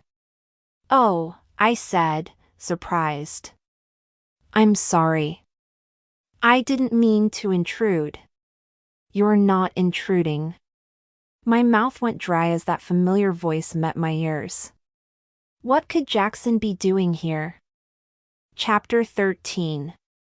Jackson and I stood by the weathered pillars at the shore behind the inn, staring at each other as the waves crashed against the sand. The tide had come in and the strong wind blew in from the ocean, bringing that salty fishy scent I had come to know so well on the island. My gaze drifted out to the water where the island was just a mere shape, too far away from me now, just like Jackson seemed to be. He'd been so silent on the boat ride back to the mainland, and it hadn't been the comfortable silence that often sprang up between us either. It had been thick with tension and unspoken words about what would happen next for us. He shifted from one foot to the other. I studied his face and clothes. He looked handsome, as always, but not nearly as put together. I wanted to smooth the wrinkles in his shirt and the messy lock of hair that had fallen across his forehead, but my hand stayed at my side. I cleared my throat, unable to take the silence. What are you doing here? He slipped his hands into his front pockets. I wanted to read the legend you told me about. What about you? Going for a walk? Yeah. I sighed, glancing back at the inn. It's been a long day. I'm still trying to pull everything together for the renovations. He nodded. Still looking for a woodworker? Yes. I put in a few calls today and am waiting to hear back. Why? You want the job now? As a matter of fact, I do. He raised his eyebrows and I tried to assess whether or not he was joking. He sure looked serious. For real? I turned down the job before because I wanted to keep a distance between us for Cody's sake. We're way past that now.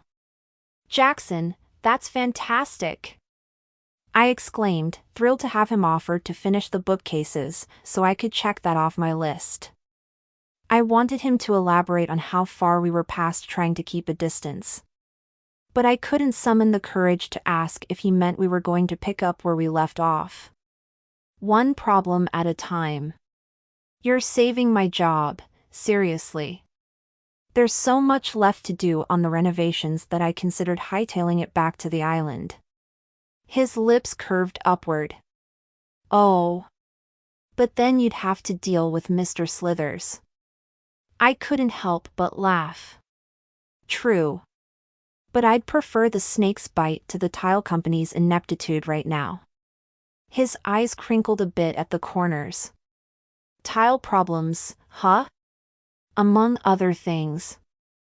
I bit my lip and folded my arms across my stomach. It's been weird being back. Wearing shoes. Pouring water from a faucet. If we hadn't been rescued, we might have turned into those reality show people you might see on TV. The ones who live off-grid and shun civilization, or something. I don't picture you shunning civilization. He smirked, giving me a skeptical look. You must be a little happy to be back. Yes, I said, but I already missed the island. I missed us. You must be glad to be back, too. It must have been hard being stuck with a city girl who couldn't help much. You helped in many ways. My tummy did a little flip. Are you saying that to make me feel better? His smile grew wider. You came up with the idea for the SOS rocks. That nobody saw, I said, but couldn't help smiling. But I didn't put them together all on my own. You helped. We made a good team. Yes, we did. My chest went tight and hot, noticing that we'd both used the past tense. Mine had been unintentional, but I couldn't speak for him. He looked away from me, back toward the plaque. About the legend. Do you think it was made up for the tourists? Wendy told me it's a true story. I stepped toward the plaque, which spelled out the ending of our relationship in those bronzed letters. Doomed with a capital D, did you read it yet? He shook his head. No. Then, tell me the story, I said, recalling how he told me the story about the city girl when we were in the tent that stormy night. I know we're not in a tent, but still. Happy to oblige. He gazed down at me with those incredible blue eyes, and the corners of his mouth lifted as he slipped his arm around my waist and pulled me close. Kissed by the bay. One kiss, right here, under a blue moon will lead to love that lasts forever. I shivered. Then his arm tightened around me. Know the history of two young people, the daughter of locals and the son of summer guests, who fell helplessly in love at this very beach. When their parents discovered their relationship, they were forbidden to see each other. His parents felt the working girl was beneath their son, and her parents feared the scandal could ruin their business. Isn't that so ridiculous? I shook my head, unable to believe that parents would stand in the way of true love. Like true love didn't have enough of its own problems. Hello, Texas? But the night before the family was to return home, the son got a note to his sweetheart and they met here under the stars. He pleaded with her to wait a year for him to turn 18 and become a man, that until then they could write to each other in secret and he'd find a way for them to be together. The young girl knew their parents would never allow that to happen, though. She'd always obeyed her parents and wasn't strong enough to go against their wishes, even for the perfect love she shared with him. My heart squeezed. So tragic. Jackson pressed his lips to my temple, before he continued. So, with broken hearts, they said goodbye to each other right here at this very spot. A blue moon hung in the night sky, illuminating their final kiss, and they promised to love each other always. Then they vowed that everyone who kissed at this exact point by the bay, under a blue moon, would be in love forever, and would never separate as they tragically had. A hot tear escaped down my cheek. I swiped it away, staring up at the half-moon. Where was a blue moon when you needed one? Couldn't a blue moon be powerful enough to stop Jackson from moving back to Texas? Fate sucked. Janine? Yeah. I couldn't look at him. The sound of my heart pounding in my ears and the surf pounding on the shore met and matched, drowning out every other sound. He tilted my chin up, our gazes catching. A stray beam of moonlight illuminated his face. His eyes were filled with emotion. I don't want us to be that couple. Me either. Another tear slid down my cheek. What can we do, though? I don't know. His chest tightened and then he pulled me close, the feel of his heartbeat pulsing steadily against my cheek. I don't know what's going to happen next, but we have right now, don't we? He said, his tone sounding more than a little desperate. We do. I lifted my head. Our mouths met. My belly danced. That kiss held everything I wanted to say to him. That I loved him and wanted to be with him. That if he left, then my heart would be empty and broken.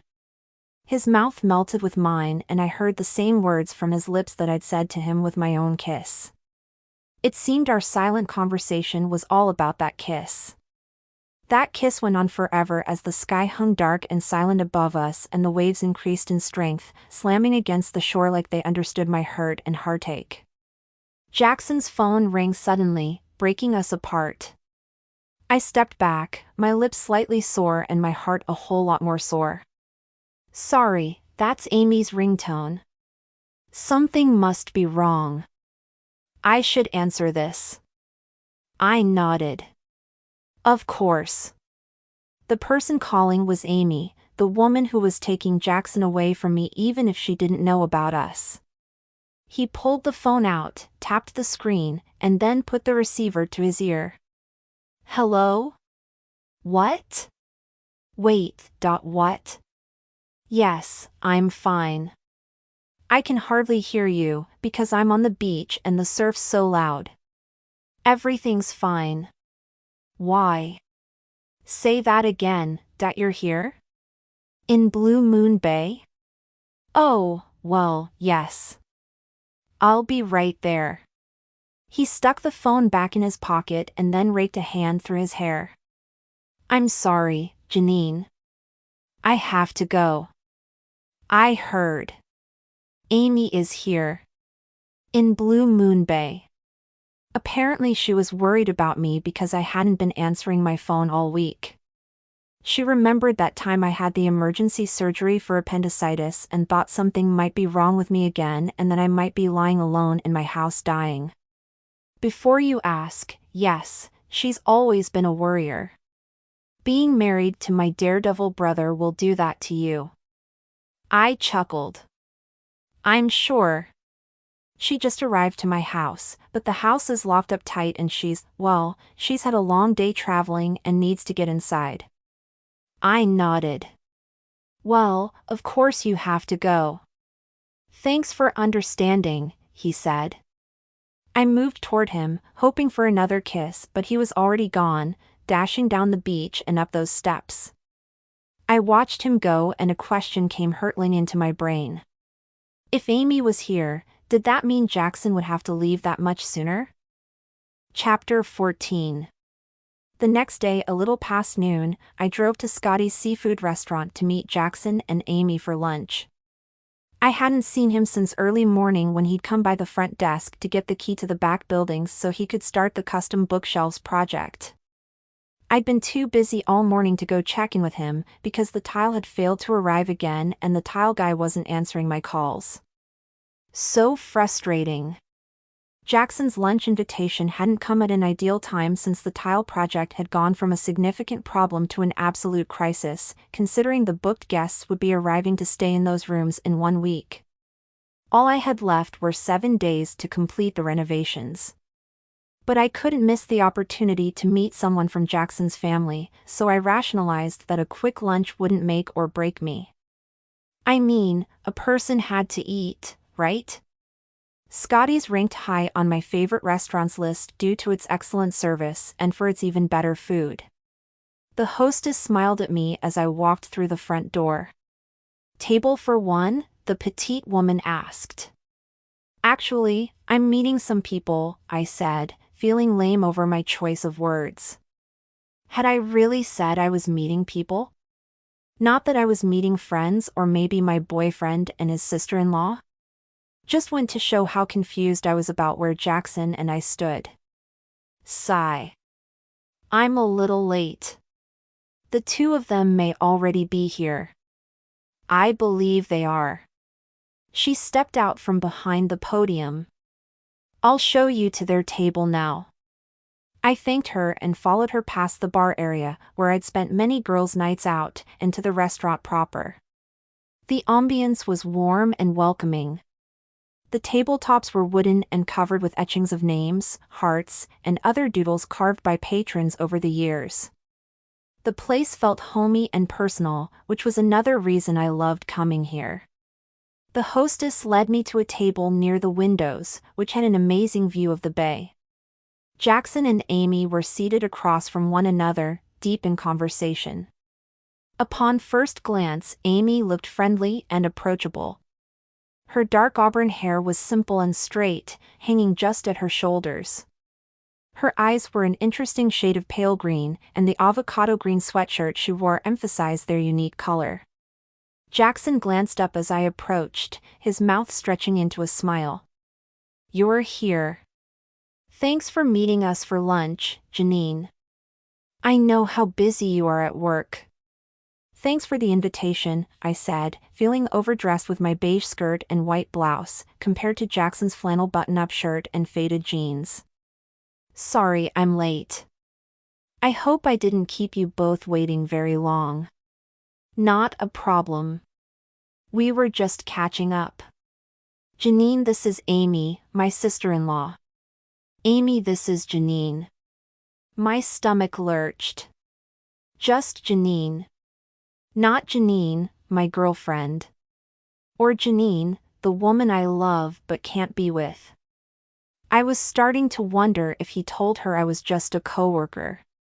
"Nice to meet you," Amy said, giving me a warm smile. "You, too," I said, taking the seat next to Jackson. I managed to smile despite the sudden spike of anxiety that coursed through me. I really needed to be at work and not taking a lunch, and my confusion over what Jackson had told Amy about me was not sitting well. If Jackson hadn't told Amy we were together, did that speak to the closeness of his relationship with Amy or with me? The server appeared, giving me a pleasant nod. "What can I get you to drink?" he asked. "Just water with lemon, please," I said. The server nodded. "Here are some menus for you all. The daily special is sea bass with grilled lemon and asparagus. I'll be back shortly to take your orders." Amy picked up her menu. "That special sounds amazing. I'm sure it's incredibly fresh, too." "I'm sure it is," I assured her. Scotty's is praised for its seafood. Jackson opened his menu. "Everything is really good here. I'm glad you suggested this place." Amy sighed wistfully, staring out at the view of the bay. "This town is so charming and special. I wish Daniel could have visited Blue Moon Bay with me. He would have loved it." My heart tugged at the visible pain on her face. How awful to lose your husband, especially at such a young age. Amy looked about 26, slightly younger than me. I wondered how long they'd been married, but this didn't feel like the appropriate time to ask. "I'm sure he would have liked it here," Jackson agreed. The server returned and asked if we knew what we wanted. I ordered the grilled chicken salad. Amy ordered the special. Jackson ordered a steak, medium rare, with rosemary and sea salt fries. It seemed ridiculously simple that we could ask for food and it would arrive on plates without our having to dig through the sand for our meal. After the server left to put our orders in, I turned to Amy. I was very sorry to hear about Daniel. Thank you. Amy gave me a warm, appreciative look. Then she lifted her glass and sipped her iced tea. Do you know what I was just thinking about? That time in high school when Daniel, Jackson, Cody, and I sneaked liquor from my parents' cabinet and took it to the river to drink. Jackson chuckled. Good times. Amy grinned at me. Did he tell you about that? I looked at Jackson.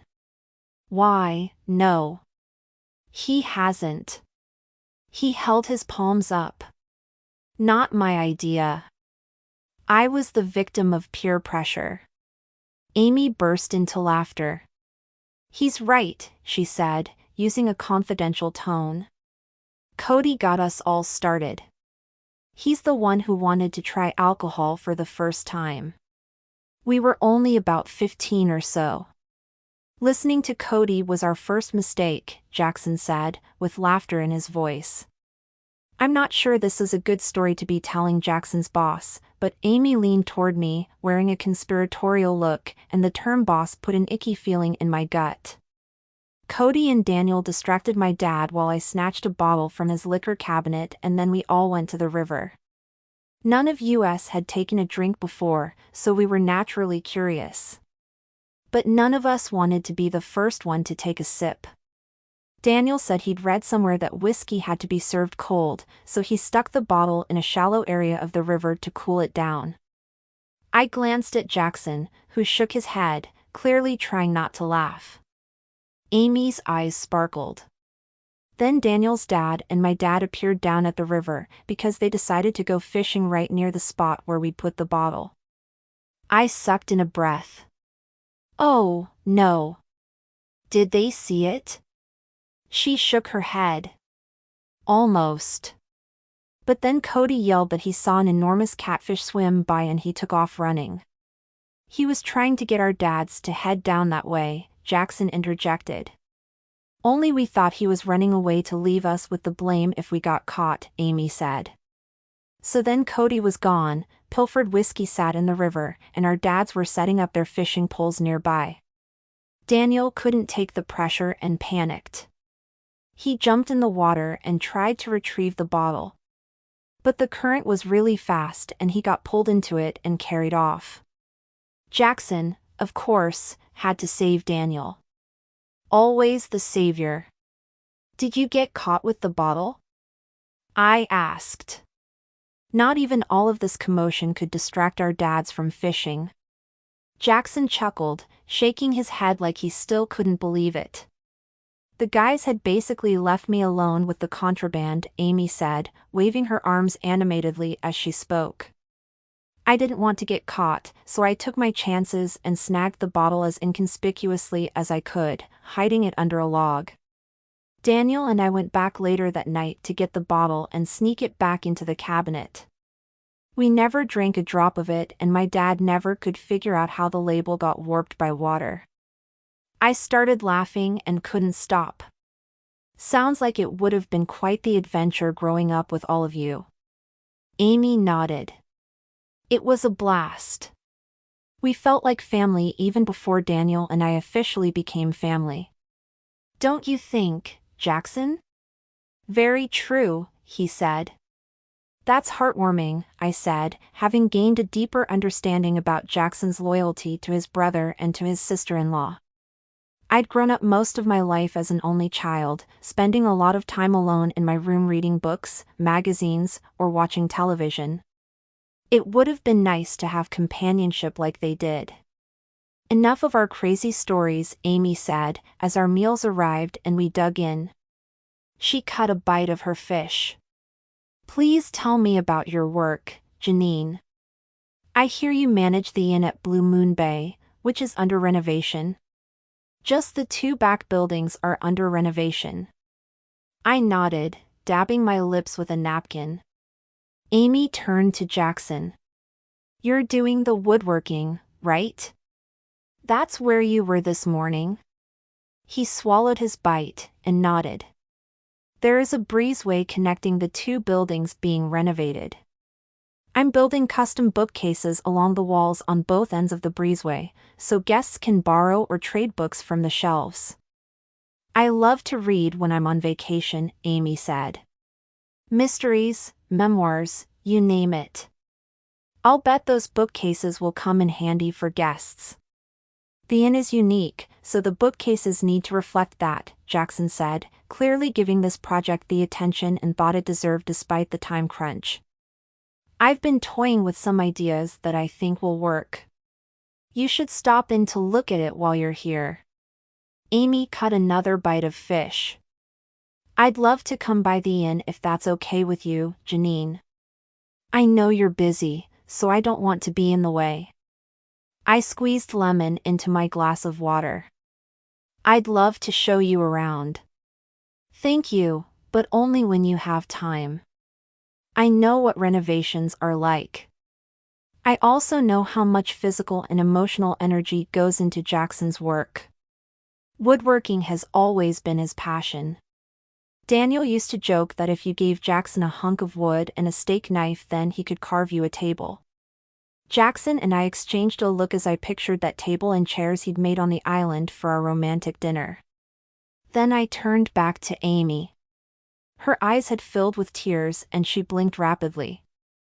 My heart went out to her. Talking about Daniel had to be hard. Losing someone you love is never easy, and she had lost her husband, a man she obviously loved very much. I know firsthand that Jackson does incredible work, I said, putting my hand on Amy's forearm to give her a comforting squeeze. The first time I saw his work I was in awe. He made custom frames for our friend Megan's original artwork during a contest called the Best of Blue Moon Bay. Megan ended up winning a year-long contract with an art gallery in Florence, Italy. How wonderful! Amy squeezed my arm back, letting me know she'd appreciated the gesture. Then she leaned a little closer. I love art. Too bad I wasn't visiting during the contest. The winning paintings are on display at the Blue Moon Bay Library, I said. I passed by the library on my way here, Amy said, reaching for her near-empty glass of iced tea. I meant to stop in and now it seems I have another reason to do just that. Well, only 2 of the frames from the contest were mine, Jackson pointed out. Megan used Brian's frame on the last entry, remember? That's right, I said, turning to Amy as a sappy smile spread across my face. Brian and Megan fell in love during that art contest. He's in Italy with Megan right now and they got engaged there. He made the last frame after Jackson got sick and I broke off, remembering how Cody and I had taken Jackson to the hospital that awful night last summer. Jackson had appendicitis, but refused to go to the emergency room. I practically had to drag him there. He was adamant that he finished the frame he was working on and Cody kept telling me to chill out. Health comes first, buddy. Amy frowned, waving a finger at Jackson. But Jackson's dedication to his work and his sense of sacrifice doesn't shock me. He gave up an entire summer, including a vacation down in Galveston one time, so he could carve a wall mural. I set my fork down. A wall mural? Amy sat back in her chair. It was an anniversary present for Daniel and me. That mural is the most beautiful thing in the world. It's detailed and exquisite. He carved all of us in the wooden scene that covers a wall at the main house on the ranch.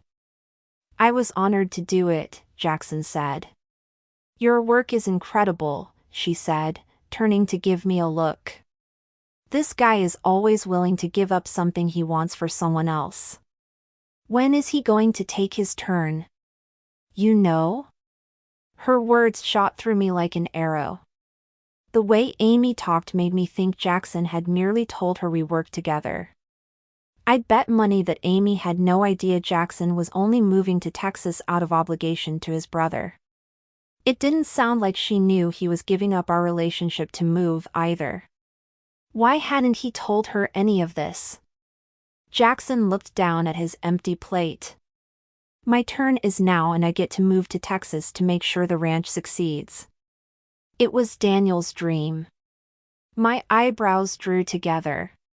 He made it sound like he wanted to go, which was not what he told me. Was he holding back the truth from Amy? Or from me? Amy's brow furrowed. I know you said that when you offered to come, but I don't want you to sacrifice your life here for me. You're a true brother and I love you. But you have this great job here and your beautiful house that you're working on. Are you sure you want to go back to Texas? It's so beautiful here and you seem to love it. Jackson avoided my gaze. A flash of emotion crossed his expression, but then his expression turned blank. I'm sure. The server came back and asked if we wanted anything else. We all declined and he set the check on the table. We all reached for the bill at the same time. My fingers met Jackson's and our eyes locked. He slid the check out from under my fingers. I'll take care of this, he said, turning his gaze away from me. A few minutes later, the check was settled, and we all stood. The three of us walked toward the front with Jackson in the lead. Amy tapped me on the arm and leaned toward me. Are you two dating? She whispered. My heart pounded and mouth opened, but I didn't know the right thing to say. If Jackson hadn't told her we were together, then maybe he didn't want her to know. It didn't make any sense to me since they were so close, but I didn't want to reveal anything he wanted kept private. My shoulders tightened and I glanced at Jackson, who seemed oblivious to what Amy had just whispered to me. I couldn't breathe, much less speak. Never mind, Amy said. The look on your face says everything I need to know. We reached Jackson, holding the front door open, before I could reply. We stepped into the bright sunshine where Amy gave us both hugs and told us she was going to check out the library. Before she walked away, she gave me a long look, which I couldn't read. As I climbed into the driver's seat of my sedan, I couldn't help wondering what her look meant, and if she'd guessed that Jackson and I were together. Well, at least for as long as we could be with his impending departure. Chapter 15. Late in the afternoon on Friday, Wendy and I stood in the back building closest to the inn's lobby. The roof patching had been completed and the breezeway windows would arrive on Monday. The custom bookcases were well underway and included window seats that would be filled with soft pillows to scream out an invitation to sit and read. 3 down, 1 to go. We headed up the staircase, my hand gliding along the smooth railings as I went. We entered the first guest room, which was decorated in crisp white and sandy brown, mingled with splashes of light blue, coral, and yellow in the decorative pillows and chair cushions. Lovely! When I stepped into the bathroom, I groaned. None of the bathrooms were completed yet, of course. The tile hadn't arrived and I couldn't get hold of the owner. My eyes drifted across the white marble countertop, the white marble floor that extended into the shower, and the vacant space where the backsplash and shower wall tiles should have been. But even imagining the tile project completed didn't feel right. Something doesn't feel quite right in here, and I don't just mean the missing tiles, I said, twisting my blonde hair nervously. I don't know. Maybe I'm creating more problems for no reason. As it is, I don't understand why the tile guy can't complete a simple tile delivery. There must be more to the delay than he's telling us. Wendy tugged at the hem of her blouse as she looked around. Looks fresh, modern, has clean lines, and it's what every buyer wants in a home. The guests should be quite happy staying here. I sighed. I'm sure they will love the bathrooms once they're done.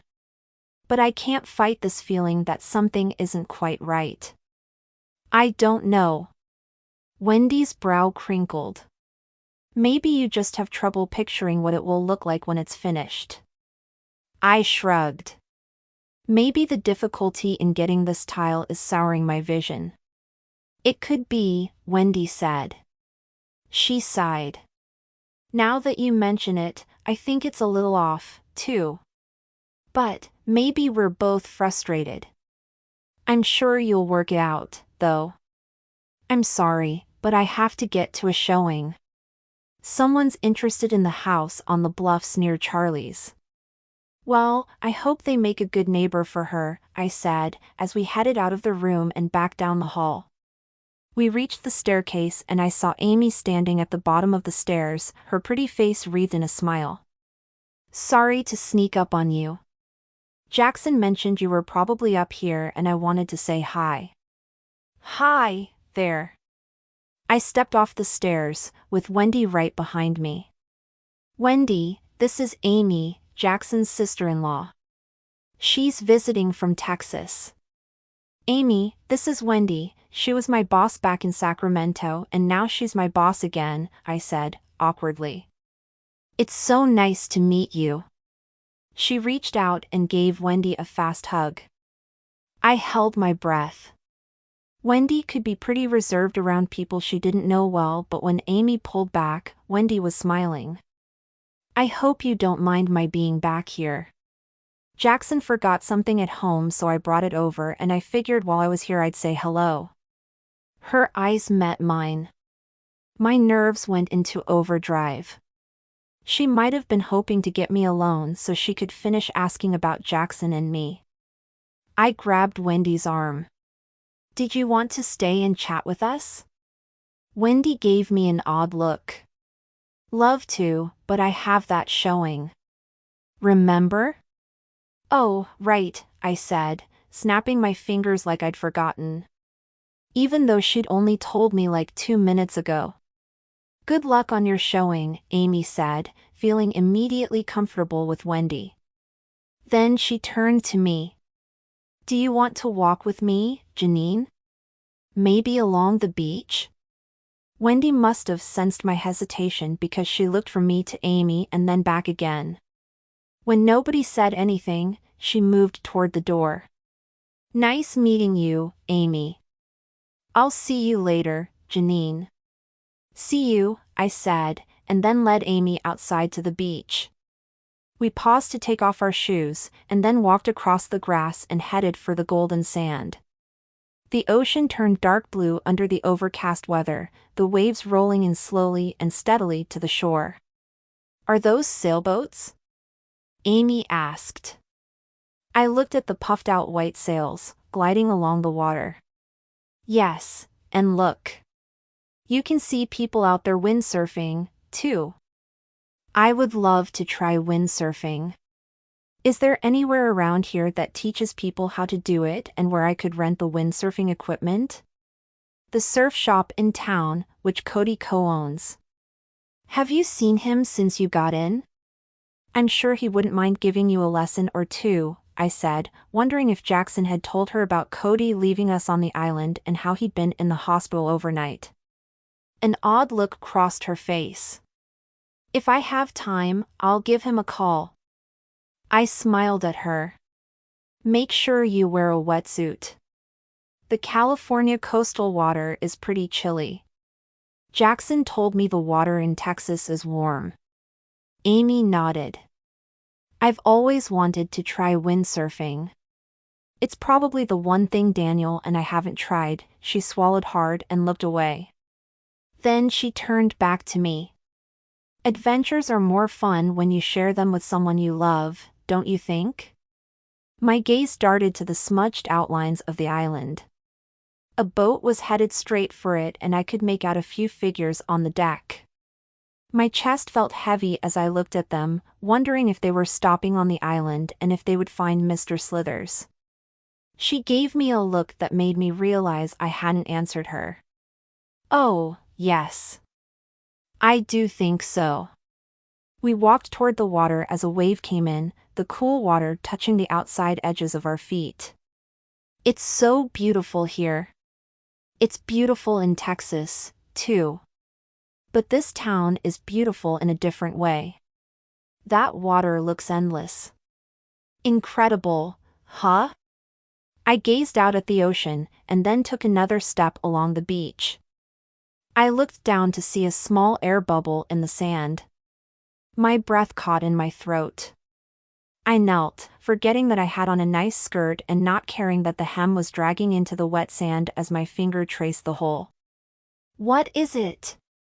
Amy asked. My heart pinched.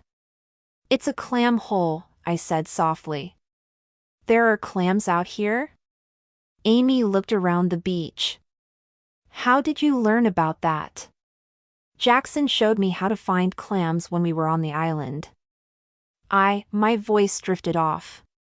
The sense of loss was so keen and sharp that the energy drained out of me. Amy took one look at my stricken face and led me toward a small table set up for guests. We sat down.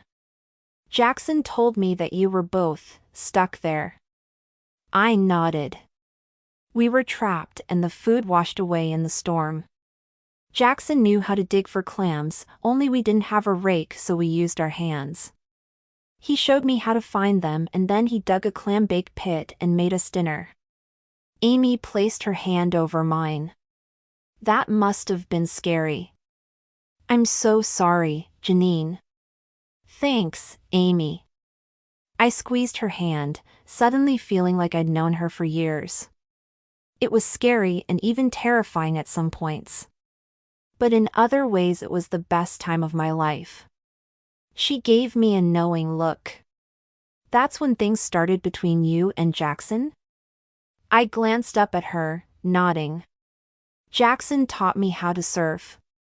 "Did he mention that?" She shook her head. "He's a good teacher. Very patient. He learned first and then he taught all of us, even Cody." My eyes widened. "He taught Cody how to surf?" "He never told me that." Amy shrugged. "It's not like Jackson to brag about stuff. He's very humble." "He was humble and sweet and kind and wonderful." "And leaving." Amy let out a long sigh. "In many ways, I can't believe he really wants to move back to Texas. He clearly loves it here and it's obvious how he feels about you." "Really?" My cheeks heated and I gripped the edge of the table, a move that threatened to wreck my fresh manicure. Amy had somehow started that conversation I'd been trying to avoid. I couldn't let her know how much I wanted him to stay. The truth would hurt her feelings and Jackson was clearly set on keeping Daniel's dream alive to honor his brother. "He didn't tell you, I take it?" I asked. "No, the rat." Amy's eyebrow tilted up. "When he said he wanted me to meet you, I thought it was to meet his boss. But I saw how he looks at you. He's never introduced a girlfriend to his family before. He's kind of a loner that way." "Never?" I gasped, completely surprised. It now felt doubly huge that he'd introduced us, but he was leaving and I couldn't let Amy feel bad about that. She was way too sweet. If she lived here then I'm sure we would have become good friends. Maybe part of why he wanted you to meet me is because I'm his boss. Well, he's an independent contractor. But, still. Maybe he just wanted me to show you the good job he's doing on the inn." Amy's expression told me she clearly wasn't buying that story. "I doubt Jackson needs anyone to tell him he's doing a good job. He won't say he's great at what he does, but he knows. He doesn't brag about it because he doesn't have to. His work speaks for itself. He loves what he does and it shows. Besides, it's not like he has to work thanks to his trust fund. But he'll never stop woodworking because it's his passion." My lips went numb. "Did you say trust fund?" Amy regarded me for a second and then her eyes went wide in a faux innocent expression I'd done myself before. Did I let that slip out? "Anyway, you see my point. He doesn't need a job. He doesn't need to run the ranch. His motives just worry me." Jackson had a trust fund? One big enough that he never had to work? Wow, I barely kept ahead of my bills and only had a modest savings account. Due, in part, to the dresses at the darling little shop downtown that beckon me every payday. A comfortable silence fell, which rarely happened for me. Usually I got anxious and started rattling on about nothing to fill in the empty spaces. My gaze went from the beach to the grassy area above where guests were happily engaging in all kinds of activities. Then I turned to look at the barely visible boat bobbing on the waves in front of the island. So many people left their homes to come to Blue Moon Bay for a vacation. They stayed at the inn to be a part of something special and beautiful and natural. A little cry escaped from my lips. Amy jumped slightly and a hovering seagull let out a startled squawk and flew higher. "Are you all right?" Amy asked. "Yes," I exclaimed, jumping up from my seat. "I know what's wrong with the bathrooms." The bathrooms you're renovating?" "Yes." I flapped my hands in the air, bouncing on my heels. Wendy told me that buyers want neutrals and cleanliness. A frown crinkled Amy's face. "Okay. The inn is not someone's house. Guests come here to escape their usual life. That's part of what makes their trips so special. They could have a neutral bathroom at home or at any hotel across the country, but the inn at Blue Moon Bay is unique." Amy gave me a sideways look. "Unique is good. I'm sorry, but I need to get back to my desk. I can't believe I didn't think of this sooner. I'm so excited. Maybe the bathrooms could be decorated with shells, and so on? Or, I don't know. Something that screams Blue Moon Bay. The only problem is I wonder how fast I can find something new. Although, it's not like I'm getting anywhere with the current tile guy." Amy stood. "You seem inspired. I say go for it. I'm going to leave you to your business and head over to the surf shop to see if I can find Cody for a windsurfing lesson." She gave me a long hug, which felt genuine. We promised to keep in touch and then she headed around the side of the building toward the front and I headed for the lobby. My mind raced with the possibilities of what could be done in the new bathrooms. I paused by the back steps to put my heels on and just as I stepped up on the deck and moved to go inside, Jackson came through the door. His tousled dark hair held bits of wood shavings and his shirt was rumpled and dusty. That woodsy scent of his hung all over him and I inhaled, loving the smell. "There you are." He looked down at me, his expression tight. "I wanted to let you know I'm working through the weekend and expect to have the bookcases finished on Monday." "Oh, no. That was too soon. Much too soon." If he was done with the project, then there would be nothing holding him here, and I wasn't ready to let him go. "There's something else," he said. "Oh. Please don't tell me the roof caved in." "Stop worrying," he said, shaking his head. "I made dinner reservations at Marjo's for tomorrow night. I also bought 2 tickets to the opera in San Francisco. Box seats." My mouth fell open. You're going to the opera?" "I didn't know you liked the opera." He nodded. "I'm going, but I've never been before. I figured it's something a city girl would like." I asked, "Are you taking me on a date?" Jackson lifted my hands. "Would you like to go with me?" "Yes." The cry left my mouth and I jumped into his arms. He laughed as I squealed and then I tilted my head up until his mouth met mine. As we kissed, I inhaled the light woodsy scent that was all Jackson. His lips were firm on mine and my belly did a cartwheel. My heart pounded in my ears as my skin broke out in goosebumps. I could feel the beat of his heart against my chest and the heat of his skin against mine.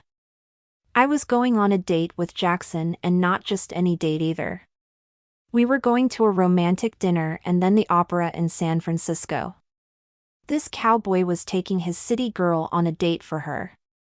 And I couldn't wait. Chapter 16. I worked late on Saturday, trying to track down a new tile supplier who would deliver an order on a quick turnaround. No luck so far. The renovation deadline and upcoming celebration party, please, oh, please, let it not be my failure party, was this Friday. As in, guests would be checking in this Friday, any time after 3 p.m. Since the renovations weren't complete, I didn't understand why Wendy wasn't acting more concerned over the impending deadline, or why she hadn't tossed me out and taken over the project herself. She seemed more focused on how weird Max had been acting since he'd returned home from Japan. Crazy scenarios rolled through my brain about having to smile and greet guests with phrases like, "Welcome to the inn at Blue Moon Bay, where taking a shower in the workout room bathroom can be such a great adventure for you." Or, even worse, "Welcome to the inn at Blue Moon Bay, but we'll be transferring you to the chain hotel in town because I bit off more than I could chew and put the cart before the horse, big time." I shuddered. Since it was getting close to date time, I gave a desperate call to Claire and asked her to bring an outfit to the inn. 30 minutes later, Paige relieved me at the front desk. Claire and I ducked into the inn's ladies' room. I glanced at the pretty white and blue tiled floor, which matched the soft blue paint on the walls. Blue, white, and silver chairs sat below marble tables, inviting women to take a moment to touch up their makeup in the large mirrors. Cute hand-woven baskets were filled with soaps, lotions, and other necessities. "I owe you big time, Claire," I said, glancing at my reflection in the mirror and shuddering. I had contractors all over the place today, made calls ordering materials, and handled guests who needed everything under the sun. My first official date with Jackson, and I don't even have time to go home to take a shower. "Don't worry. I brought you deodorant," Claire quickly assured me as she pulled out a white tube from the bag. "And perfume. How badly do you think I smell?" I gave her a look, drawing in a quick breath under each of my arms, and then reached for the garment bag she held out to me. I snatched the bag and the deodorant, just in case, and then dashed into a stall. "Need any help?" Claire asked. I shimmied out of the outfit I'd worn that day and reached for the garment bag. "Probably. This zipper is in the back and it's tiny to boot." I managed to get the dress on and then found the shoes in the bottom of the bag. I stuck my feet into the heels, then raced out of the stall. Claire made a swirly motion with her finger. "Turn around and I'll zip you." I spun a 180 and she pulled the zipper up. "How was your date last night?" Claire shook her head. "So not worth mentioning." I checked my reflection in the mirror. The simple black dress I was borrowing from Claire had a cute little flare to the hem and a fitted bodice. Darling. Now to repair my messy hair and touch up my makeup, which showed the long hours of my workday. I sat on the chair, rooting through the makeup bag. "That's too bad about your date. What happened?" "You know I need details." "Trust me, you don't want any."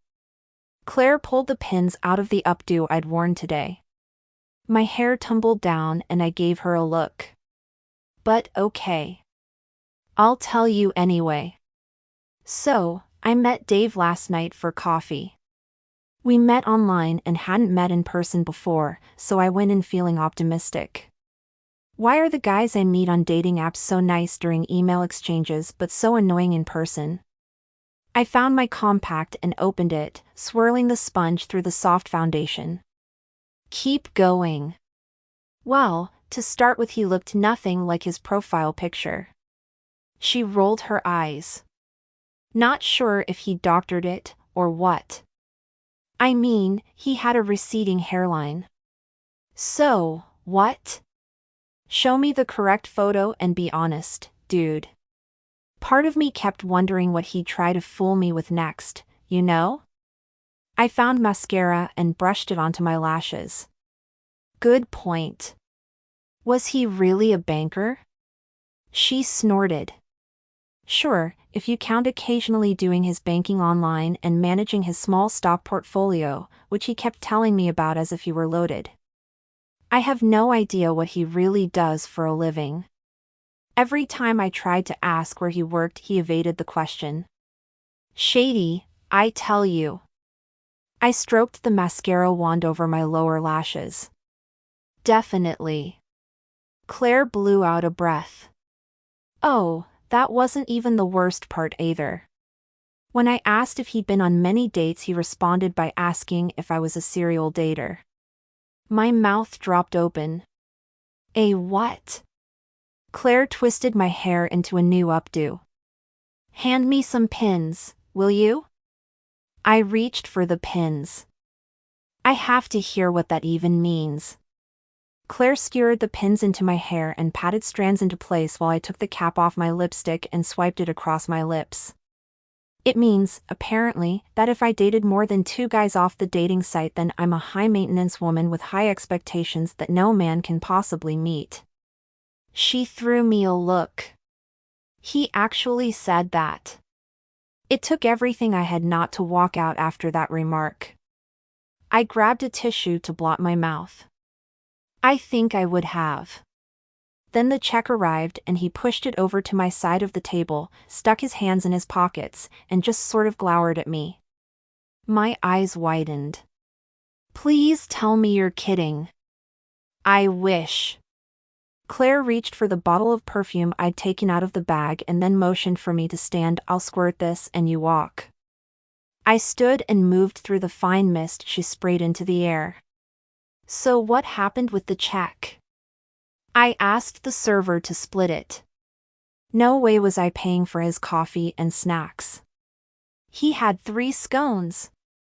So rude. I gave her a quick hug. I'm sorry, Claire. That's disappointing. She squeezed me back. I want a great relationship like my sister and Luke have. Like you and Jackson are on the verge of, but maybe I'm just the odd one out here. I stepped back. Don't think like that. And my voice trailed off as I took a deep breath. Jackson and I won't exactly work out. He's moving back to Texas. Claire gaped at me. What? Why? I began to gather the things on the table to put back into the bag. His sister-in-law, Amy, needs help running the family's ranch. So our relationship is doomed. Claire put the outfit I'd worn earlier into the garment bag. That's so unfair. Tears stung my eyes, but I held them back. I had about 2 minutes to get out of the bathroom to meet Jackson for our date. Now was not the time to ruin my mascara. Wait. Claire's expression brightened like she just thought of a brilliant idea. Why not go to Texas with him? That's not realistic. I shook my head. I love my job. I do.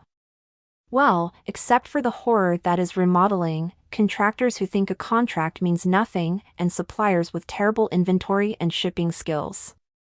I can't just leave Blue Moon Bay to live on a ranch, can I? I'm not really in the mood to encourage your departure. Claire zipped the garment bag shut and then shrugged. But I'd live on a ranch for the perfect guy. I'd probably live on Mars for the perfect guy if I were being honest. As long as he doesn't chow down 3 scones on my dime. I stared down at my makeup bag, my heart aching. I didn't want to lose Jackson. I didn't want to move from Blue Moon Bay. But I was going to lose Jackson if a solution didn't arrive soon. Could a California city girl like me survive on a ranch in Texas? Claire held out her hand. Hand me that makeup bag and I'll take everything back to your house for you. You have a hot date to get to. Thanks, Claire. I extended the bag toward her as another thought hit. What kind of snakes did they have in Texas? Chapter 17. Marjo's was an upscale restaurant that sat at the end of a quaint street filled with independent shops and restaurants that made up the largest section of Blue Moon Bay's downtown. Parking was always a nightmare due to its popularity, and it was no different that evening. So, Jackson parked in the public lot at the opposite end of the street and we set out walking through the chilly evening air. Jackson looked amazing in his dark slacks, long-sleeved dress shirt and jacket. His cologne, subtle but very masculine, drifted on the light breeze, and when his hip accidentally brushed against mine, my belly did a somersault. His hand wrapped around mine and I smiled. My phone beeped. I gave Jackson a chagrined look as I dug it out of my purse. Sorry, but I have to see if that's the tile contractor because he hasn't been returning. Ugh. It's not him. Just a notification that the windows shipped. I sighed and slid the phone back into my purse. I just don't know what to do about that tile for the bathrooms.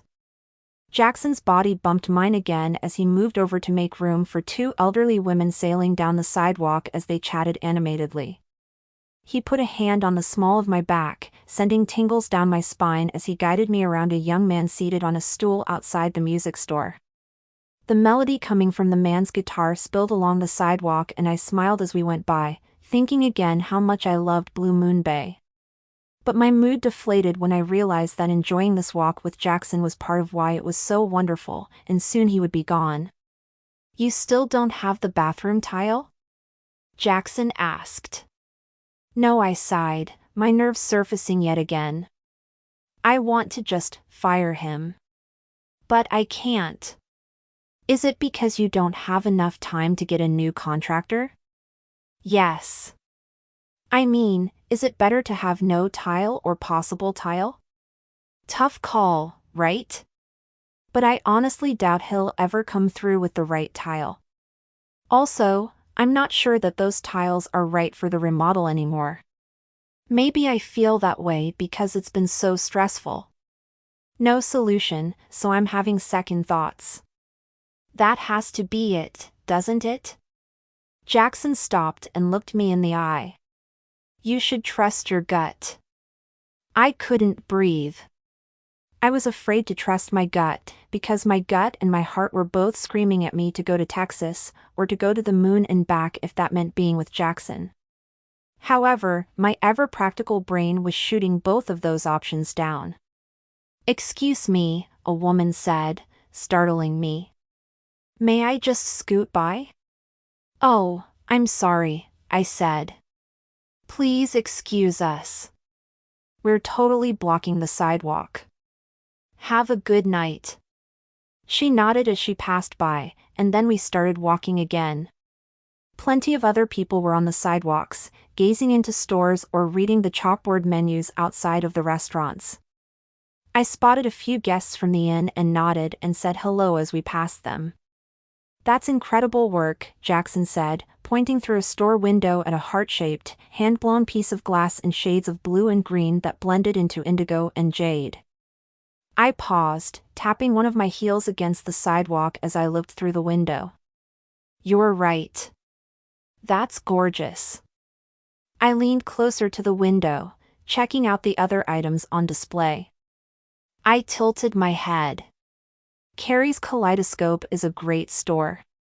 Do you mind if we go in for a quick second? Not at all. We have a little time before our reservation. Jackson reached for the door and held it open for me as I stepped inside. Claire was such a good friend and she'd sounded so disappointed earlier about her disastrous date. Maybe a little gift from Carrie's Kaleidoscope would make her feel better. I moved closer to the window display, my eyes scanning over the items. Claire loved books, big hats, her friends, and cats. Maybe something with one of those themes would be good? Or maybe something that pertained to the Kissed by the Bay legend, which might make her feel like she still had a chance at love, even though she'd had the worst dates lately. How are you folks doing? A woman asked. I turned to see the artist, Carrie Smith, who owned the shop and made many of the items for sale. Carrie's dark hair was pulled back into a ponytail with long curls and she wore dangling earrings. Her colorful blouse was belted at the waist, hanging over a pair of dark leggings, and she wore knee-high boots. A slash of black liner showed along her upper eyelids and a dash of red was splashed across her lips.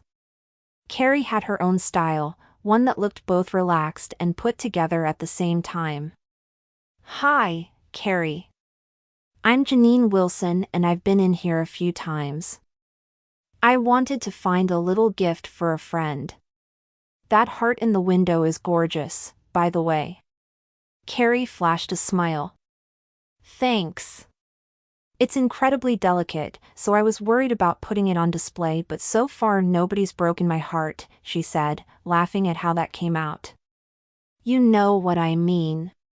"Yes." I smiled, gazing wistfully at the heart, wishing I could say the same thing about my heart. Jackson's departure to Texas was certainly going to break my heart. That thought passed in and out of my head as I looked past Carrie and spotted something. "Are those tiles?" "Yes, I've been painting a lot of tiles lately," Carrie said, twirling a long strand of curls from her ponytail. "Tile is a good medium for hand painting." I walked toward the tiles with Jackson and Carrie trailing behind me. The pictures on tiles varied, but included ocean scenes, whales spouting, and a blue moon. "Those are beautiful," Jackson said. "They're gorgeous," I exclaimed. My heart stopped as I realized that these tiles held the unique charm I'd envisioned for the bathrooms at the inn. But there was only the one set for sale. Possibly enough for one backsplash, but not enough to complete all of the bathrooms. They look so beachy and fun. Very Blue Moon Bay. "Yes, the tourists love them," Carrie said. Jackson shot me a look. "Are you thinking for the bathrooms?" My shoulders tensed. "Yes, but there aren't enough tiles for all of the bathrooms. Painting those tiles obviously takes a lot of time. I'm sure Carrie wouldn't be able to paint more tiles fast enough for me to have enough complete the bathrooms in time." Carrie tilted her head. "Oh, I have boxes of tiles in the back. Would you like to take a look?" "Yes, I'd love to." I paused and then turned to Jackson. "Do we have enough time?" Jackson glanced at his watch. "Sure." We followed Carrie into the stockroom where she pointed to the tiles stacked neatly on pallets against one wall. "Oh, wow." I hurried to the boxes, checking out the scenes on top. All of these tiles had beach-themed paintings on them. One showed a beach with a pretty red umbrella stuck in the sand and kids playing on the edge of the water. Others had dolphins swimming in the waves and some were of the downtown buildings. My hands flew to my chest as I stared at those tiles and my mind went back to the difficult tile contractor. "I'm the general manager of the inn at Blue Moon Bay. We have a renovation project in progress and I need tiles for the guest bathrooms for 2 buildings. But even if I purchase them, there isn't a contractor around to install them. Everyone I called is booked solid." "My brother is a tile contractor," Carrie said. "How soon do you need the project done? Want me to call in a favor with him?" "You would do that for me?" I asked, my heart skipping about 5 beats. This was a huge decision. I'd have to fire the tile contractor and cancel that order. I'd have to tell Wendy I'd shifted gears in the very thick of this remodel. The tiles were so different from what we had originally planned to use, but they were exactly what we needed. I would need them finished by Thursday. I know that's a rush job, but we would compensate him appropriately. "Let me give him a call," she said, and we went to the front counter and waited while she phoned him. When Carrie came back with the good news that he would take on the project, I ordered the tiles, even though it meant we'd miss dinner. But Jackson was completely on board and understanding, so I whipped out my phone and sent an email canceling the tile order and installation due to his failure to comply with the contract deadlines. Jackson's hand found mine and squeezed it. I'd made an executive decision all on my own. Ripples of positive energy flowed through me, the same feeling I'd had from surfing. I knew in my gut this was the right choice for the inn. I just hoped Wendy and Brian agreed with me. Chapter 18. On Monday morning, I arrived at work early, still thinking about my date to the opera with Jackson. Since we'd missed our dinner reservation at Marjo's and they were booked solid, we stopped by Scotty's for a quick dinner before heading to San Francisco. We had such a nice time seeing Romeo and Juliet at the San Francisco Opera.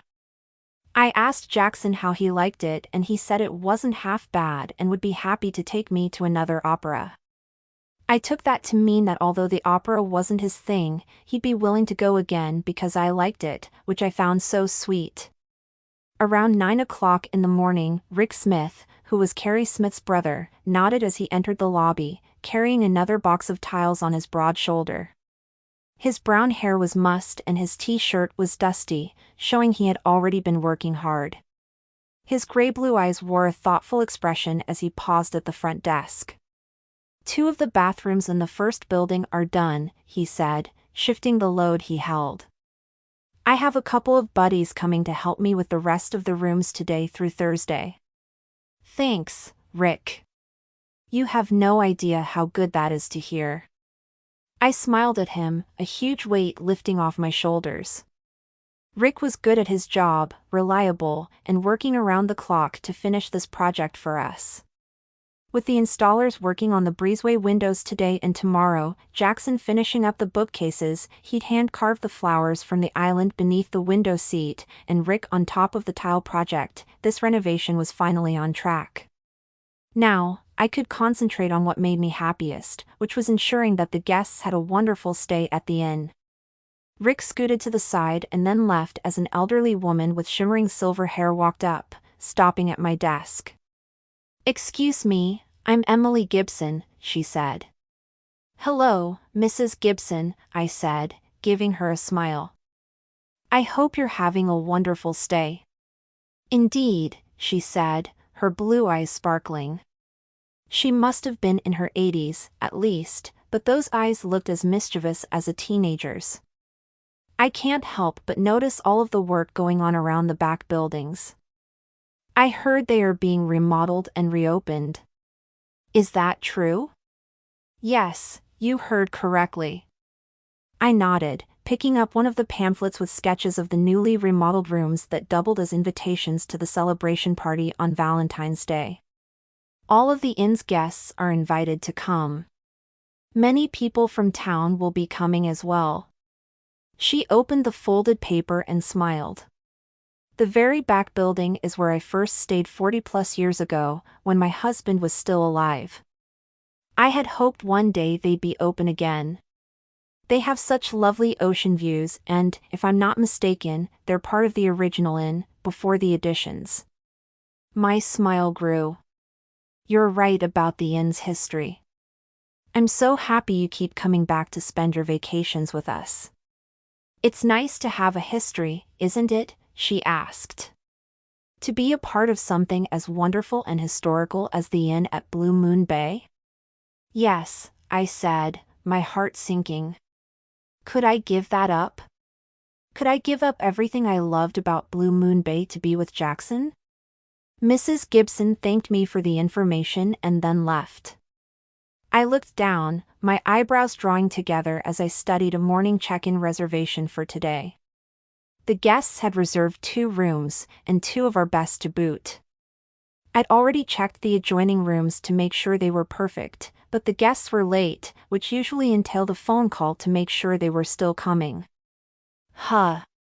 No phone number listed. I searched through the reservation sheets again, anxiety washing over me. I checked the initials to find that Paige had booked the guests. It wasn't like Paige to forget to take down a phone number. Odd. Pushing that problem aside, I pulled up my email inbox. The first email I spotted made me gasp. It was from the tile contractor I'd fired, and his subject line was not only all in caps, rude by itself, the words were rude, too. He was threatening a lawsuit. Sure, now he decides to get in touch with me. My heart pounded as I opened the email and read through it. He'd broken the contract long before I'd fired him. One breach after another, in fact. Not sure why I'd expect him to take his firing professionally when he hadn't shown himself to be a professional thus far. Still, he was now another problem to deal with. My gut churned as I closed that email and looked for a notice of cancellation from the no phone number guests. I scrolled through the inbox, but there wasn't a cancellation email. Maybe the guests were just running late, so I closed the email page and decided to keep busy with small tasks to take my mind off that lunatic contractor. The coffee bar was always in need of something, and right now was no exception. I rearranged the cookies and made sure the coffee and tea pods were filled. I organized the sugar and creamer containers and wiped all stray crumbs and sugar bits from the bar. I heard the front door open behind me and turned, a smile on my face and a greeting on my lips. Both died as my mouth fell open in astonishment at the guests who walked through the door. Marion? Is that really you? I croaked out, dropping the bags of coffee sweetener I'd been holding. Tara? Lindsay? My stepmom and my two stepsisters stood in the lobby, beaming at me. Surprise! Marion Power walked over to me. Every strand of her dark hair was in place. She wore a stunning linen pantsuit in pale blue, a pair of nude pumps, and a single strand of pearls. She enveloped me in a stiff and formal hug. I didn't know you were coming this early, I said. My arms went around Marion, my gaze flicking over her shoulder to Tara and Lindsay. Both looked perfectly put together in sweet little shift dresses in burgundy and evergreen respectively. Our turn, Tara said, as Marion pulled back. So good to see you all, I said, overjoyed to see them even as my nerves went on edge.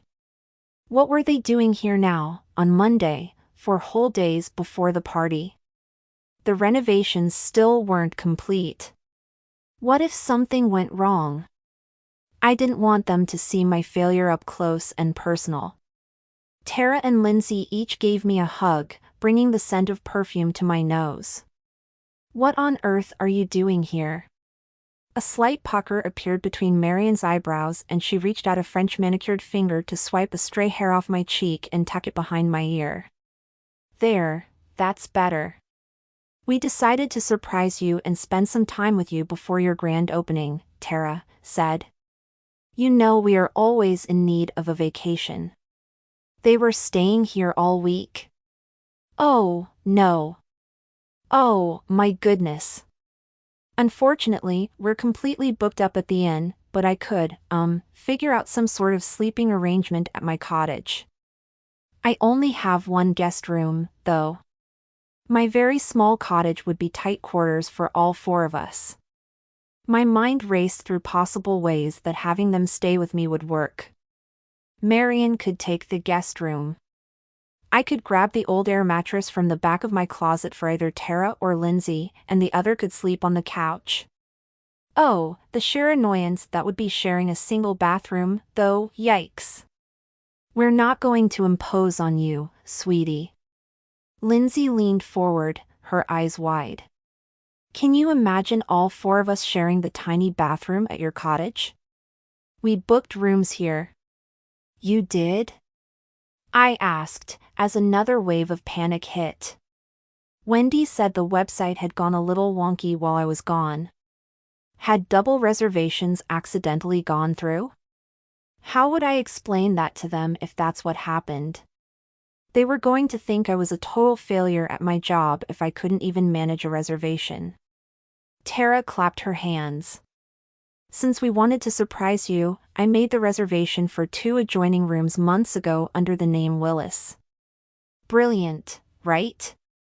Right, I nodded, my vision graying and my ears roaring, which had only happened to me once before when I'd fainted.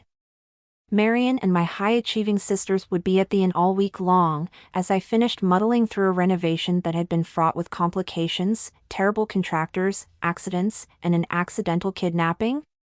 Yeah, I was pretty sure that was terror threatening to crash me to the floor.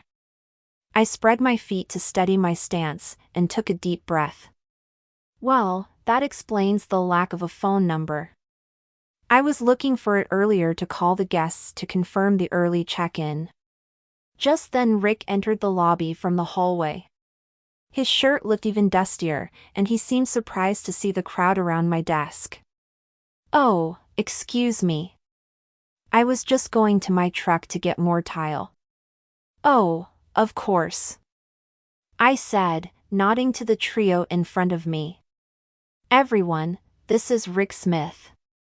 Rick, this is my family." Rick held his arm out, shaking each of their hands. "Very nice to meet you," he said, his gaze lingering on Tara. "Are you a guest here at the inn?" Marion asked. Rick shook his head. "No, ma'am. I'm the tile contractor." "Oh?" Tara asked, giving him an interesting look. "We hear the renovations are going beautifully. You must be doing an amazing job." Of course Tara had heard the renovations were going smoothly. Those little white lies had escaped my mouth every time Marion called me. My stomach tightened like a rock as I willed Rick not to mention he was the replacement contractor, since my previous contractor had bailed and then returned, threatening to sue the inn and me. Luckily, Rick just thanked Tara for the compliment before he left. Part of me also worried what Marion would think of the new tile I'd chosen. I'd bragged about the original neutral colors, which were totally her taste. I loved this new tile way more, though. It represented the exquisite and unique charm of Blue Moon Bay and the inn. "I should get you officially checked in." I dashed behind the desk and began typing at the keyboard. "Is Dad here, too?" Marion shook her head. "I'm afraid not. He's wrapping up a huge project at work and couldn't get away. He sends his best wishes and says he's sure you're doing an amazing job." I nodded, wondering if he'd really said that. I knew my dad loved me, but no matter how hard I tried, I never felt like I measured up to Tara and Lindsay. I needed to get them checked in, so they could go up to their rooms. I appreciated that they had come here to support me, but I didn't want them to see any of the renovation problems I was still ironing out. "This inn is lovely, Janine," Marion said, using a tone I knew well that meant the other shoe was about to drop. "We do miss having you live close, of course. The girls and I were having lunch the other day, and wishing you were with us. You'd love the theater's offerings this season. They're bringing in original musicals and a few classics, too." Lindsay nodded. "We do miss you, and it would be nice to have you home again." Home again. They were still pushing for me to move back to Sacramento. I should have known they were going to try again. They couldn't understand why I would want to live here.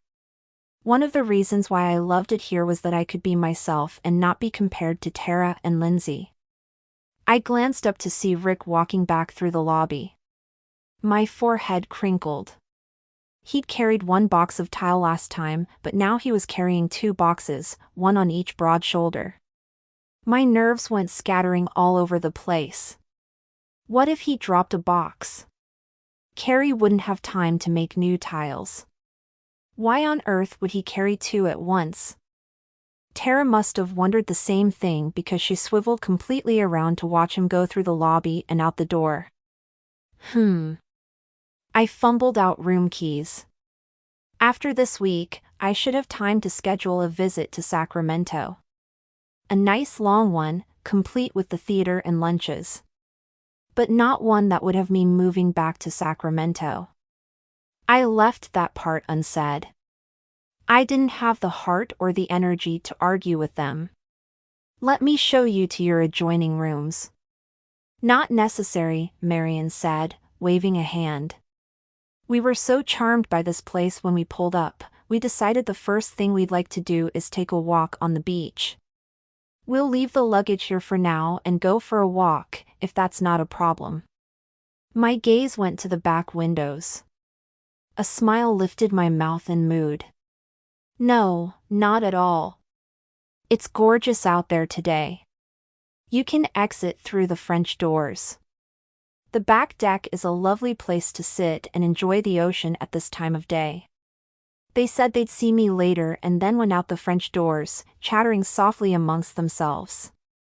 I turned back to my emails, managing to return quite a few queries before the phone rang. I picked up the receiver and found myself listening to an exasperated guest who'd scheduled a winery tour and had questions. Just as I hung up the phone, the front door swung open, and I recognized the man entering the lobby. My face went numb. It was Bob, the fired contractor. All of my nerves froze as Bob barreled toward my desk, and I thought of his aggressive email wherein he had threatened a lawsuit.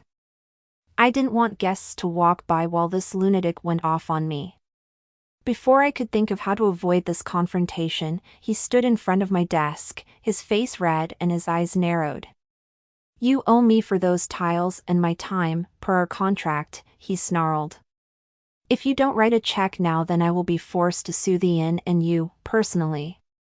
I will not tolerate this." At first, I felt sheer terror that I'd made someone this unhappy with me. He was so unhappy he was raising his voice at me, and that shook me to my very core. I'd been a pleaser my whole life, but this time something inside me told me I'd done nothing wrong. In fact, I'd gone above and beyond to give him so many chances that I might not meet my deadline. In the back of my mind, I could hear Jackson telling me to trust my gut. Well, my gut was telling me that this man's broken contract was of his own doing. I lifted my chin, keeping my voice calm. "I'm sorry you're disappointed, Bob. But you and I both know I had just cause to terminate our contract.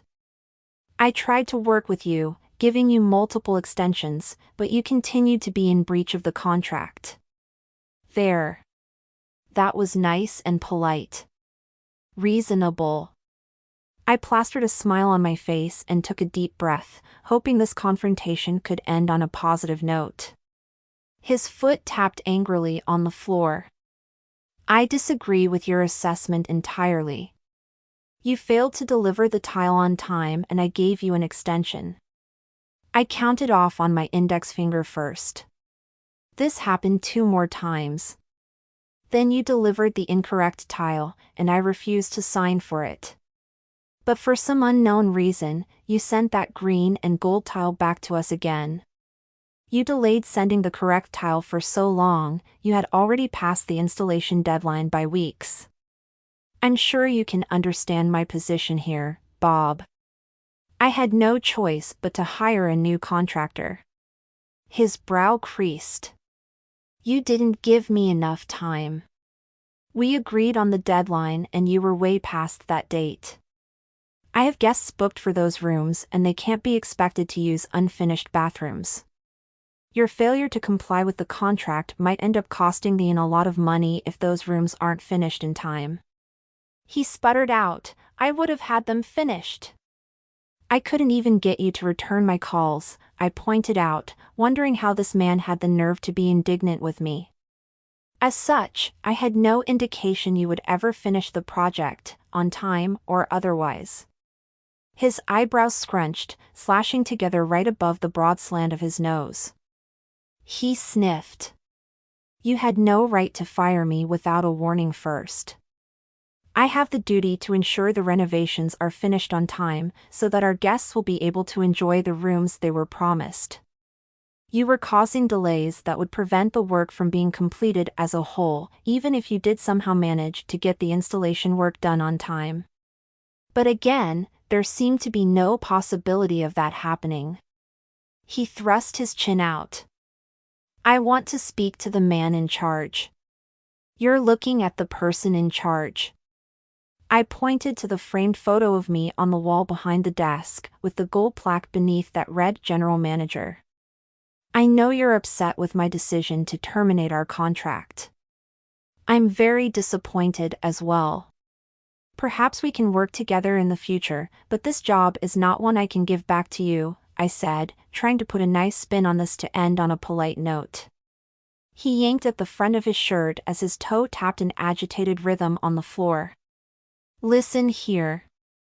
I already scheduled this job. I've told other clients I was working on this job and that will not look good if I don't finish it. You're being unfair. Am I? I blinked, a flicker of self-doubt fluttering through me, making me second-guess that decision. But hard on the heels of that came something else.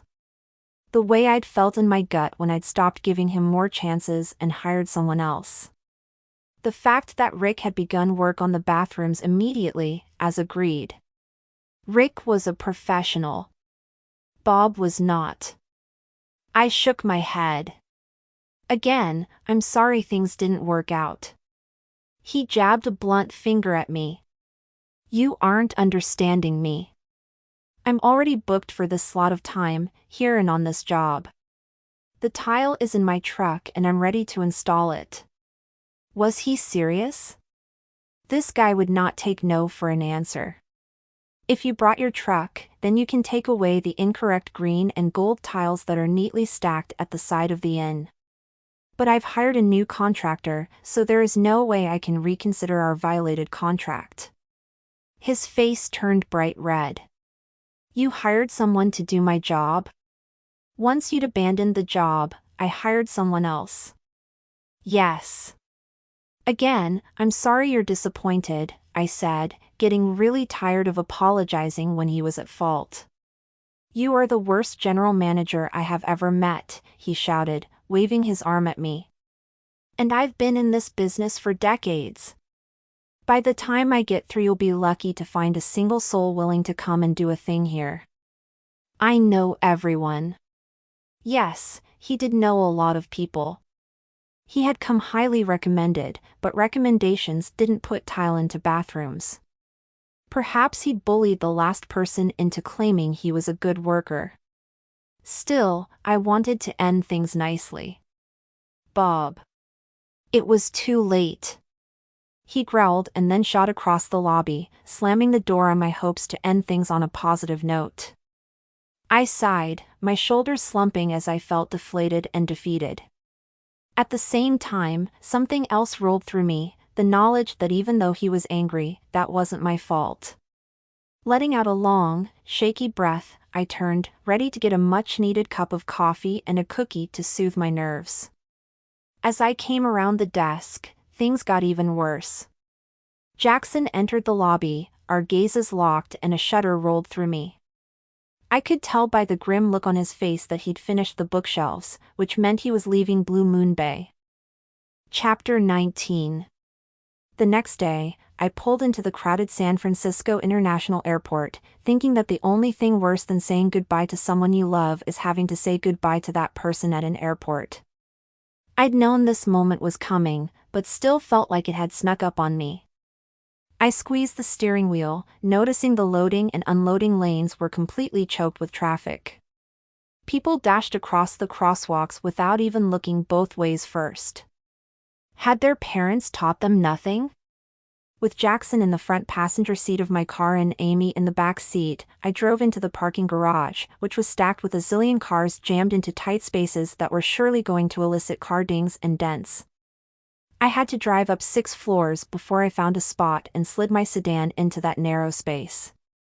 We walked to the elevators and took one down to the gate level. Then we headed through a long corridor with a moving sidewalk until we reached the ticketing desks. I noted the lines were not pretty, no surprise there. Luckily, Jackson and Amy had checked in online and printed their boarding passes already. Or, not so lucky for me, since that meant Jackson would be gone even sooner. As we stepped up to the security line, I jumped out of the way as a woman jostled by us, pushing what looked like 300 pounds of designer luggage on an airport cart. Had she seriously tried to go through security with that? Not going to happen, lady. She was so going to be charged extra for exceeding the 50-pound limit per bag, too. A matching designer bag bounced against the woman's hip. I had to admire her just a little. She probably had an outfit for every occasion in there and matching shoes to boot. Jackson, on the other hand, had a single suitcase. Carry on. He'd sent boxes ahead, of course, before closing up his beautiful Victorian house.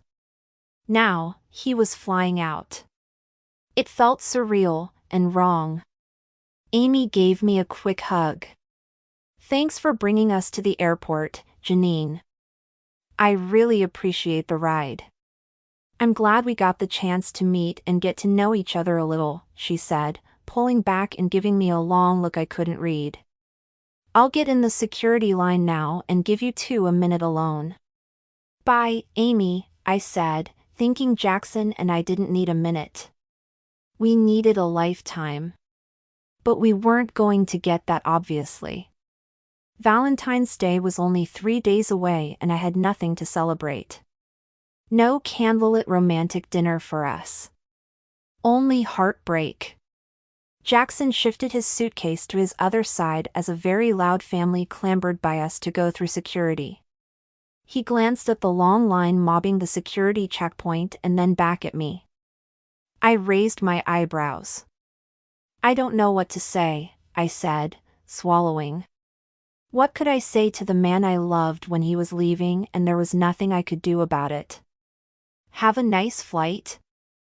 Hope the in-flight movie is a good one.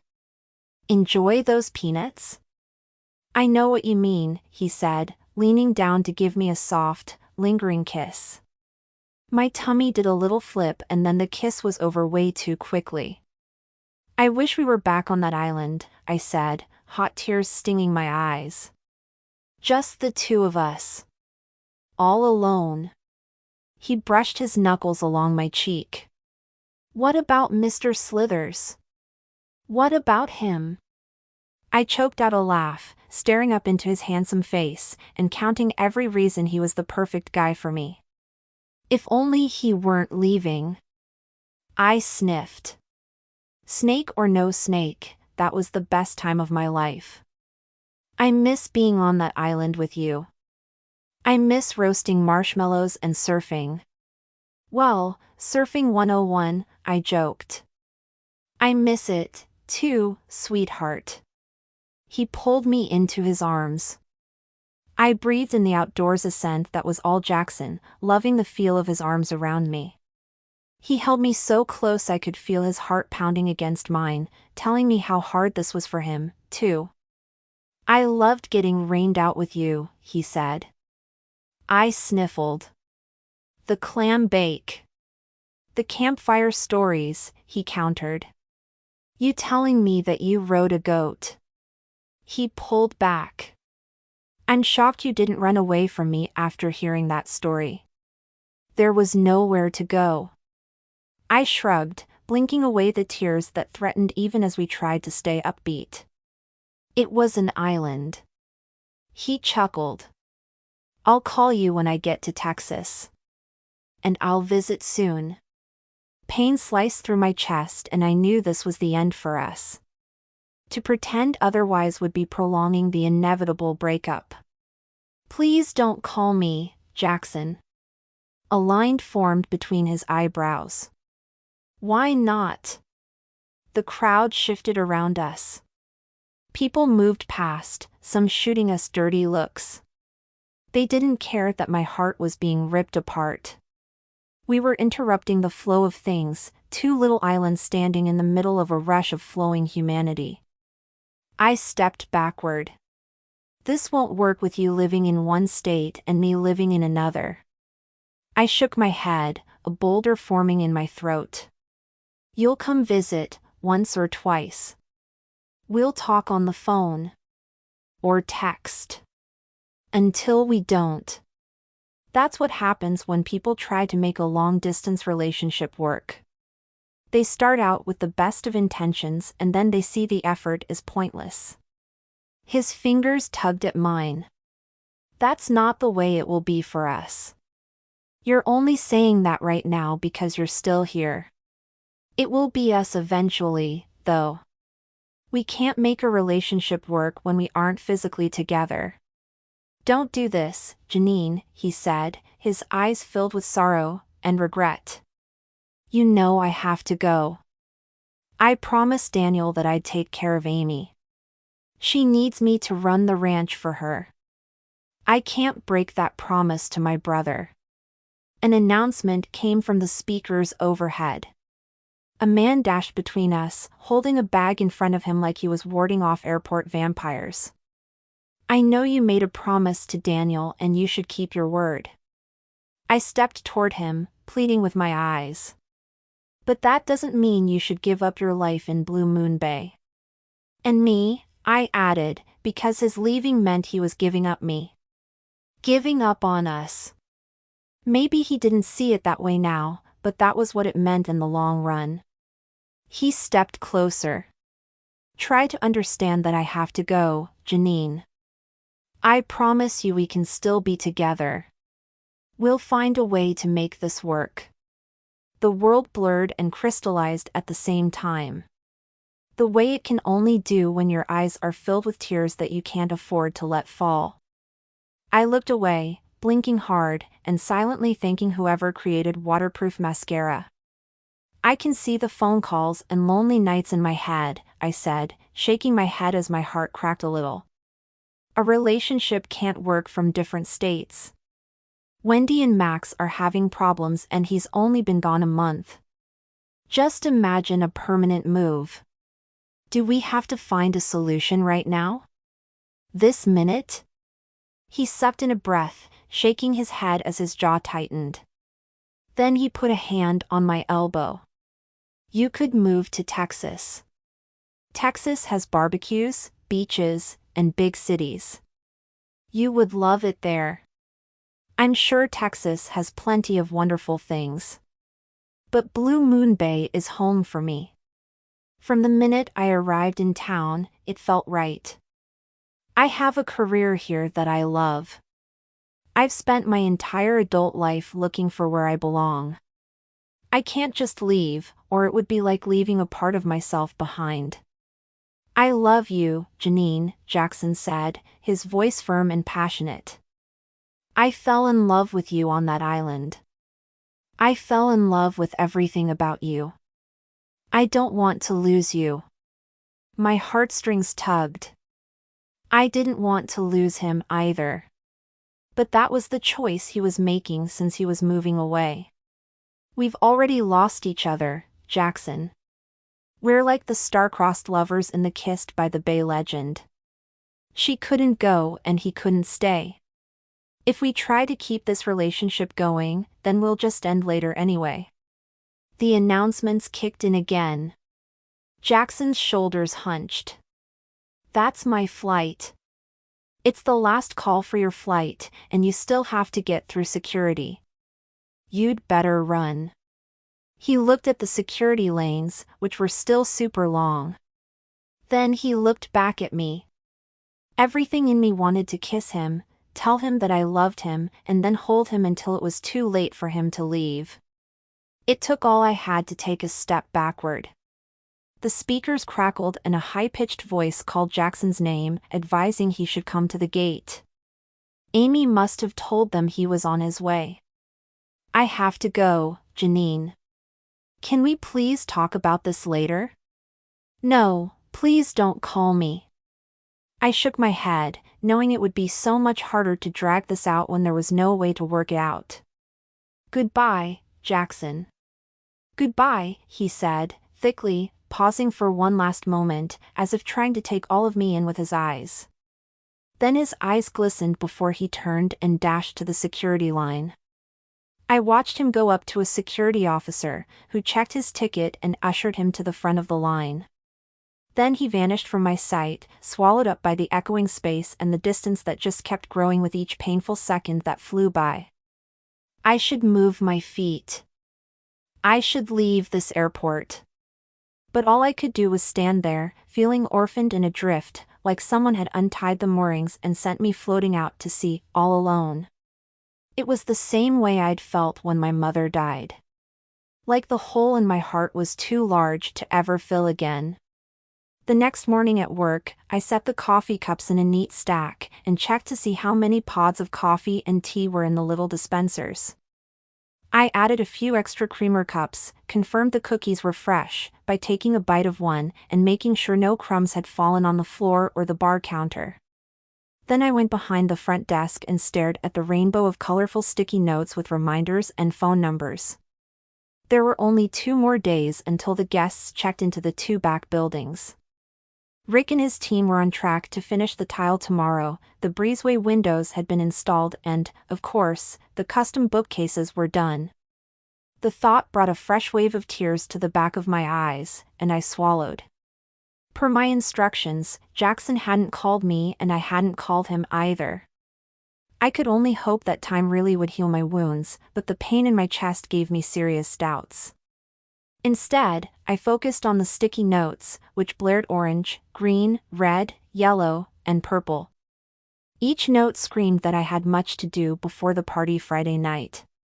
But still my mind drifted back to Jackson and our final kiss at the airport that I hadn't even known would be our last. "Excuse me. Could you tell me where I can buy a dress?" Mrs. Ford asked, stopping in front of my desk and smiling wider than she had when she'd approached me over a week ago saying her husband cared more about free umbrellas than romance. Her smile felt conspiratorial. "My husband is making reservations at a romantic restaurant up on the cliffs. I overheard him saying he's going to surprise me with a candlelit dinner.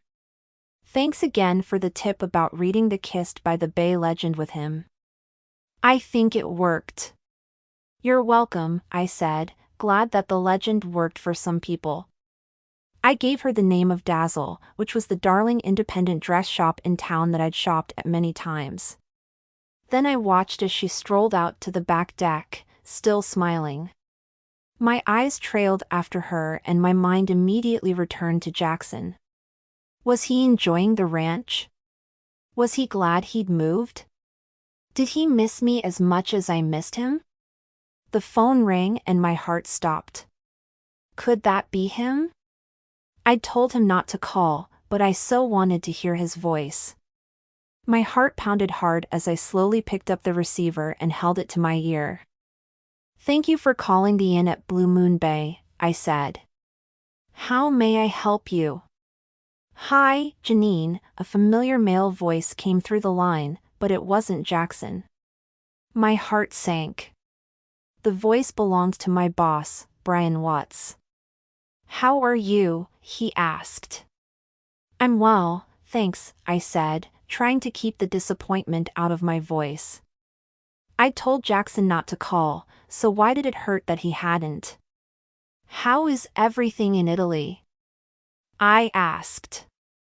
"All good here. Megan had a showing at the Rossi Art Gallery in Florence, which went really well. We're going out to dinner to celebrate. Please tell her congratulations for me," I said, feeling glad Megan was still enjoying her time in Italy. I couldn't wait to see her when she returned home this summer, though. "Will do." Brian cleared his throat. "Listen, the reason I'm calling is that I talked with Wendy earlier. She mentioned there were last-minute changes made to the tile work in the bathrooms?" "Yes, we had problems receiving the tile we'd originally ordered, so I went in a different direction. I chose a different tile and a different contractor, too." I chewed the end of my fingernail and my stomach bubbled with worry. Wendy had given the tiles a thumbs up, but Brian hadn't. It hit me then that he might not like the tiles. I'd made an executive decision and felt confident about it, but that didn't mean my boss would agree. "I'm sorry I didn't send you pictures, but I had to make a quick decision since I'd fired the contractor who had breached our contract." "The tiles were broken? Is that right?" "They were actually the wrong color," I said, but then remembered I didn't want those tiles anymore. "But they were all wrong for the inn anyway." "They were." "They totally were," I interrupted, my heart pounding against my chest. I really wanted to keep my job. Brian might not understand the switch, and it hadn't exactly been an inexpensive change either. I mentally readied a list of justifications for that expense. The inn isn't a generic hotel. It's charming and unique. It shouldn't have the same monochromatic tiles every chain hotel uses. The inn needed something special. I braced a hand against the desk. I hope you're not upset that I didn't consult with you before making the change. I'm not calling because I'm upset, Janine. Wendy says you're juggling everything perfectly and pulling it all together. She told me about the new tiles and they sound like a better fit. Megan and I have always admired Carrie Smith's work. Carrie was a contestant in the Best of Blue Moon Bay art contest that Megan won last summer, you know. She's really amazing. Yes, she is, I said, relief making my legs weak. I promise you these tiles are just what the inn needs. I would never have gone for it if I didn't feel like it was the right thing to do. We trust your judgment, Janine, Brian said, as my gaze dropped back to the rainbow of things that were still undone. You know Megan and I will be coming home this summer. Yes, I said, biting my lip. I didn't want to be reminded of when they wouldn't need me as the general manager of the inn anymore. I loved my job. But when Brian came home I'd be gone. That was always the plan. August, right? That's right. He cleared his throat. You and I originally agreed that this job would be temporary, but I was hoping you'd like to stay on as general manager even after I return. Tingles prickled along my chest. I wondered if I might be hallucinating what I'd just heard. Better double check. I'm sorry. What did you say? I asked. This is probably coming out of left field. I know this wasn't our original deal. But I'd like to pursue some other avenues when I move back to Blue Moon Bay. And Wendy and I both think you're doing such a terrific job. Would you please consider staying on as general manager? Permanently? Unemployment and working jobs that I didn't like or care about. Or keeping a job that I loved with all my heart. Yeah, no-brainer. No need to think it over, I said, bouncing up and down on the balls of my feet. I'd love to stay on as general manager of the inn. Thank you so much.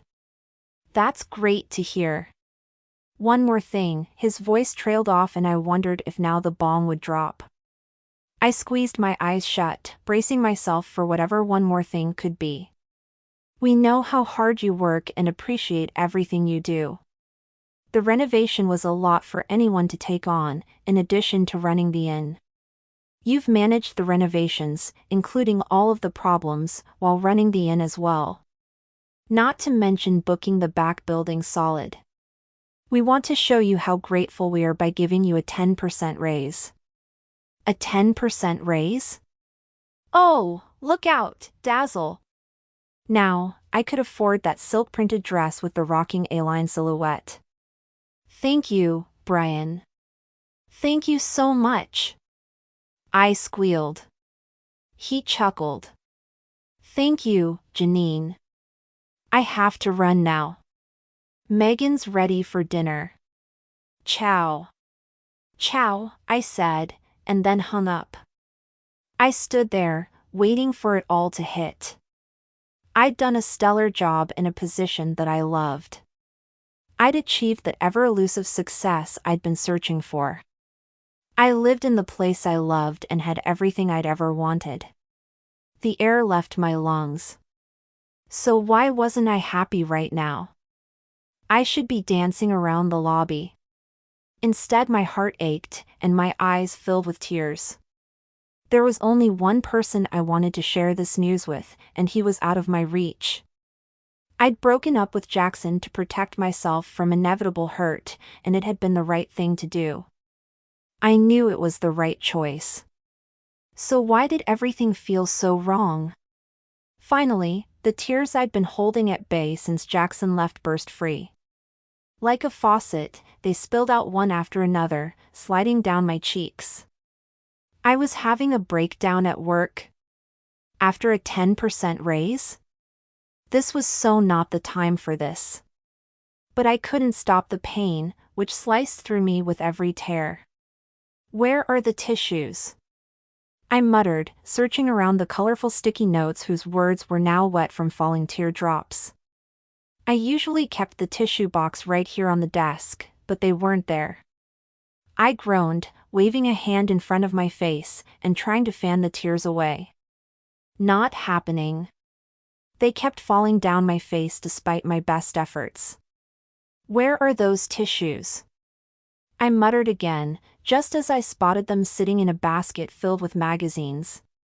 I hurried over to the box and pulled a tissue out. As I pressed it to my leaky eyes, the back door opened and in walked Marion, looking right at me. Oh, no. No, no, no. The last thing I needed was for my perfect stepmother to catch me bawling my eyes out at work. So not professional of me. I really didn't need her walking toward me right now, hair all in place, her linen slacks somehow not bearing a single wrinkle. Seriously, wasn't the whole point of linen that it had wrinkles? Marion's periwinkle blue blouse was also fitted to her body so perfectly, it might have been sewn on her while she waited. Her blue and white strappy sandals completed the outfit, with just the right amount of heel. I swiped at my cheeks, pasted on a smile, and hoped she wouldn't notice anything amiss. Oh, the soggy tissue. I tossed the mangled tissue into the nearest wastebasket and then straightened. What's wrong, Janine? She asked. So much for my pretense that everything was fine. I pulled another tissue and waved it like a white flag of truce. Allergies? I said, and then realized it came out as a question. Not good, Janine. Maybe she'd still believe me. The renovation dust is so bad. Stay back. It might be catchy. Catchy dust? Sigh. I really didn't think well on my feet. What's going on? Marion asked, scrutinizing me with her eyes. I wanted to crumple under her watchful gaze. I'd gotten ready in about 10 minutes that morning because I hadn't slept well last night. I had a nightmare that Jackson and I were stranded on the island and Jackson found a lifeboat and sailed off without me. Felt kind of accurate. Well, if California were an island. Anyway, I'd done a pretty good job of getting ready fast, but quickly pulled together and normal people's eyes didn't fly in Marion's world. The woman could turn the cat eyeliner look into an absolute work of art. Everything's fine, I said, putting space between us. I kept waving the tissue, hoping that allergy lie would explain the red that surely rimmed my eyes and the tip of my nose. How is your stay? Did you go shopping today? My stay is fine. She peered at me. Janine, what's going on? Your stay is only fine? I asked, mortified. Fine. Not great. Not spectacular. Not the most incredible vacation ever. All of which I so badly needed to hear right now. I managed a weak smile. Please let me know what I can do to improve your stay. I'm really totally fine. It's just the renovations. I was just, what? Lying big time. Just peeking into the back rooms and caught a whiff of dust. Oops. Why had I said dust? Marion banished dust like it was her job. Every surface in her house gleamed. Dust was probably afraid to go anywhere near Marion, and it would never dare touch a single thing she was ever around. And now my words would make her be on guard, waiting with a duster in one hand and can of lemon-scented polish in the other, ready to fight back the dusty darkness like a warrior of spotless order. So, anyway, I managed to get back behind the front desk. I arranged my face into what I hoped was a smile, but felt like a grimace.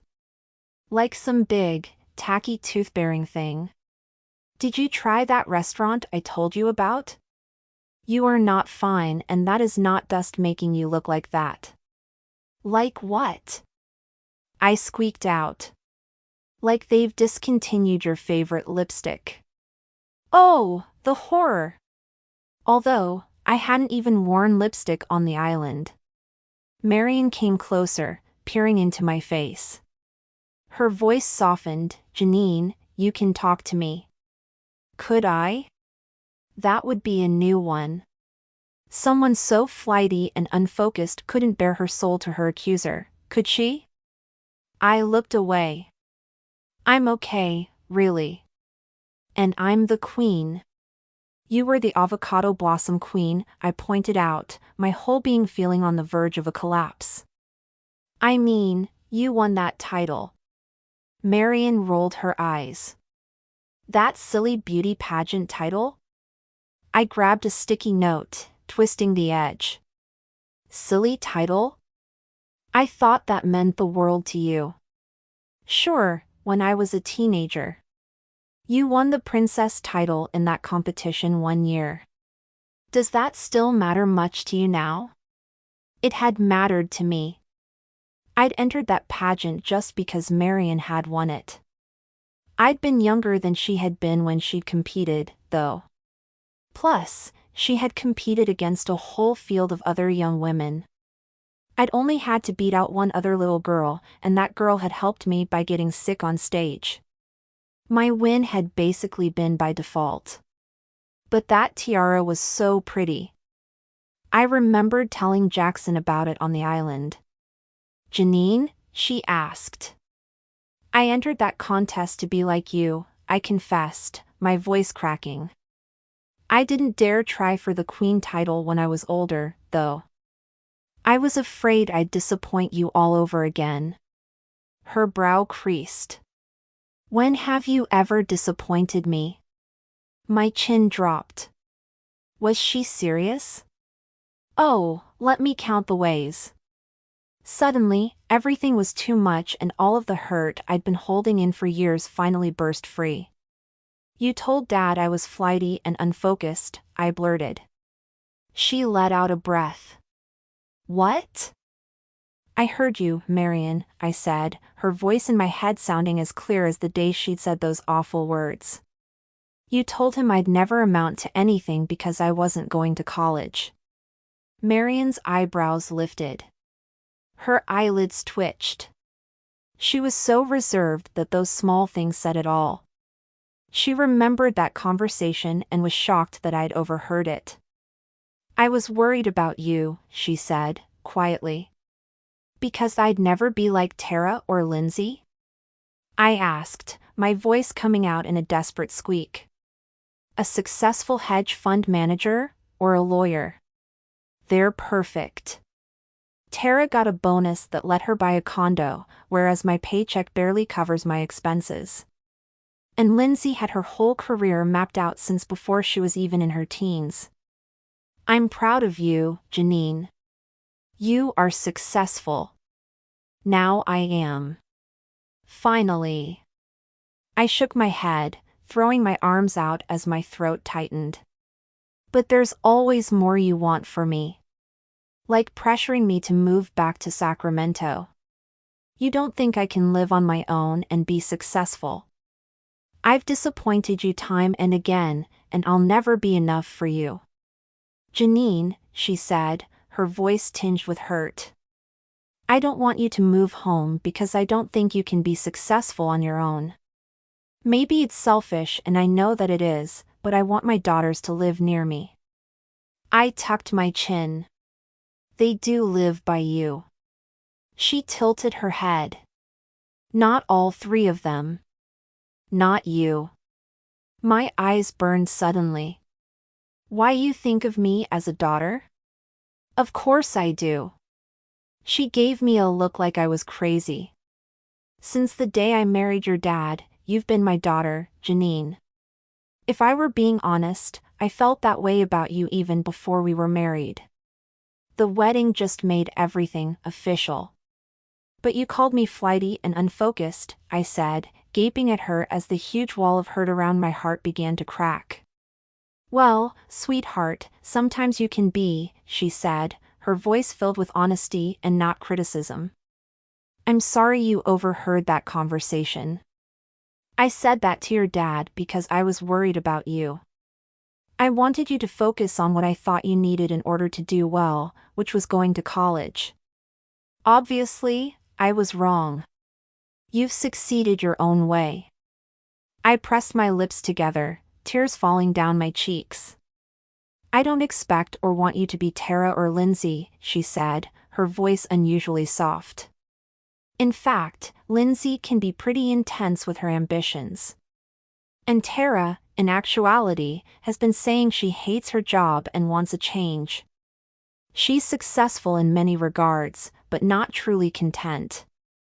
All I've ever wanted is for my girls to be happy. I was afraid that if you didn't go to college, you'd miss the opportunity to find a career that you love. I do love my job. I waved a hand around the lobby. I love being the general manager of the inn. I'm good at it, too. In fact, I just got a raise. 10%. Congratulations, sweetie. Marian laid her precisely manicured fingers on the top of the front desk. If your job is going well, then why are you so upset? The look she was giving me was so open and sincere, I wanted to tell her everything. My shoulders slumped. I recently broke up with the man I love. If you love him, then why did you break up with him? He moved to Texas, I said, as if that explained everything. Tears spilled down my cheeks and I didn't even care anymore. Thankfully, the lobby had been empty of guests or I would have been causing quite the scene. Before Jackson's brother passed away, he promised he'd take care of his sister-in-law if anything ever happened to him. She can't run their family ranch on her own, so he moved back to run the ranch. She fluttered her lashes. And what? I asked. Her head tilted. Pardon the obvious question, but if the man you love is in Texas, then what are you still doing here? I shuffled my feet. What do you mean? Marian let out a sigh and then walked to the coffee bar. She poured 2 cups of coffee and came back to the desk, placing a mug down in front of me. I took it and sipped, trying to understand what she had asked me. If this man is so perfect, then why aren't you with him right now? Because I love my job. There are other jobs, sweetie. If you truly love this line of work, then let me assure you that Texas is full of wonderful hotels and inns. Some of them are even historic. I bit my lip. I love Blue Moon Bay, which you can visit. I twisted the cup between my palms. You don't understand. But I do. Marian leaned in closer. When I got divorced, I was sure my happiness was over. I felt like I'd failed in my marriage and thought I'd be sad for the rest of my life. I had 2 daughters and no career. I thought love was over for me.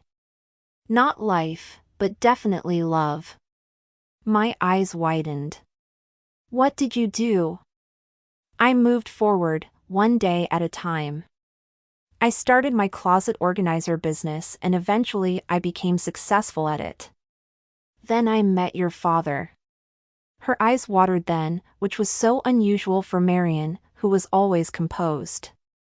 You can't say where life will take you, sweetheart. You just never know. But I do know that finding someone you love doesn't come around every day. Few people ever find that. If he's your perfect match, you should go after him. I swallowed more of the hot, bracing brew. He lives on a ranch. With horses. I don't know if you remember, but when you and Dad got me riding lessons, I fell off the horse. When I was little, I hated avocados. She shrugged, appearing unimpressed by my reasoning. Here I am, all of these years later, a former avocado queen, and I love guacamole. People change, Janine. Maybe you'd get on a horse this time and ride it like the wind. Maybe you'd fall off again. Who knows? You can either be miserable here in the place you think is perfect for you, or you can be happy with your perfect love in the place you never thought you would be. Your choice. My heart pounded. I do love Jackson with all of my heart. Then again, I ask, what are you doing here? She let out a sigh. Life is all about the chances we're given and the choices we make. Are you going to choose to let go of the one you love due to a location change? My voice trailed off because I didn't know what to say. It couldn't be as simple as flying to Texas and living happily ever after.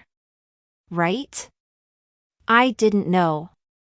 But one thing I did know is that for the first time in my life, I didn't feel like an outsider in my own family anymore. Marion and I had never had a deep talk like this, but for some reason it felt comfortable and normal, as if we'd always been this close, and I just now realized it. I came around from behind the desk and put my arms around my stepmom. I didn't usually hug her tight like this. Hugging her had always been a perfunctory, distance-bearing thing. But at this moment, I hugged her as hard as I could, and held on. Thank you, Marion. You think about your choice, sweetheart. You might not see how it will work out in the end, but just take it one day at a time, and you might be surprised. She pulled back, brushing back a stray hair that had fallen in front of my face. When I thought I'd failed at family life, I marched ahead one step at a time and found the family I never thought I'd have, but the one I was always supposed to have, which included you. And I wouldn't trade this life for anything. A little mewing sound escaped me. I love you, Marion. She nodded. I love you too, sweetheart. My eyes watered for the umpteenth time, but this time they were happy tears. The giant hole in my heart had suddenly gotten smaller. Chapter 20. On Friday, the guests checked in full for the 2 renovated back buildings at the inn at Blue Moon Bay. Yay! So many times it had seemed impossible that the renovations would come together, but I'd pulled it off. Well, with a little help. Okay, a lot of help. By 7 that evening, the celebration party was in full swing. My nerves kept getting the best of me as I walked outside to the huge party tents on the back deck. Every terrible thing that could still go wrong rattled through my brain. A rainstorm. A huge gust of wind that could send the tents flying toward the ocean. Okay, yes, the tents were staked down. But, still. The red, silver, and heart-shaped balloons could somehow get untied and start soaring toward the stars. Breathe, Janine. Deep breaths. My worried gaze scanned the scene before me again with slightly calmer eyes, and I noticed that everything looked perfect, just like I'd planned with my friend Olivia Lane of Olivia's Occasions event planning services. Since it was Valentine's Day, not that I currently had anything to celebrate in that department, the decorations were in that holiday theme. The party tents stood all crisp and white. The sand beyond them unfolded like a golden strand in front of the cerulean ocean. The servers wore fancy uniforms with red ties, which contrasted with their black and white uniforms, and they circulated among the guests, weaving in and out like they were doing a familiar dance. The servers carried trays loaded with puff pastries, caviar and creme fraiche tartelettes, lobster toasts with avocado, and red and white striped cupcakes. The champagne flutes were filled with pink champagne and the wine glasses filled with rose wine. Dozens of red and white roses stood in tall vases, which sat on white pillars across the lawn. And on the beach just below the deck, roses framed the old weathered pillars, which held the plaque with the Kissed by the Bay legend. I clasped my hands together, letting out a relieved sigh. The guests seemed to be enjoying themselves, so all was well. My heart pinched. Actually, all was only as well as it could be without Jackson here with me. But earlier today I'd taken the first step toward resolving that problem by giving notice at the inn and buying a one-way plane ticket to Texas. Jackson and I belonged together, and I knew this truth deep in my soul. I'd get through this party tonight and then I'd call him tomorrow morning to apologize and tell him how stupid I'd been at the airport. I'd finally achieved my dream career and I'd been scared that if I left it then I'd be giving up my newly found confidence and happiness. After my conversation with Marion, I now realized that my confidence and happiness could translate anywhere. But there was only one Jackson Davis. Jackson and I hadn't spoken since he left, so I had no idea where he stood. But he'd said he loved me and I had to believe he still did. If he didn't forgive me right away, I'd just have to fly out to Texas in 3 weeks, after my last day of work, and apologize in person. Then we'd be together in Texas. Permanently. Yeehaw! I'd learn to ride a horse and find out if they made cowgirl boots in pink. Out of the corner of my eye, I recognized a guest, Mrs. Ford, wearing a black cocktail dress, her arm laced through her husband's. "Look, Tony." She gestured toward the weathered pillars. "They've decorated the pillars for Valentine's Day. You know, the monument that holds the kissed by the Bay legend we read last week. It's so tragic and romantic, don't you think?" "Yes, darling. And surprisingly profound." Ah. It was sweet that the Fords had bonded over the legend and solved their romance dilemma. For me, though, that legend was only incredibly romantic if you weren't doomed like that tragic couple, and moi. I'd tried so hard not to be flaky, but then I'd gone and thrown away my relationship with Jackson the moment things got hard. Not exactly a rational decision that showed commitment. What if I'd hurt Jackson too much for him to want to be with me? "Janine!" Olivia waved at me from across the lawn. Then she hurried over in her high heels, wearing a triumphant smile. Her long red locks hung over her shoulder in silky waves, standing out against her white dress with its princess-seamed bodice. "Thank you so much for all of your hard work putting this party together," I said, hugging Olivia hard before releasing her. "Everything looks amazing." Olivia held me at arm's length and gave me the once-over. "You look amazing. I don't think I've ever seen you wear fuchsia before. It's a fabulous color on you." "Thanks." I twisted one of my long, tumbling curls and then smoothed my hands over the sequined fuchsia dress. The purchase had been a splurge on a quick trip with Marion, Tara, and Lindsay to Dazzle. I figured I deserved a special new dress to go with my new raise and to the permanent position I'd been offered but had to turn down. I hoped the splurge on the dress would also be a pick-me-up on Valentine's Day. But, nope. I still missed Jackson like crazy and it had only been 3 days since he'd left. My stepmom picked this dress out for me. Olivia gave my hand a squeeze. "I'm going to check and make sure the caterer is ready with more hors d'oeuvres and wine." "Thanks." I wiggled my fingers at her as she headed off. Since everything was on track outside, I ducked into the lobby to check on Paige, who was working the front desk. I came inside to find her standing behind the desk, answering a woman's questions about the renovations. Paige caught my eye and waved me over. As I stepped up to the desk, Paige gestured to me. "This is Janine Wilson, the general manager of the inn and mastermind behind the renovations." Pride filled me that I'd pulled it all together, the renovations, and the party. "Hi, I'm Allison Bridgefield." The woman turned to me, holding out her hand in greeting. "The renovations are unique and charming. I'm a designer from New York, but I used to live here. My parents still do and I'm here visiting them. Those bathroom tiles are a stroke of genius. Exquisite and unique. May I ask where you found them?" "First, I'm happy to hear you're enjoying your stay," I said, reveling in the compliment from a New York designer. A local artist, Carrie Smith, hand-painted the tiles.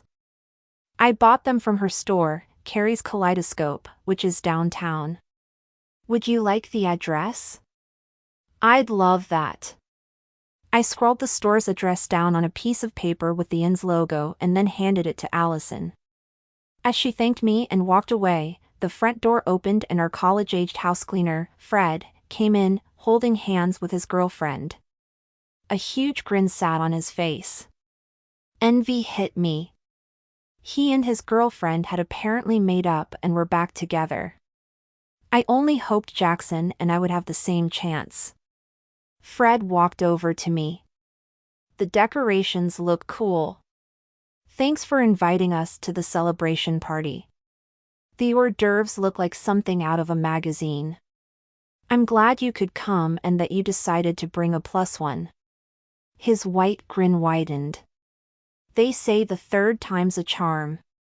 They do, I said, smiling back at him as I watched the two of them head for the tents and refreshments. I turned to Paige. I'm going to circulate outside and see if anyone needs anything. Thanks for manning the desk. Well, that is my job, she joked. See you later. I walked across the lobby toward the back door, but noticed Harper Avery strolling through the front doors with her boyfriend Gabriel Hart. Harper Avery and Gabriel Hart were both highly esteemed divorce lawyers in Blue Moon Bay. Harper had represented Charlie Rockwell in her famous divorce from rock star Rex Rockwell. Charlie and Harper were still friends, so Claire had introduced me to Harper, who had joined us for a girls' night at Frankie's Fiesta once. Harper looked sophisticated with her dark hair up in a French twist, and dressed in a classic black cocktail dress. Gabriel's black suit and crisp white shirt showed his ability to dress up, but his tousled sandy brown hair revealed his playful side, as did the light in his chocolate brown eyes. They were quite the couple. Harper had not believed love could last, but Gabriel had shown her otherwise. Even her expression as she glanced at Gabriel showed how smitten she was. Good evening, Harper. Gabriel. I nodded at them and exchanged brief pleasantries, before I sent them outside to join the festivities. I stepped out after them, into the light breeze under the half-moon. I took a long breath, remembering standing under that moon with Jackson, down at that special spot by the bay with the legend. That seemed like eons ago. Hello, sweet pea, a familiar male voice said, causing me to gasp. I turned around, my eyes wide. Dad? What are you doing here? I thought you had to work. I decided someone was more important, he said, looking handsome in a suit and tie, standing next to Marion. Marion wore the white off-the-shoulder dress she had bought at Dazzle. Tara wore the navy dress with the sweetheart bodice she'd picked out at Dazzle, and gave me a fast hug. Lindsay wore her new black dress and also gave me a hug. Marion smiled but stepped back, so I was alone with Dad. I'm so proud of you, sweet pea. He reached for me and I hugged him hard. I inhaled his familiar cologne, reminding me of my childhood. An old photo popped into my mind of my dad and my mom. They were standing on a beach, laughing at whoever had been behind that camera. I'd kept that photo on my desk throughout my youth and it sat on my mantle at the cottage now. Somehow, in some way, I felt like my mom was looking down on us right now with that beautiful smile. I can't believe you came, I said, wincing. Had that sounded like an accusation? I hadn't meant it to be. I wondered if Marion had told him about the talk we had. I'm glad to be here. You look beautiful, and this place, he let out a little whistle. I can see why you love it so much. His brow wrinkled. What's the right word? Magical, I supplied, wincing again. Dad was so practical and pragmatic there was no way he could possibly understand.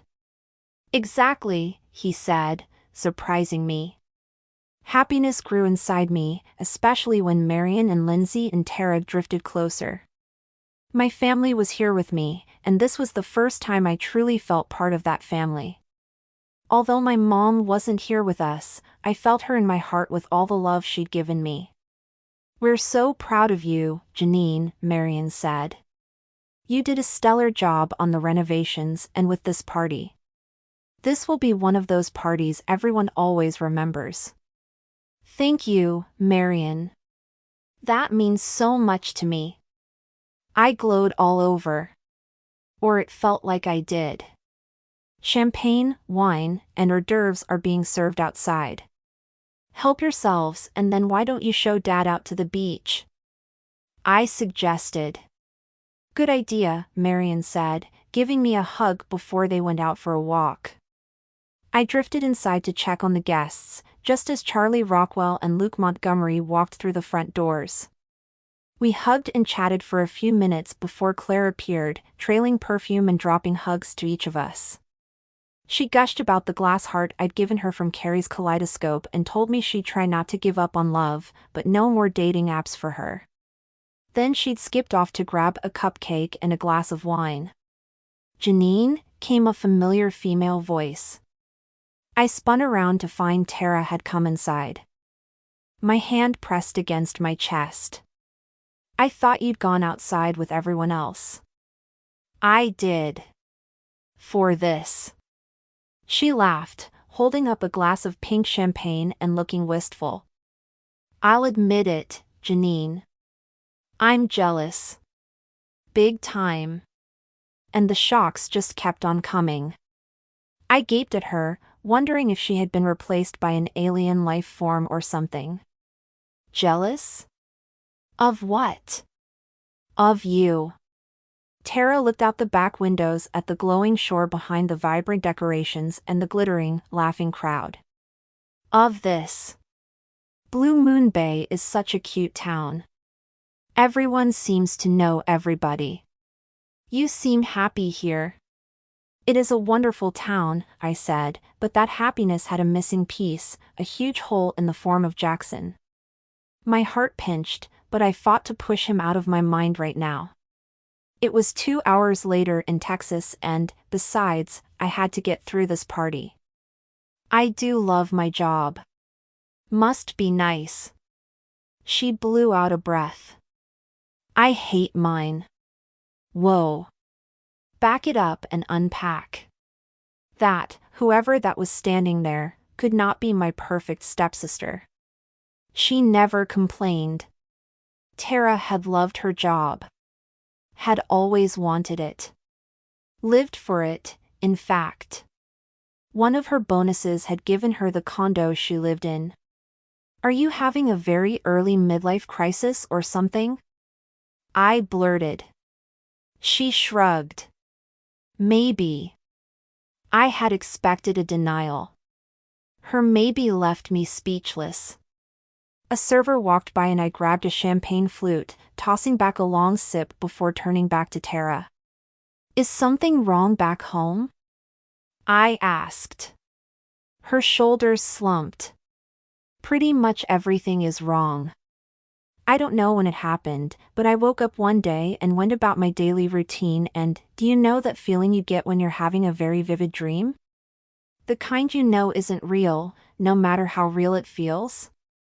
My eyebrows came together. Of course. Hello? I just had one of Jackson's sailing off without me. Tara leaned in closer. Well, that's how I felt that day. But that feeling didn't last for just that one day. I keep waiting to wake up, Janine. To snap out of this nightmare. Only this is my life. And I think it's the wrong life for me. Understanding sank in. What are you going to do? I asked. No idea. She shook her head, and then narrowed her gaze at me. You up for a roommate? I could always run away, live here for a while until I figure it out. Shocked, I opened my mouth to answer. Janine! Carrie Smith called out. Hey, I said, as Carrie came up and gave me a hug. When I pulled away, I noticed her brother Rick standing behind her. Hi, Rick. Smashing party, Carrie said, looking artistic and lovely in a hand-painted silk dress. Thanks. I smiled and then told her how the tiles were a big hit. I pointed her in the direction of the New York designer who had raved about her work, and Carrie went off like a shot to find her. Rick lingered behind. He dressed in a suit, but he looked nervous. I wondered why. Maybe because he usually wore jeans and tees? "How's it going, Rick?" I asked. "Good," he said, nodding at me. Then he turned to Tara. "Nice to see you again." "You, too," she said, looking both giddy and confused. My eyebrows spiked toward my hairline. Did I sense a spark between those two? An awkward moment of silence passed. My lips twisted to the side as I wondered if I should say something to break this obvious tension. "Well, I'd better find Carrie," Rick said, finally.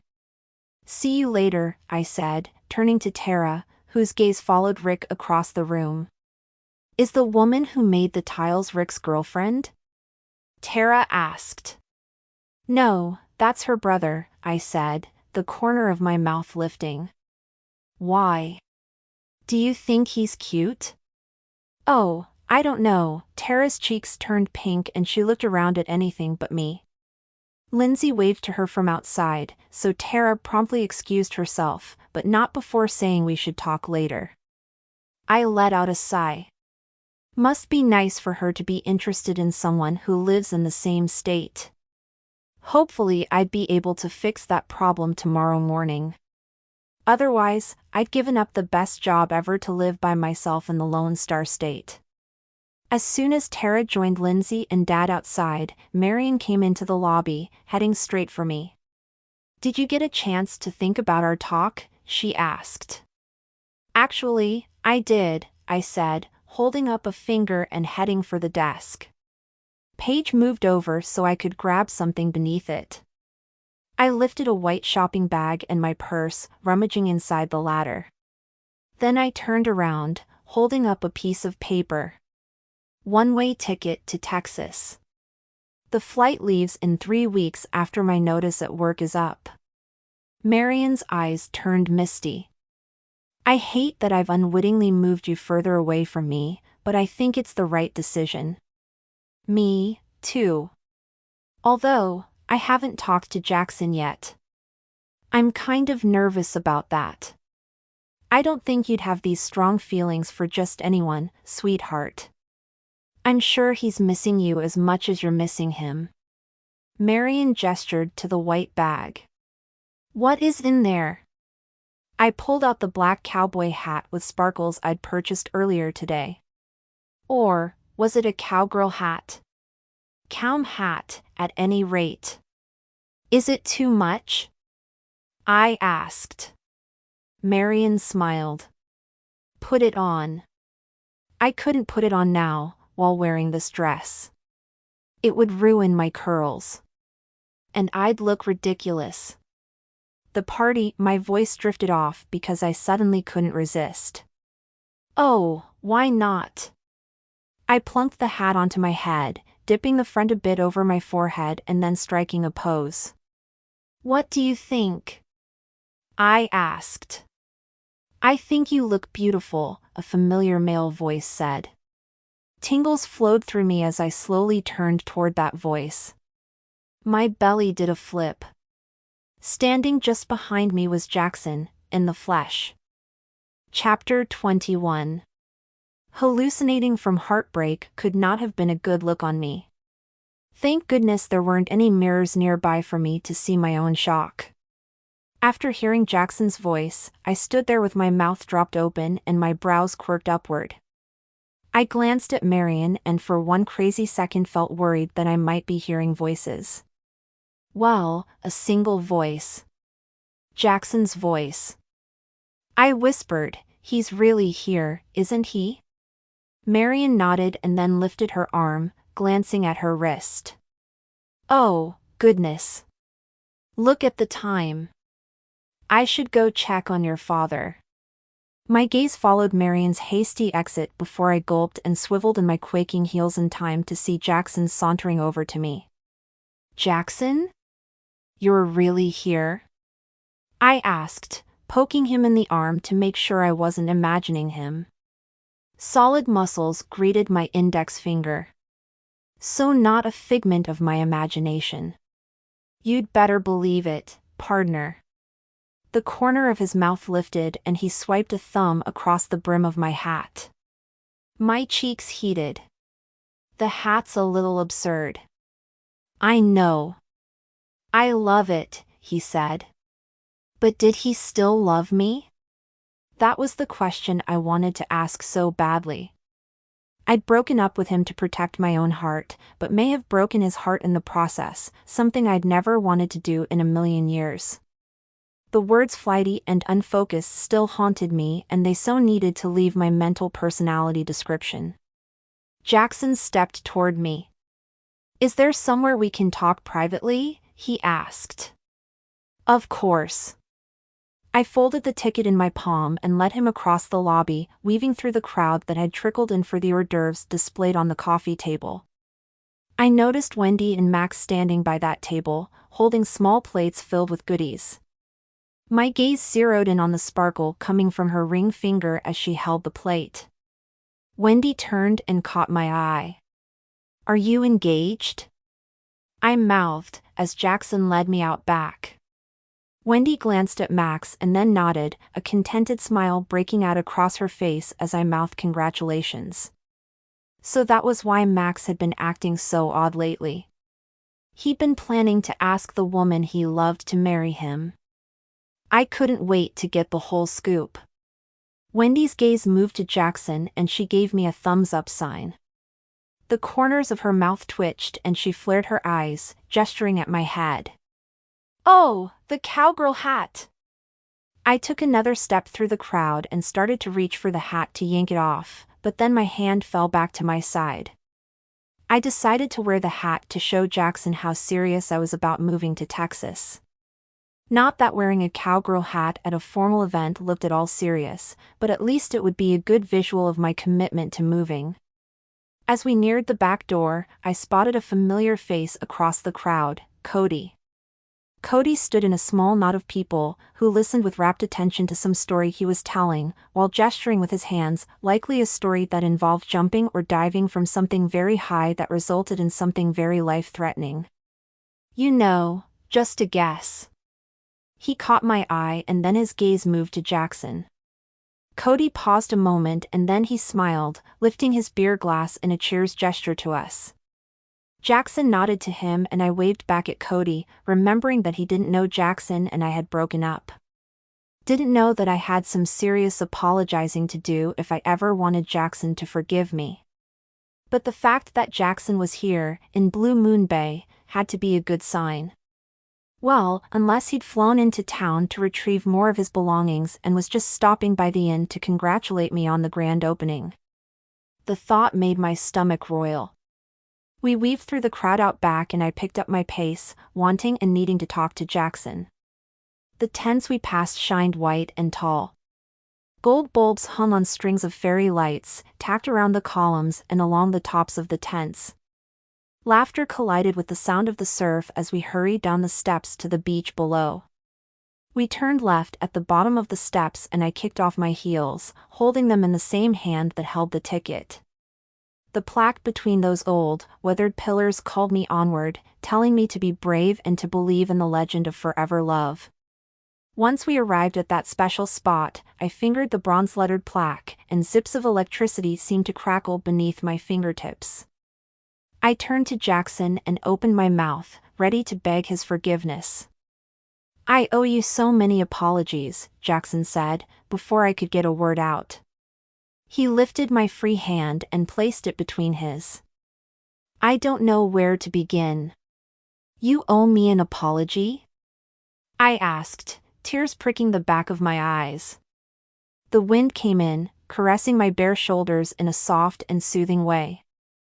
I broke up with you, remember? I remember, he said, his eyes filling with emotion. You were right to do that. What? I asked, as every pore in my body felt broken and sharp. He was glad we broke up. This was not the way this conversation was supposed to go. No, I was absolutely and totally wrong. I should have broken up with me.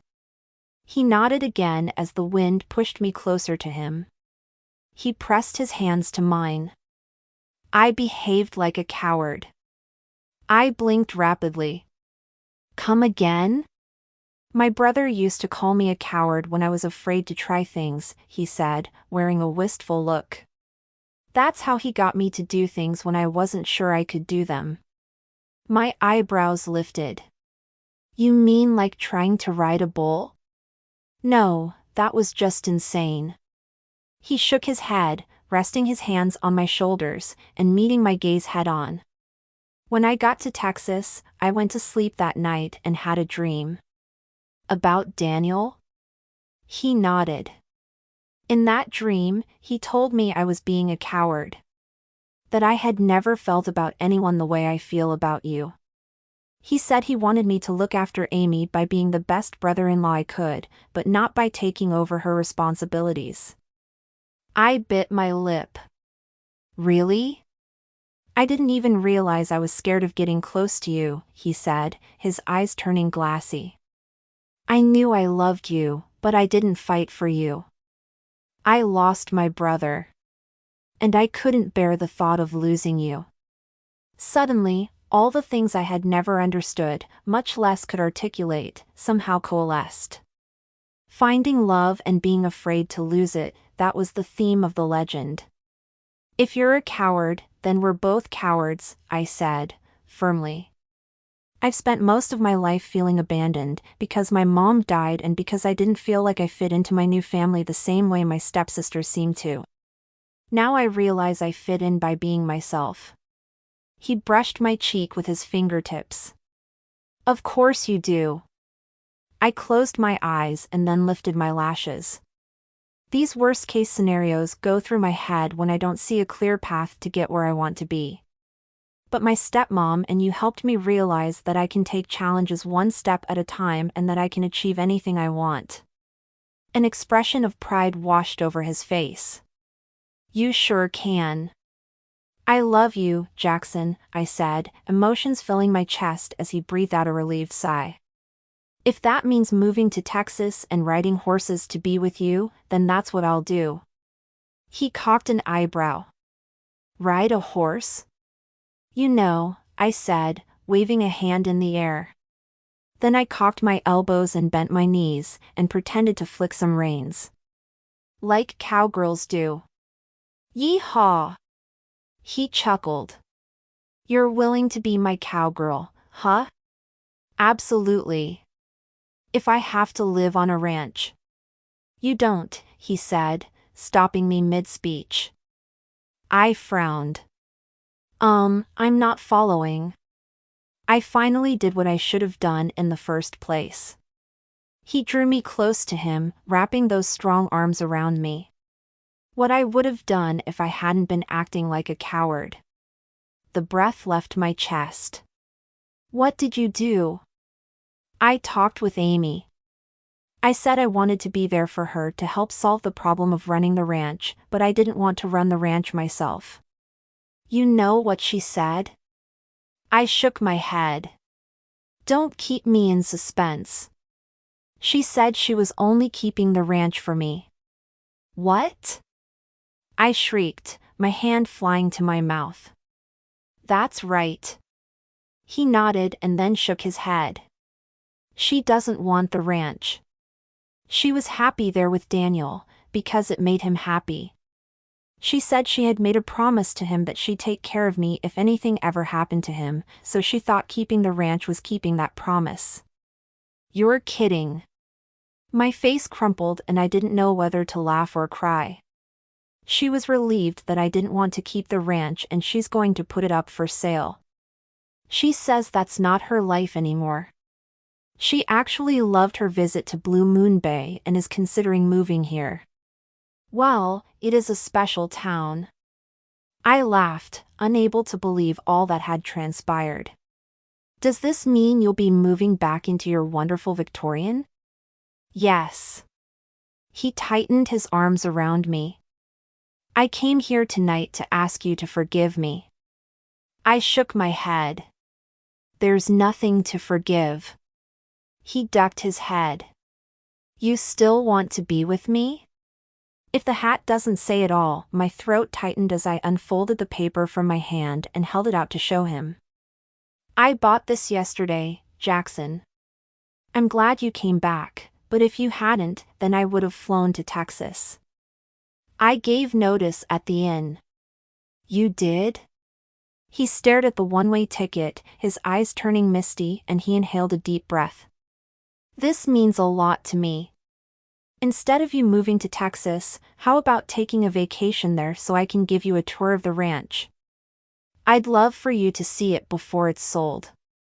I'd love to see where you grew up, I said, finally ready to bare my whole heart to him. I love you.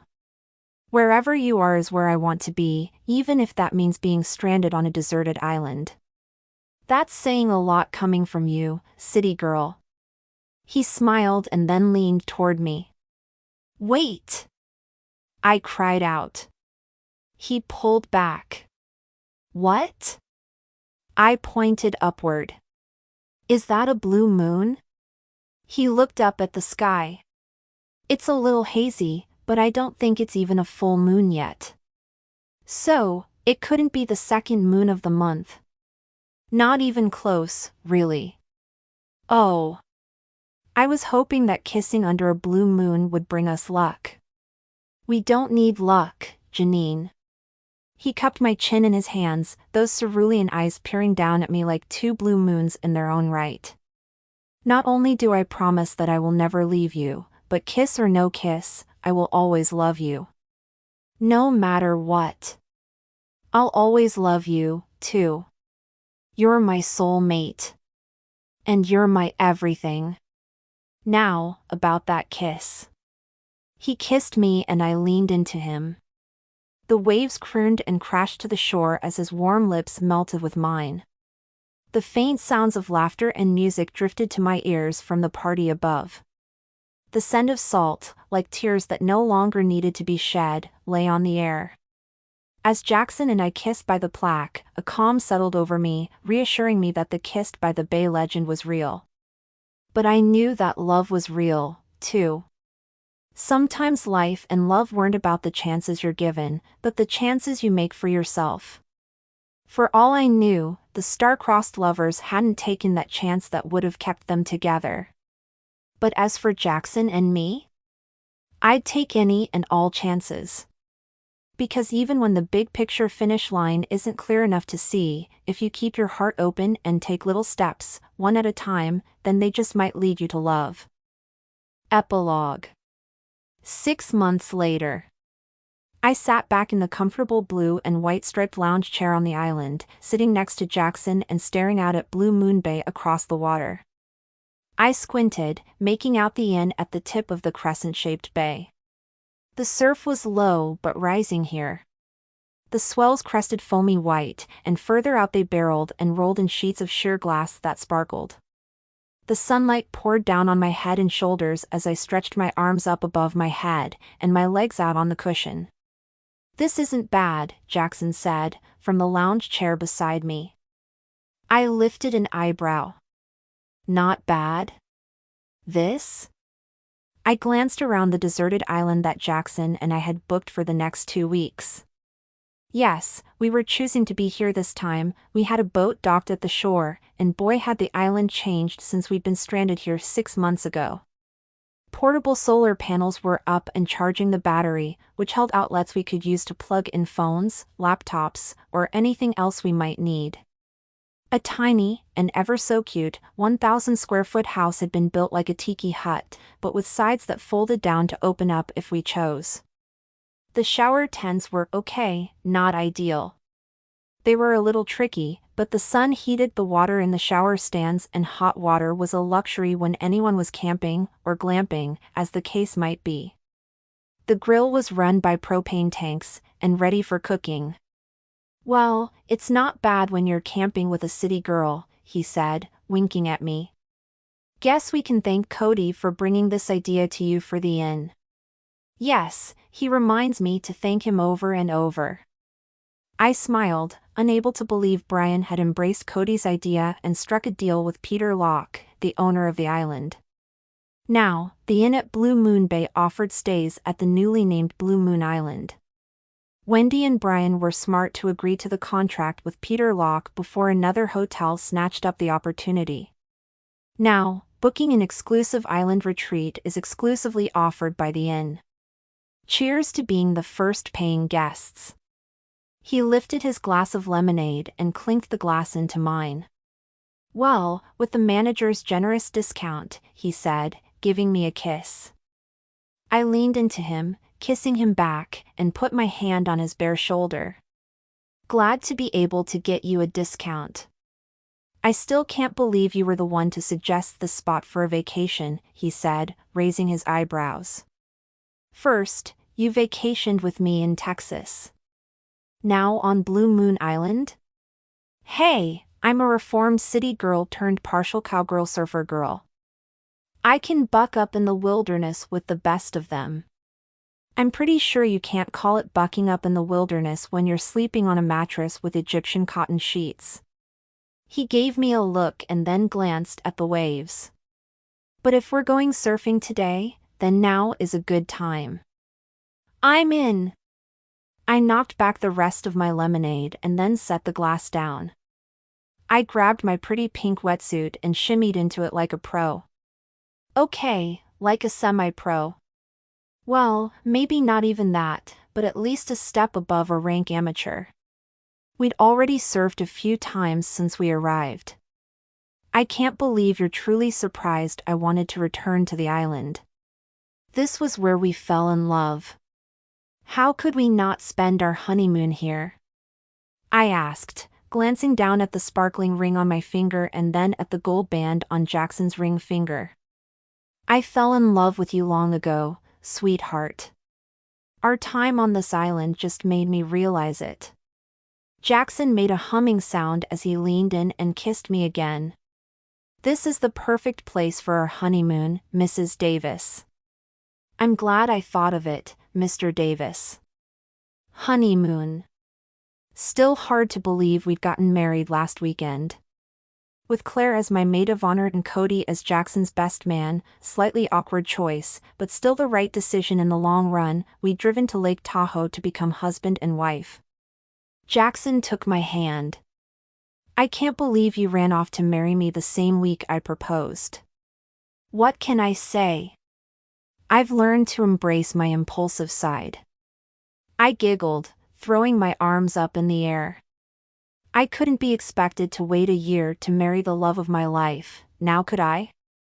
With a happy sigh, I pulled the ring off my finger and set it in the little tray on the side table next to my lounge chair, so it wouldn't get lost in a wave. Now that would be scary. Surf's up, hubby. I laughed. A line formed between Jackson's eyebrows. Janine? Yeah. I said, dabbing sunscreen on my nose. Don't look down, but... Down? What? I looked down at my feet, curiosity getting the best of me. Slithering toward me about 2 feet away was Mr. Slithers, gracefully gliding across the sand. My heart pounded in my chest, but this time a burst of laughter escaped as well. He just won't leave me alone, I exclaimed and then jumped into Jackson's arms. He wrapped his arm around me, holding me up, as his eyes twinkled and his smile widened. You do know by now that he isn't poisonous, right? I tilted my head, my blonde ponytail falling against my cheek. You do know by now that I'll use any excuse to jump into your arms, right? He chuckled. You don't ever need an excuse for that. Good, I lifted my mouth and kissed him. Kissed my husband. My belly did a major flip. Somehow I felt even more sparks now that we were married. With a final kiss, Jackson set me down on the sand, which was now clear of Mr. Slithers. I grabbed the pink surfboard Jackson had bought after I'd squealed seeing it for sale on the internet, and I put it under my arm. Sand crumbled beneath my toes and the soles of my feet as we strolled toward the ocean. Then I walked out into that cold water until it was deep enough to put my board down, and then I jumped on. We started off, paddling out into the endless ocean. His board bumped mine. I looked over at him and he winked at me, sending a shiver up my spine. I blew him a kiss and then I flattened myself to the board. He did, too. We paddled out, into the path of a set of waves. I turned my board toward the shore, paddled hard, and when the wave caught my board I popped up onto my feet on the first try. I was surfing! Sheer joy rolled through me as I rode that wave with Jackson beside me. Together, we slid over waters that were clear and sparkling, taking us back to the shore where we'd first felt those sparks that had ignited into the kind of love that could make a legend come true without a blue moon. The end. If you enjoyed spending time with these characters, be sure to read Claire's story in The Wedding Boutique, Blue Moon Bay Series, Book 7. You have been listening to the Oopsie Island, Blue Moon Bay Series, Book 6, by Susan Hatler, copyright 2019 by Susan Hatler, audiobook copyright 2023 by Susan Hatler. Susan Hatler is a New York Times and USA Today best-selling author who writes humorous and emotional women's fiction and young adult novels. Many of Susan's books have been translated into German, Spanish, French, and Italian. A natural optimist, she believes life is amazing, people are fascinating, and imagination is endless. She loves spending time with her characters and hopes you do, too.